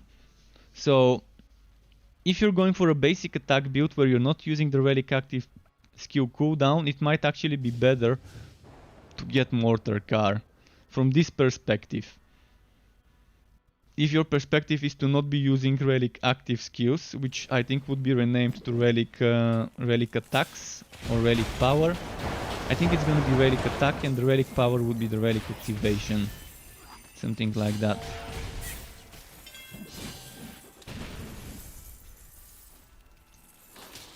But keep in mind that when they rework the relics, we would want every single skill point we can get. Every single skill point we can get. And you gotta decide, do you wanna go for more Realm Master skill cooldown? Or do you wanna go for more relic skill stuff? Damage for your relic attacks and powers. So you're gonna have to make that choice, because 4 points are important. If 60 points is all we get, every 4 points would be important. So I would probably change this to only tier 2. I'm probably gonna change this to only tier 2. I'm probably gonna remove the points in Mortar Car and go for a skill that uses some more relics. We'll see. For the basic attack build, I'm probably gonna try and make a build that focuses on the relic activation, which I think would be called relic power, rather than the relic active. But I don't think I can complete this map unless I go back and find some Hivit I've missed. Screw it, let's just change heroes. This is a map work anyways. But the build I really wanna try would be the Cold Heart based build. Alright, what now? The other Rail Master, the Spin to Win, Forged, the other Forged, which is not that strong, with the Shotgun Blast. We already played on this one, or the Mage. Maybe I haven't played the Mage in a while, so let's play on the Mage now, for those who haven't seen it today.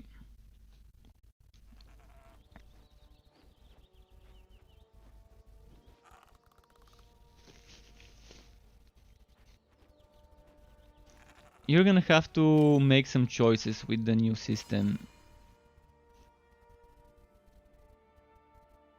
I can give you some vague, once they let us play it, I can give you some vague feedback regarding how it feels, regarding whether I think we need to make some hard choices or not. Without giving you specifics, once they let us in, once they let us test the Relic update, I will be trying to provide you as much teasing, as much information as I can without revealing what I can't reveal. So I can just tell you, hey, this build feels nice, of skill XYZ plus that relic, without saying which skills of the relic. Things like that I would probably be able to tell you. Like, for example, Summoner with the Bane on Sharpshooter and on Mage. I can tell you how it feels and whether I think the Electrode Summoner would still be a better choice. Back already? I'm wondering if there's gonna be items with minion damage, or whether the only source of minion damage would be the Bane. But minion damage builds would be something I really wanna test. Probably the first one I test would be the Sharpshooter, Goblin, Swash Shasta, Swash Spellcaster, Rifle of Leadership. This Rifle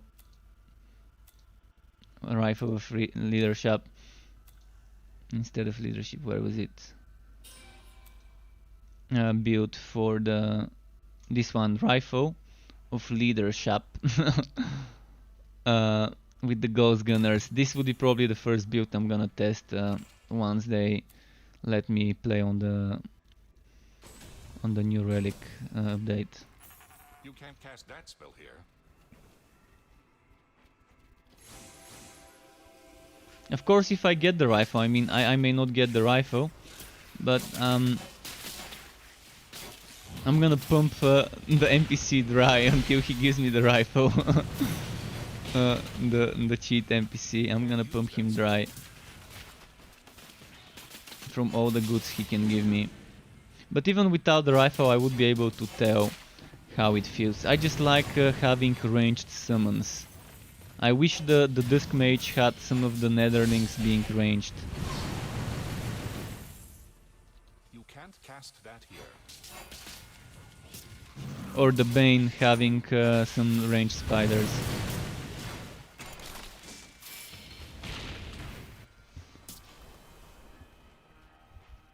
Wow, by the way, my pet's been very quiet today on my stream. I guess because I played a lot with him before streaming, while my video was exporting and uploading.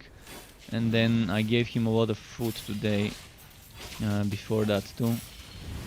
Normally my pet would bug me and I would have to make a short break to feed him. But today I've streamed uninterrupted.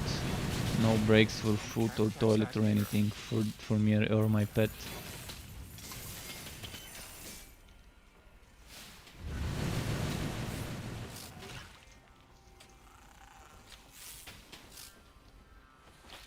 But yeah, I would definitely be gambling on that NPC to get that rifle. Although gambling probably is not the right choice, because I'm not losing anything. I'm not losing anything when I do it. But I can definitely roll. I can definitely keep rolling.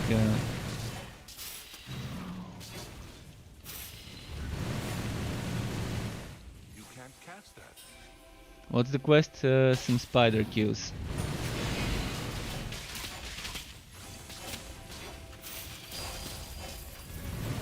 You're gravely wounded.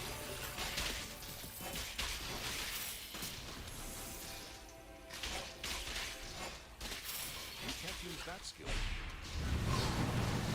You can see on the side it already says monster damage, monster HP and monster speed. And this monster speed would become super weird. Super weird at the high levels, having the monsters being super quick. It's gonna be just kite fast, kite fast, kite fast, kite fast. And the highest levels probably. I mean, I don't think monster speed is a fun modifier to give the monsters. Because it's just forcing us into playing specific kitey builds. And it's not fun. It's not fun if the game forces you into adopting a boring kiting playstyle. I mean, I do love kiting every now and then when the monsters get too close. But if I have to do it all the time, it might be a little boring. It's like limiting the playstyles, the builds. With blazing, everything gets bad. Everything gets bad with blazing monsters. I'm doing blazing right now. I'm doing the blazing challenges right now.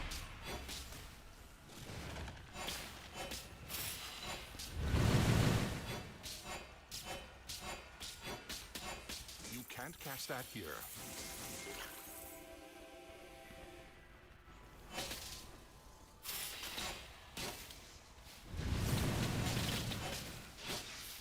Let's see.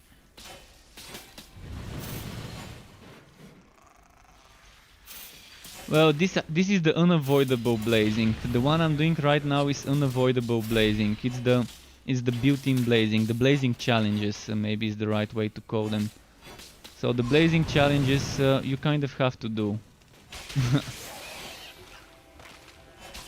As you can see, it's the first modifier, meaning it's a built-in modifier, not one from the cards.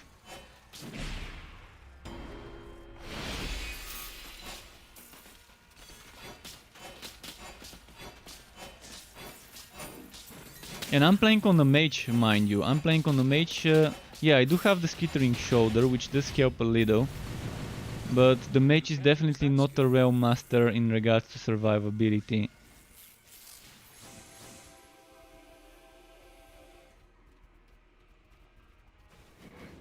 After 150.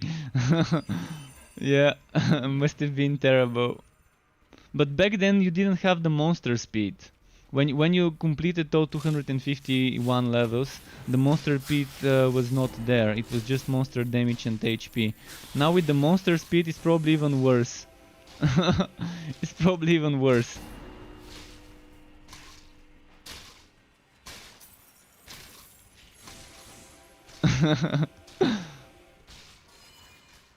And again, I'm still not a big fan of how the HP and damage are scaling, but I gotta see it. For now I like it. But if I reach 36 and I still see the enemies with 200 and something HP percent, it's just gonna be boring. Probably movement speed is better than HP in any case. But it needs to be balanced, of course. Where is it? I can see it. Oh, there we go, it's there. This one can one-shot me if I'm not careful. I'm trying to be.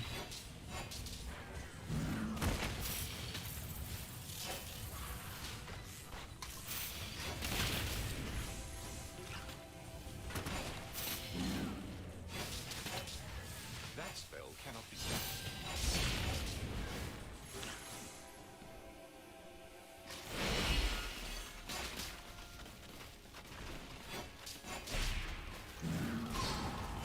Trying to take it slow and be careful. Your inventory is full.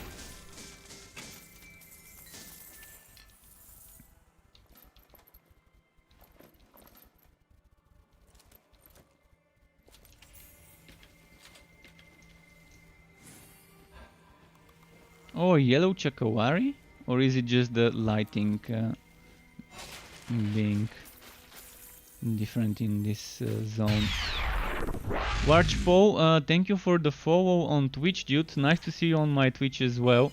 And welcome here too. 500% was cancer. 5 minutes to clear uniques. I can imagine. I can imagine with even with super DPS builds at 210, 230% HP. I felt bored. I felt bored to do monsters with 230%, even on a DPS build like this one, which can do a ton of damage per second, constant damage per second, as long as you keep the buff bars. And now with the Holy Bolt instead of Absolver, in the setup, with Absolver being auto cast, it's pretty nice as an option. And even with that, it would take a ton of time to clear at those late stages.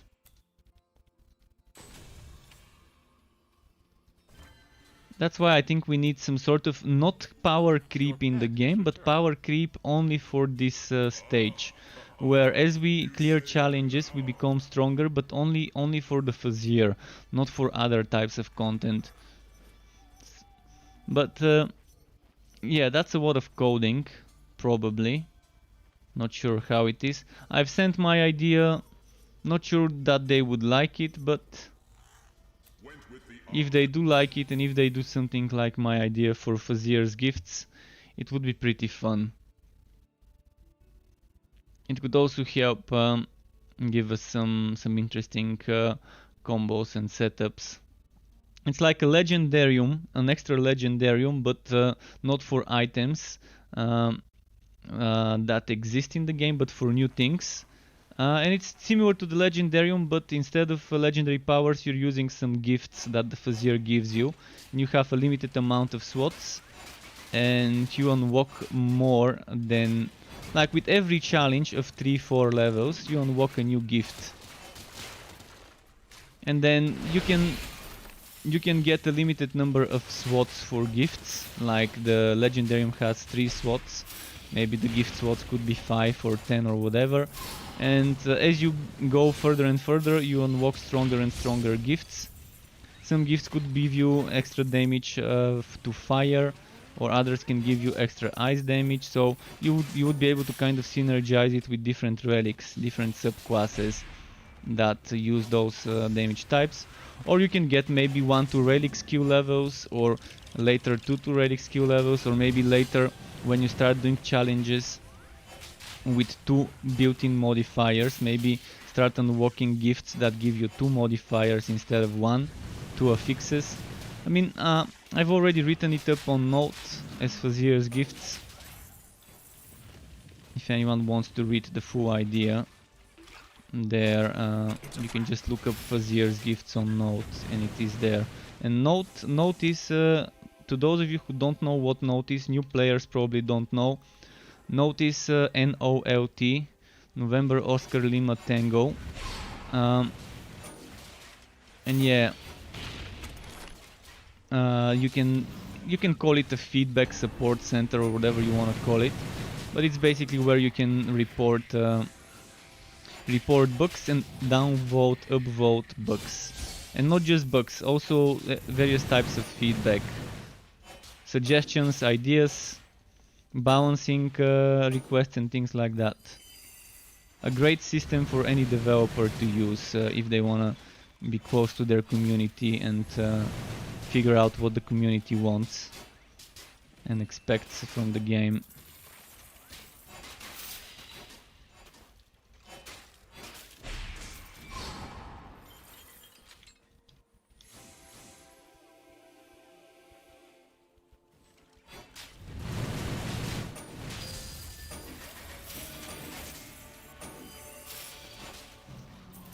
Did you already post note for rewards on Fazier? Yeah, look up Fazier's gifts.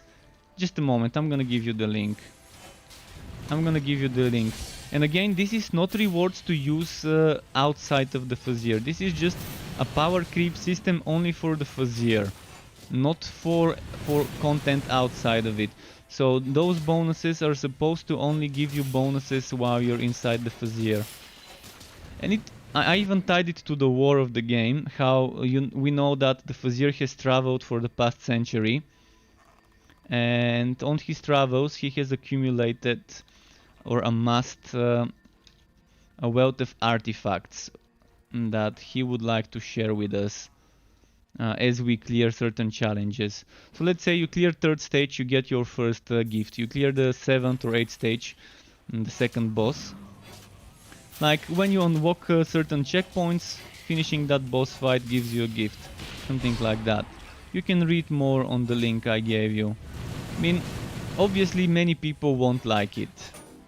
I don't like power creep, believe me, I hate power creep. I hate how Diablo Paragon system is a terrible power creep, endless. But this one first can be a power creep that has an end. Second, it can be limited the same way you limit the Legendarium. And third, it can allow for some very fun specializations, like an extra part of your build that's only for the Fazir. It's fun. And there's many things that they can add under the shape, they can just draw some rings, bracelets, amulets, earrings, things like that. It could start with just gems and then move on to rings that have gems inside them and things like that. And you can have a limit of the sockets, not sockets but limit of the slots. And as you keep progressing, you unlock more slots and unlock more gifts, and yeah. But again, that's not everyone's favorite system, and I hate power creep, but I think it could fit well into the end game if it stays limited to the end game only. But yeah, I don't like the way power creep is done in WoW and under the form of item levels, or how it's done in Diablo with the endless paragons, Diablo 3 I mean, or how it's done in Hero Siege with endless item levels. In Wozen at least you have a limit of the item levels, so at least you have an end to the power creep there.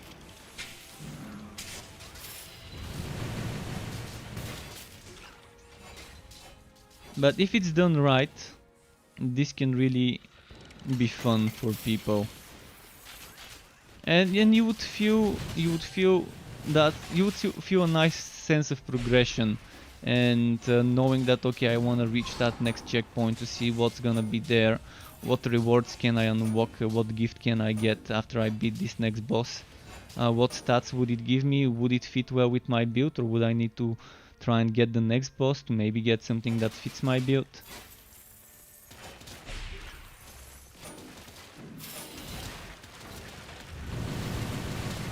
I mean, I'm an item whore, and wood drives me, and things like that would definitely feel good and motivating to people like me.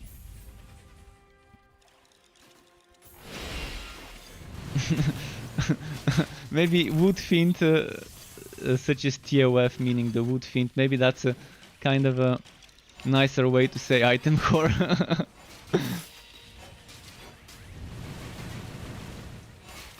Some sort of reward. Yeah, I definitely think they should give us gear bundles. After beating every boss, you should get a gear bundle. That's my other suggestion that I've sent them. It could be a blue gear bundle, then another blue gear bundle, and then a legendary gear bundle. Or it could be blue, legendary, or it could be blue 4 times, and then the 5th one is a legendary. Again, I think some legendary gear bundles every now and then, after completing a certain boss fight and reaching a certain checkpoint, would be a nice motivational factor.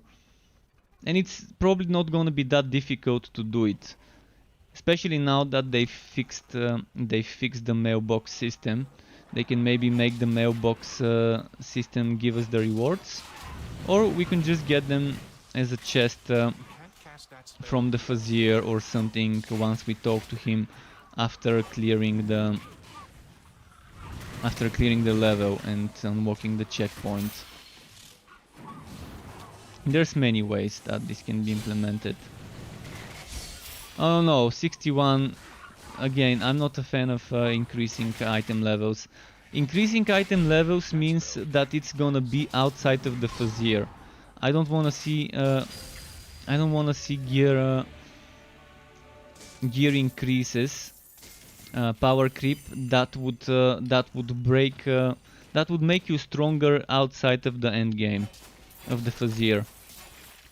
Because they might wanna add other types of end game. Repaired. Warchpo, thank you very much for the Prime sub. Really appreciate it. Right in the feels. That's where it struck. Systems repaired.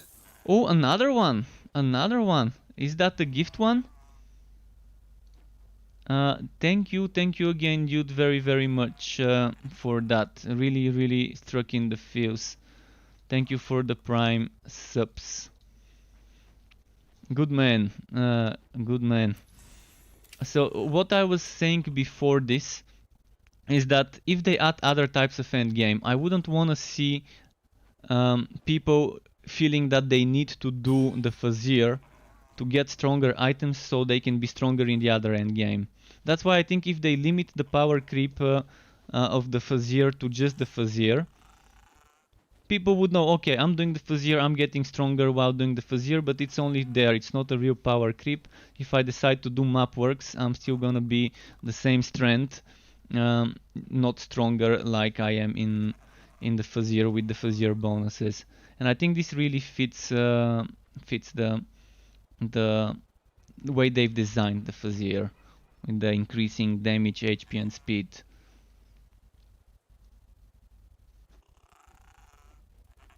Oh, actually, it's Juice Temning, the second Prime sub. So sorry, I got mistaken there. So Warchpo, Juice Temning, thank you again both for the Prime sub. And nice having you here in the Struck Club. And GetRex asks, do you think there would be any other sort of endgame in the future? I'm pretty sure there will be, probably maybe not before the game launches. I mean, I always said that I fear that this system would not be enough. And thankfully we do have Mapworks, which is not real endgame, but at least it's something else that people can do. But they have already hinted at New Game Plus. By New Game Plus, I'm assuming you finish the story and then maybe get a mode where the enemies scale to your level. I hope they don't do like Diablo 2 hardcore nightmare, not hardcore, nightmare and hell, or nightmare inferno, or whatever you wanna call it. I hope they don't do something like that where I have to do the quests all over again. But I would rather see finish Act 3 than get the Act 1, 2, 3 zones scaling to your level and being able to hunt maybe something like bounties. But not really bounties, something different. Maybe do some sort of tasks in those zones and maybe get Uber bosses like the Nemesis in Grim Dawn. But yeah, there's a lot of things that can be done. And they've already hinted using the term New Game Plus with one of the State of the Game posts, I think. So we know that they're probably thinking of something like that. Some sort of a system. And I want to see different types of endgame. Endgame types that are completely different from each other. So if this is the rifting, then I want to see something that's maybe bosses like Uber bosses, or Nemesis system like in Grim Dawn in the open zones, or maybe a survival mode where you stay in an arena for a few waves, defend against enemies, then move to a next arena and have some sort of weird mechanics similar to the Crucible in Grim Dawn. The Crucible in Grim Dawn is so far the best survival mode I've seen. And they can again make it limited, have a limit like the Crucible in Grim Dawn, you know, once you reach a certain stage it ends and you collect your rewards. And you don't collect rewards while you're fighting, but you collect the rewards once you exit. And if you die, it's over. Systems repaired. Juice Temning just tipped for 13.37 bucks. Thank you very much, dude. And he's saying for helping me with the guides and for the content you put out. Well, thank you very much, Juice, for the tip. Really, really appreciate it. You guys are just killing me today with all the good stuff. Struck right in the feels. Right in the feels.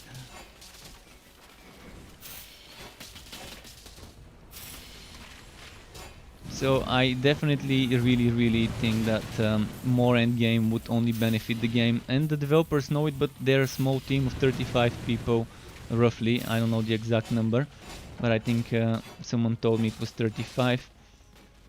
And there's only so much they can do in the short time they've got. And if they're planning on launching the game this year, they've only got a few months left. So maybe they can add it as a DLC later, free content update, or we'll see.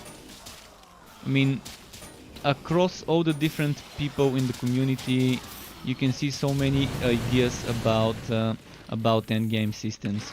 Uber bosses, dungeons, raids, and so on. There's been so many different ideas. I mean, I even had an idea about a naval battle. No one's done naval battle in isometric hack and slash games, where you're on a ship and you're fighting a sea monster. No one's done this. And the Unreal Engine has definitely nice mechanics for wave and controlling ships and stuff like that.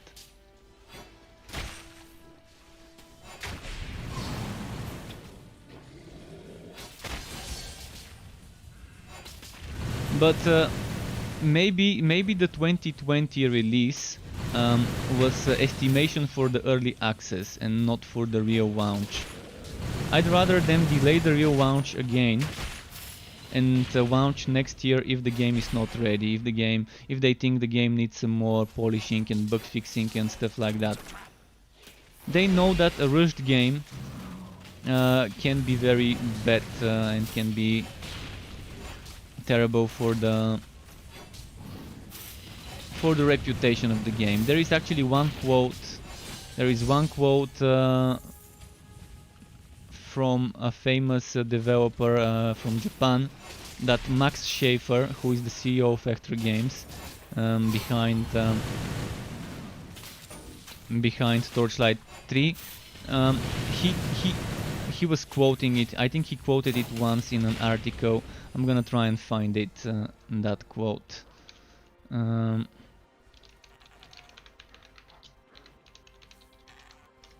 gonna try and find you that quote that he used.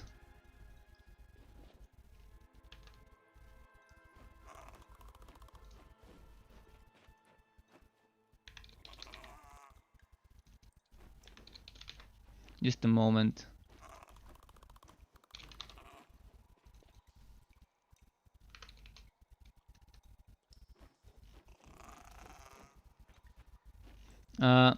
I'm basically, let me show you what I'm looking at. I think it was here in this article where he quoted this.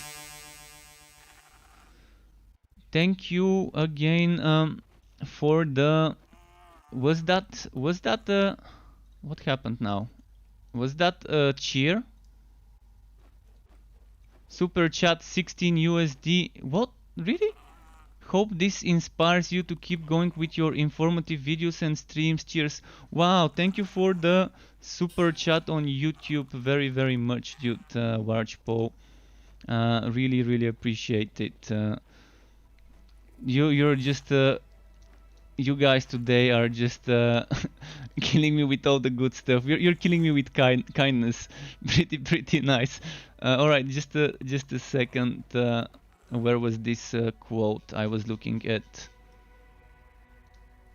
So I think it was somewhere here, but if it's not here, I'm gonna have to look it up. But there was a quote from a Japanese developer that Max Schaefer said that it went along the lines of something like a good game, a rushed game is bad forever or something like that.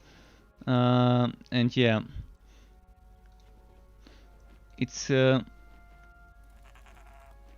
it's definitely something they are aware of, that rushing a game is not gonna be good, and many people have made that mistake. Look at Wosen, just look at Wosen and how people got bored of the game so quickly because it just whacked balancing, and it ended up being a bleeding catch and what else was useful? Summons to a certain extent for survivability.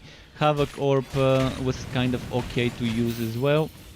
And that Frost Nova skill, I forgot the name of Winter's Grasp or something, was also kind of okay for a while. But yeah, it was like 5, 6, 7 skills at best that people used out of 40 skills. And the passive tree was so broken. Can't wait for Friday the 31st to see Wolsen's update. If it's really landing then, as people are saying, to see if it really is gonna be a good update. Just to check it.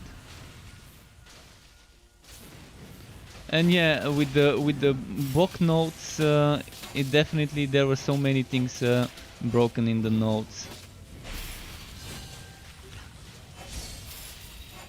There were so many things with the notes and there. But yeah, that broken block note got fixed. They fixed this broken block note pretty quickly. After they figured out people are constantly using this broken block note. They fixed it, but took them like 2-3 weeks, maybe 4, before they fixed it. But yeah, still they focus too much on nerfing stuff instead of buffing and fixing stuff. And again, they had much bigger success than they anticipated in regards to people buying their game, and they made the biggest mistake of releasing tons, believe me, tons of content without letting their beta testers play it for a few hours at least. I can tell you what they never let us test as beta testers. I was an early access adopter of Wosen as soon as it came on the Steam market as early access, and back then it was looking like a very nice game, like the idea they had, the open world, traveling from one place to another without loading screens from that first act. It felt nice. It felt like playing Diablo 2 in a way, or like playing Grim Dawn. And they gave us, out of 40 skills, they gave us 16 skills never tested, never given to the beta testers. Out of 2 passive rings of the skill tree, the third one was never tested. Out of 3 acts, 2 acts were never tested. Why would someone want to do that many things never tested on a launch? It's beyond me. It's beyond me why they believe that all those things would not have bugs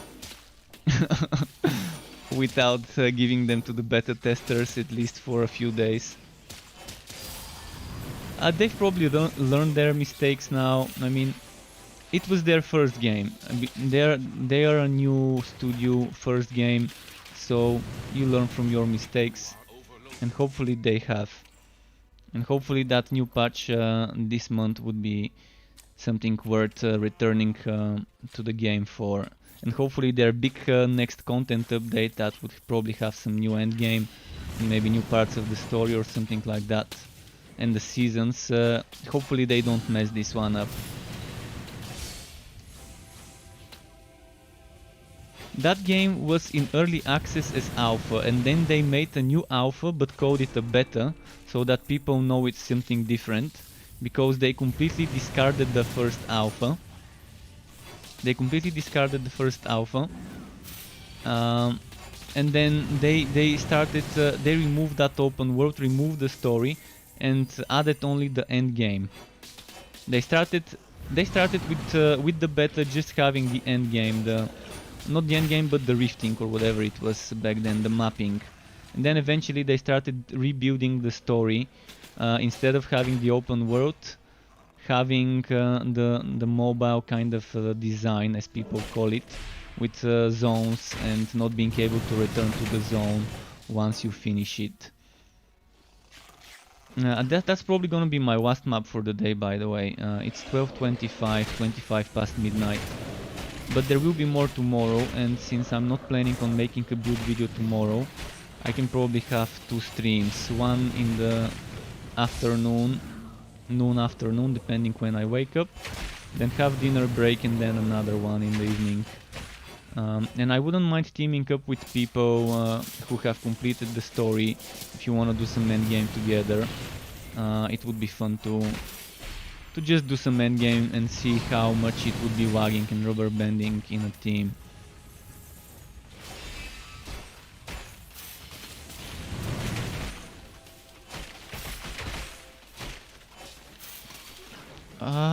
Don't die, so close to the boss. But yeah, it's half past midnight. I mean, I would have been streaming even for longer, but I don't live alone, so I kind of have to mind my surroundings and be quiet. And if I stream without talking, many people would not like it if I keep streaming without talking and having to stop and chat.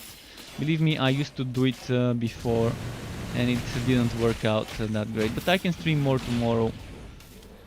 Definitely not planning on making a video for YouTube tomorrow.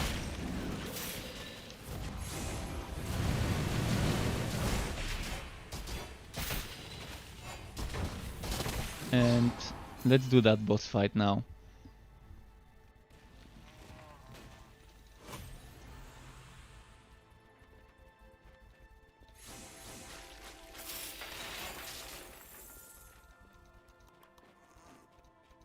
Wait, no boss?